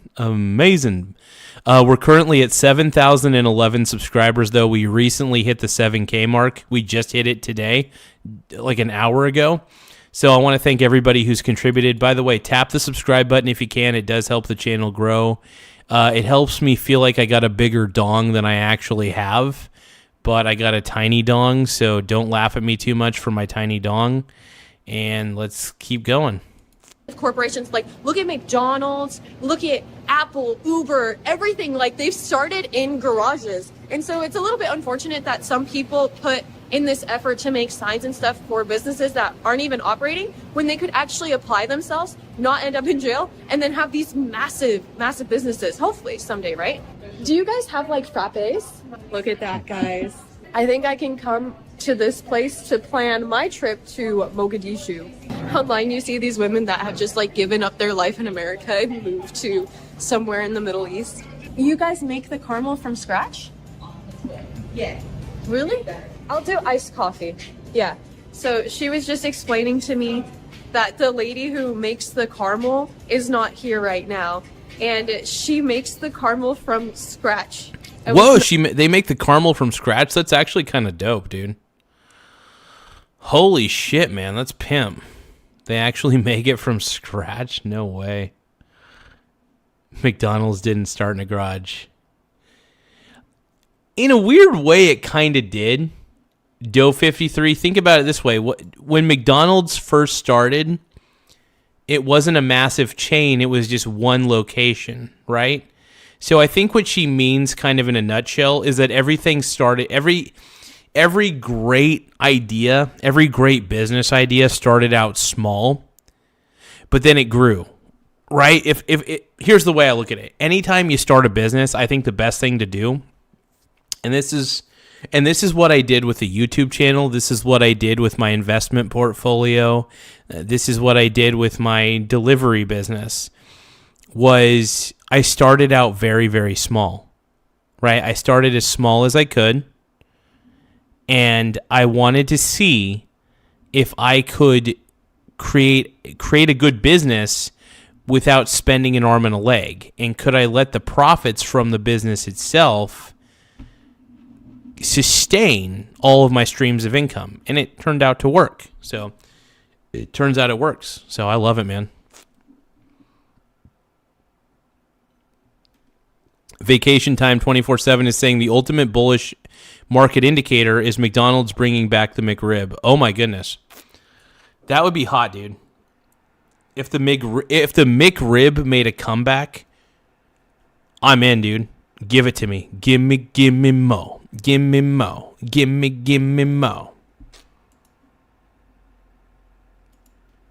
I would love it if the McRib made a comeback, dude. Give me the McRib, bronies. I love the McRib. I had the McRib before. I love it, dude. I'm in love with the McRib, baby. It makes a comeback every once in a while, but it needs to be a permanent part of the McDonald's menu, if we're going to be honest with each other. Random Player 717 says, I identify as a McRib. Hell yeah. Feline Gaming says the report of the week did a video on it. I think I watched that video, by the way. In fact, yes, I remember watching report of the week actually do a McRib. Unless I'm thinking of somebody else's review. It's possible I'm also thinking of somebody else's review video. Also, you guys, we're at 7,012 subscribers. Once again, we're at 7,012 subscribers. Make sure that you tap the subscribe button. We need more. We're trying to get to 10,000. The road to 10K is a long one. And we need more subs. So I appreciate anybody tapping the subscribe button. We're like right at the. It's crazy how close we are to set. It's crazy how close we are to 10,000 now, just by doing the show consistently. One of the things I can say is now, while as the subject matter varies on this show, I will admit the subject matter of the show tends to vary quite rapidly. I will say though, 10K is a lot closer than one would expect. Hitting the 10,000 subscriber mark is closer than one would think at this position. Because think about it this way. Once I hit 7,000, I'm 3,000 subscribers away. Now I have 7,012 subscribers total. That means I'm no joke. I'm only 2,988 subscribers away. 2,988 subscribers away now from hitting the jackpot, from hitting 10,000. Like, I am so close to hitting 10,000 at this point that I can almost taste it. And, but yeah, I would say that McDonald's didn't start out in a garage per se, but it did start small. And what she was kind of saying, what Angela Rose was saying in that instance, was that they started off very small, and they started to work. They worked their business from the ground up. They started from the bottom and worked their way up. Now, you know, if you want to build a successful business from the ground up, it is good to start small, but try to grow bigger, and try to fund your business through the profits, right? So, for example, I think if you have a business and you have to rely on borrowing money, I think that's stupid. I really do. If you have a business, the business should be good enough on its own to allow for the profits to pay for more supplies and for expansion of the business. That's the whole point of the profits. I think borrowing money on an unknown idea is a bad thing. For instance, I actually occasionally borrow money in my brokerage account so I could swing trade a little bit more. Do you want to know why I do that? The reason I borrow money is because I know that my product works. So I'm able to easily double my money, or at least do 25 to 30% gains, that sort of thing. So the point I'm trying to make is there's plenty of ways to win. You just got to win. I know I'm going off on tangents. What I'm trying to say is the best way to be successful is to start something from the ground up and have a real growth plan. And look, not all businesses succeed. I'm surprised. I'm not going to lie. I'm still kind of surprised that my channel, I'm surprised that the Michael Garza Show has gotten as big as it's gotten. It's gotten really big. I can't say the same for my dong. My dong will always be small, but this show has gotten really big. Not expecting that, and so I'm just gonna have an iced coffee instead. Oh, they got the fresh orange juice here, guys. I worked at a restaurant as a waitress where they would sell a cup of orange juice for $10. Like, I guess the convenient thing about like markets and stuff is you can get it for really cheap. Like when you're abroad, especially, like a cup of fresh orange juice like that could literally be $1, whereas in the US it's 10. But then again, the salaries are also lower, and then you don't really have the hygiene aspect of it because no one's really coming in to make sure that they have water or wash their hands and stuff. But I mean, this place looks more legitimate. It's literally like the first business that you see when you come in here. And yeah, this actually seems like a legit place that she's in. This seems like a legit establishment where they're actually selling food and drink. This is crazy.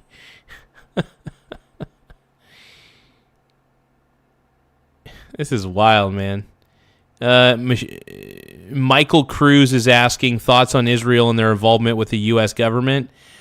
I don't really know much about that, to be honest. Most restaurants are filthy. Yeah. Look, I'm not a restaurant guy. At the end of the day, I don't like going to restaurants. You know, occasionally I'll go to a fast food joint like McDonald's or like Taco Bell or something. But at the end of the day, that's about the extent of where I go. the only one that's open. Is it safe to go to Somalia? Yeah, there's some Somali quotes here. Let's see if you guys agree with them, okay? Let's find some common ground. This says, honesty... Yeah, sometimes you can't really find common ground, but I think finding common ground is so annoying. I think it's probably one of the most overrated things in the world. Yeah. Is not treated with empty hands.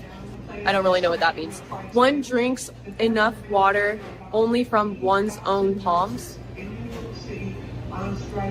Truth can frighten a man, but it does not harm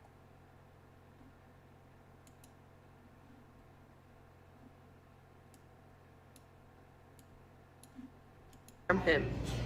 I like that. I like that. It feels like it harms you, but it's not. It's helping you. Those are growing pains, right? The absence of knowledge is the absence of light. I think knowledge is great. Yeah, the absence of knowledge, by the way, you don't need to know everything. I mean, it's good to try to it's good to try to understand things, but knowledge is not power, and honestly, knowledge is not light. And I don't mean that in the literal, I'm talking even in the figurative sense. I think knowledge is very overrated. I think the real thing that matters are the actions that you take in this life. The actions that you take are more important than the knowledge you accumulate or the thoughts that you think. But if you just have a bunch of knowledge and you don't do anything with it, then it doesn't really matter. If people support each other, they do not fall. Boom. I like that one. This one's funny. It is better to... Archer says, McDonald's apple pie, hell yeah. Feline Gaiman says it's still a front, even if they're pretending it's legit. All that money is funding them to having all these stores and businesses. Yeah, I mean, look, as long as there's no government money being given to these, a lot of the fake businesses and stuff, that's all that really matters to me, at the end of the day. It just depends on where the money's going. That's all I really care about. To have an aching leg than an aching spirit. That's true. I once met a girl who was in a car crash and she became wheelchair bound, and gorgeous girl, young. She was just on a motorcycle one time, but she's so inspirational. Her name is Jessie, and she is a motivational speaker. She's amazing. And so truly, she's probably happier than people who are able to just move around freely but take that for granted every day. This is the kind of stuff I like, This lady's kind to me, good service, coffee, fresh. In violence. What's your name? My name is Gobe. Gobe? Gobe, that name. Gobe? Yes. Oh, Gobe. Go Away Cafe. This is your coffee shop. Guys, look at how nice this coffee looks. So apparently nurses are striking in New York City. Nurses are striking in New York City? That's crazy. Cray cray. Like America, they eat breakfast, the pancake, isn't it? Yes. It's like our pancake. It's like a crepe. Yeah. Some people they eat with syrup. Oh, okay. Some people they eat with meat. Mm-hmm. Whatever you want, it's like. With meat? Yeah. Huh. And so you were telling me. This is Mogadishu. It's our capital. Oh, okay. Hey, check it out. We're at 7,013 subscribers. Get this. Did you guys hear me? We just reached 7,013 subs. Once again, 7,013 subs. Thank you guys for subscribing. We're almost to the 10,000 subscriber marker, man. 10,000 subs. Like it's so crazy how close we are to the 10,000 sub mark. Like we're really doing it, you guys. We're really getting it, dude. The bigger we get, the better it is for everybody else on this channel. Because anybody who comes into chat, they get their chat seen by tons of people. I want you guys to be seen. I want you guys to be heard, man. Oh, it's beautiful. We have a lot of areas, so beautiful. But the people, when they hear Somalis like that, Somalis, that's not true. Okay. Yeah, that's not true. And so, like, how come you left Somalia? Were you fleeing? Even me, I'm not grow up Somali. Oh. But I go 2017 to visit. I can't imagine. Until now, I love, but I can't go because my kids here, they go to school. This is my second country. I can't go nowhere now. I'm stuck here. Yeah. I wish I can leave Somalia because that This gal seems pretty cool. This gal seems pretty awesome, man. Hell yeah. Well, no, I'm glad that she's I'm glad she's doing her thing in America, man. I think it's great. She looks like she has a really cool shop. I mean, her shop looks really fantastic, man. She knows what she's clearly doing, and heck yeah, dude. You can get like, when you are diabetic, always you like the fresh Yeah. organic. It's hard to find here. Yeah. It's a lot of processed food. And it's really good. You feel different. Different. Yeah. Mm-hmm. For example, my dad immigrated from South America, and I moved there for some time. Like, wouldn't you say that it could be good for your kids to go and see Somalia and understand where they come from? They never go there. They born here. They grow up here. Yeah. But they visit Kenya. What's that? Kenya. Oh, Kenya. Yeah. Oh. But I didn't go Somalia. But I go Somalia. I love the ocean. I love the food. See, this gal is really smart. Yeah, exactly. She sees an opportunity to promote her business without a doubt. Look how nice she's being. Like, this gal's actually nice. Like, I want to go to Go Bay Cafe. Like, this is great. You know, the funny thing is people try to label anybody as MAGA as like full racist or whatever. I'm not. I just don't like fraud. I don't like fraud. I don't like tax money being used in fraudulent ways. And this gal, I don't even think she gets any money. And if she, honestly, I would rather, if we're going to have tax dollars go to anybody, I wouldn't mind even giving tax dollars to her. She's fantastic, dude. She's got a great, vibrant smile. She loves running her business, clearly. It seems like they do a lot of stuff from scratch. I mean, really cool. So, like, this is stuff I support, man. She's amazing.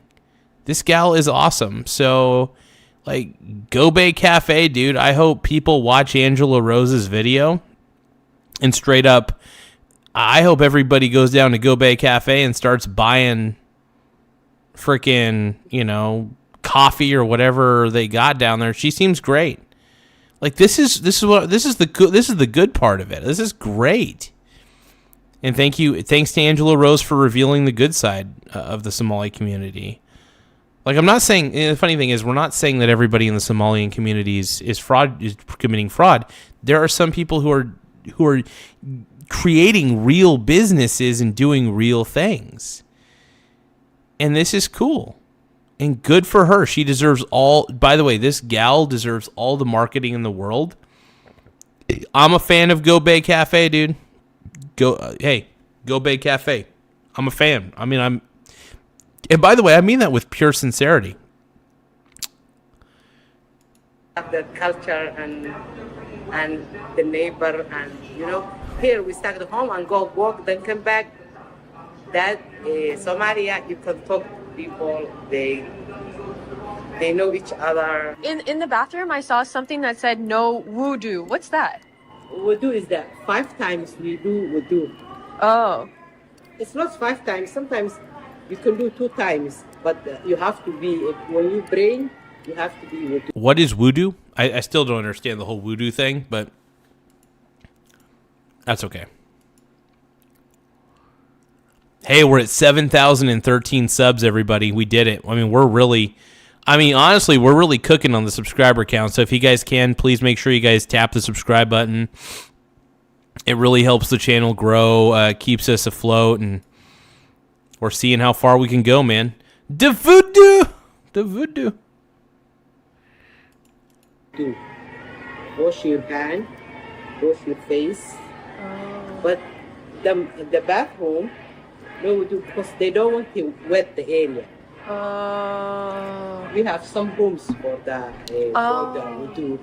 That's why they want the dry area. That's why. And is this place usually open? Because everything's closed right now. They come in, but they come late because the morning the family and the kids together maybe. Yeah. Okay. And now the proper and ice. Yeah. Yeah. And so people are worried about the deportations. Everybody worried, even the safety outside. Yeah. We had some interesting conversations about culture and religion, food, travel, and the coffee was pretty good. And she told me that they will come later. It's just, it's early morning right now. It's about 10 and everything is closed. 10 o'clock, you'd still expect, I don't know, some businesses to be open, but whatever. whatever. I cannot imagine that these businesses get a lot of... My work is easy because I use... Like some of the businesses there, I don't trust that a lot of those are legitimate, That's what I'm thinking. So here's the spot that she was telling me about. Woodoo! Woodoo! Woodoo! Ooh-woo! Ooh-woo! Ooh-woo! Ooh-woo! Ooh-woo! Ooh-woo! Ooh-woo! Ooh-woo! Ooh-woo! Ooh-woo! They do voodoo here, so maybe the managers of this property or the owners don't want people to be doing voodoo in the bathroom. What is voodoo? I still don't understand what this concept means. Can you people please help me out here? Because that's the 5 times a day that they pray and they get everything wet, and so they have a specific area for that. What's that? Sit down? I know. I was here. I'm trying to buy some jewelry or something. Yeah, well, come here. Do you have a business? Nah, I'm a truck driver. I just came here for free. My auntie lives here. Oh. So I'm a truck driver. I'm trying to print this out. Oh, dude, this guy. I'm not gonna lie. He's pretty good. Pretty cool polo. I like this dude's polo. BOL. Oh. Okay. Yeah. They do a print here. Yes. Ooh woo. Ooh woo. They can do it for you. Woodoo. Woodoo. Ooh woo. What else can this is so get sad, or do dude. here? I'm not from here. I'm from Ohio. I'm from Columbus. I'm not from Minnesota. I'm a truck driver. So my aunt lives upstairs. Oh really? Yeah. So it's like probably people live upstairs. People live upstairs. Huh. Yeah. I know. I just came to check it out too. You never knew people live upstairs? No. It starts at 5. Oh. 5 to 9. So people live this 2 bedrooms, 3 bedrooms. You never knew about that? No, I'm also not from here. Okay, yeah. Yeah. You take the elevator, you go all the up this like. You wanna go see? Yes. Like, I could actually get my hair cut here if I wanted to. I think so. These stuff are fine. And so you're from... I think what I'll do is I'll end the stream once we get to 100 likes. Once we have 100 likes on the stream, I think I'm just going to end the stream for the night.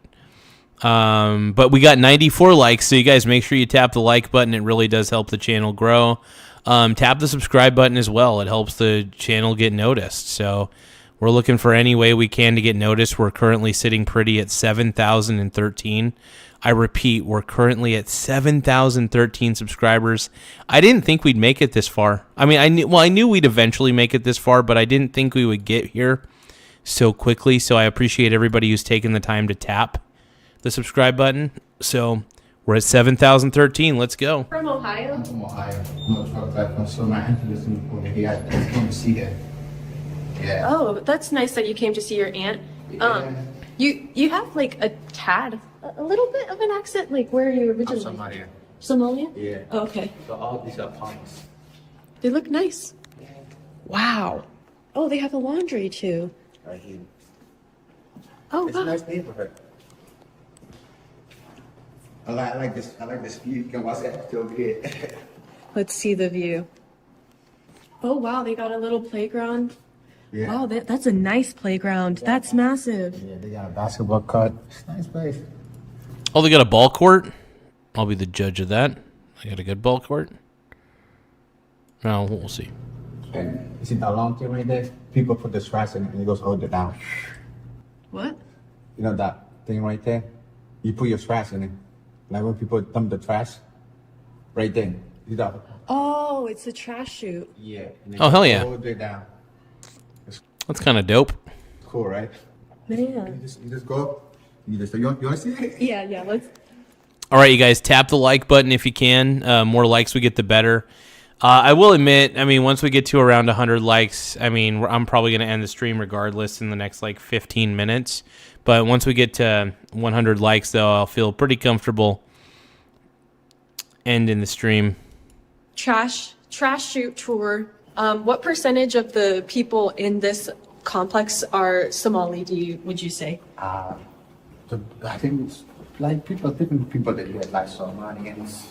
They can be anywhere, but I don't know. Most of the people live in Somali, so that's what I think. Yeah, because the symbols are the Somali. You didn't start your business to do taxes. Good thing we did. Block Advisors by H&R Block puts small business certified tax pros to work for you. With an average 14 years experience. Did they say tax bros? It's stuck. These are nice apartments. How much do you think it costs? My aunt lives here, so she pays like $1,500, 1 bedroom. Okay. Probably 2 bedrooms, about $1,800, $2,000. It looks new. Yeah, it was probably 4 years ago. Thanks for sharing. I think people told me over here used to be Walgreens. A Walgreens? Yeah, on this side. You know what? Back in the day, 6 years ago, the black dude got, that's what they got burned. The what? The black dude got back 6 years ago, you know, Minnesota. George Floyd? Yeah. That's right here. They burned down this over here. It was a Walgreens. They burned it down. Oh, we only need one more like to get to. And this guy bought it, so. We just need one more like 4 years right now. It's built. to get to 100 so likes. During Black Lives Matter, there. All we need is that one like to get to 100 likes. And then we'll probably end the stream shortly after we get to the 100th like. Yeah. Doodles. I'm not done yet. Once we hit 100 likes, I'll end the stream. But we only need like one more like to get 100. So let's keep going. There was a Walgreens, and they burnt it down, and then a man bought it. You're from Columbus, Ohio, so you're not really from here, no? I just come by, just go by, that's it. It's been like 5 years ago. Oh, okay. You've been here for a few days. Me? How long I been here? Yeah. I came here on Thursday. Oh, okay. So I'm leaving today. I gotta go to North Dakota to drop off a load tomorrow. Oh, wow. I probably leave around like, it's 3 hours, I probably leave around like 1. There's been like so much news. I don't know if it's just me that sees all of this stuff, but like there's a lot of talk about like truck drivers and CDL licenses and stuff. Are you feel confident that you're gonna keep your like license for your truck? Yeah, I'm a citizen. Oh, so the only people that have been removed are people who are like not this, citizens? Yeah, not citizen. Oh. And people cannot basically read English. Oh, okay. Yeah, basically they're like, oh, these people cannot read English. All they do is, like, they just use the CPS. Thank you guys, by the way. We're at 7,014 subscribers. Once again, 7,014. Make sure you guys tap the subscribe button, though. The more subscribers we get, the better. It does help the channel grow in more ways than one. Yeah. We just hit 101 likes, and I want to thank everybody for subscribing today. I still can't believe it. We did it, you guys. We actually hit the goal. We actually exceeded the goal, if anything. Our goal was 7,000 subscribers, and we did it. We got to 7,014 for the night. Once again, I repeat, we got to 7,014 subscribers. I can't believe we reached that plateau, man.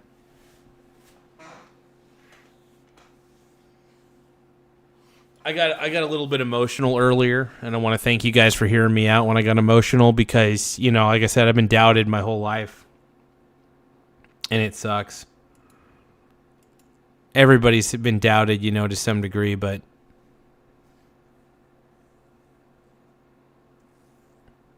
crazy.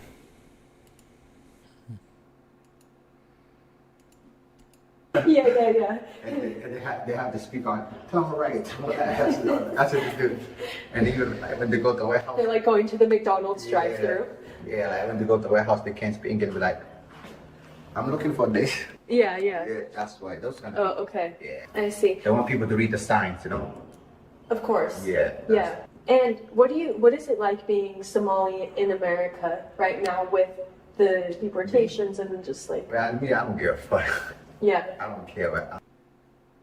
Yeah, thank you so much, Kazaks. Yeah, I think it is really. Yeah, thank you, Kazaks. I appreciate you for really interacting in the chat, brother. I appreciate you big time. I thank everybody, man.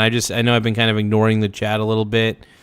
I'm trying not to ignore the chat. I'm a little bit tired, though. All right, I'll tell you what. We're going to end the stream for the night, but make sure you guys, before we end the stream, please subscribe to the channel if you haven't already, man. I know I'm tired and a little bit messed up right now, but subscribing to the channel helps us get closer to 10,000. We just reached 7,000 subscribers, which I'm still amazed by. But yeah, we're currently at 7,014 subscribers. If you guys subscribe today, you guys could become a part of the channel growth, and all it takes is just tapping the subscribe button, and that's all we really need, man. So I appreciate it big time. And then Doe says Kazaks meet you in the middle at 110. Thank you, Doe53. Thank you, Kazaks. I appreciate you guys. You guys, seriously, everybody in the chat today. I still can't. I'm kind of shaking a little bit. I can't believe we actually got to where we got. We made it. We got to 7,000, and we're just going to keep climbing, man. So everybody, you guys have been unreal in more ways than one. We're really shooting for the moon, man. Consistent growth, man. Consistent growth. We're going to keep doing it. We're going to keep moving. We're going to keep going. And we're going to keep reacting to videos and having a good time. That's going to be the plan. All right, you guys. Thank you for your time. I'm out. We're going to end the stream and call it good for now.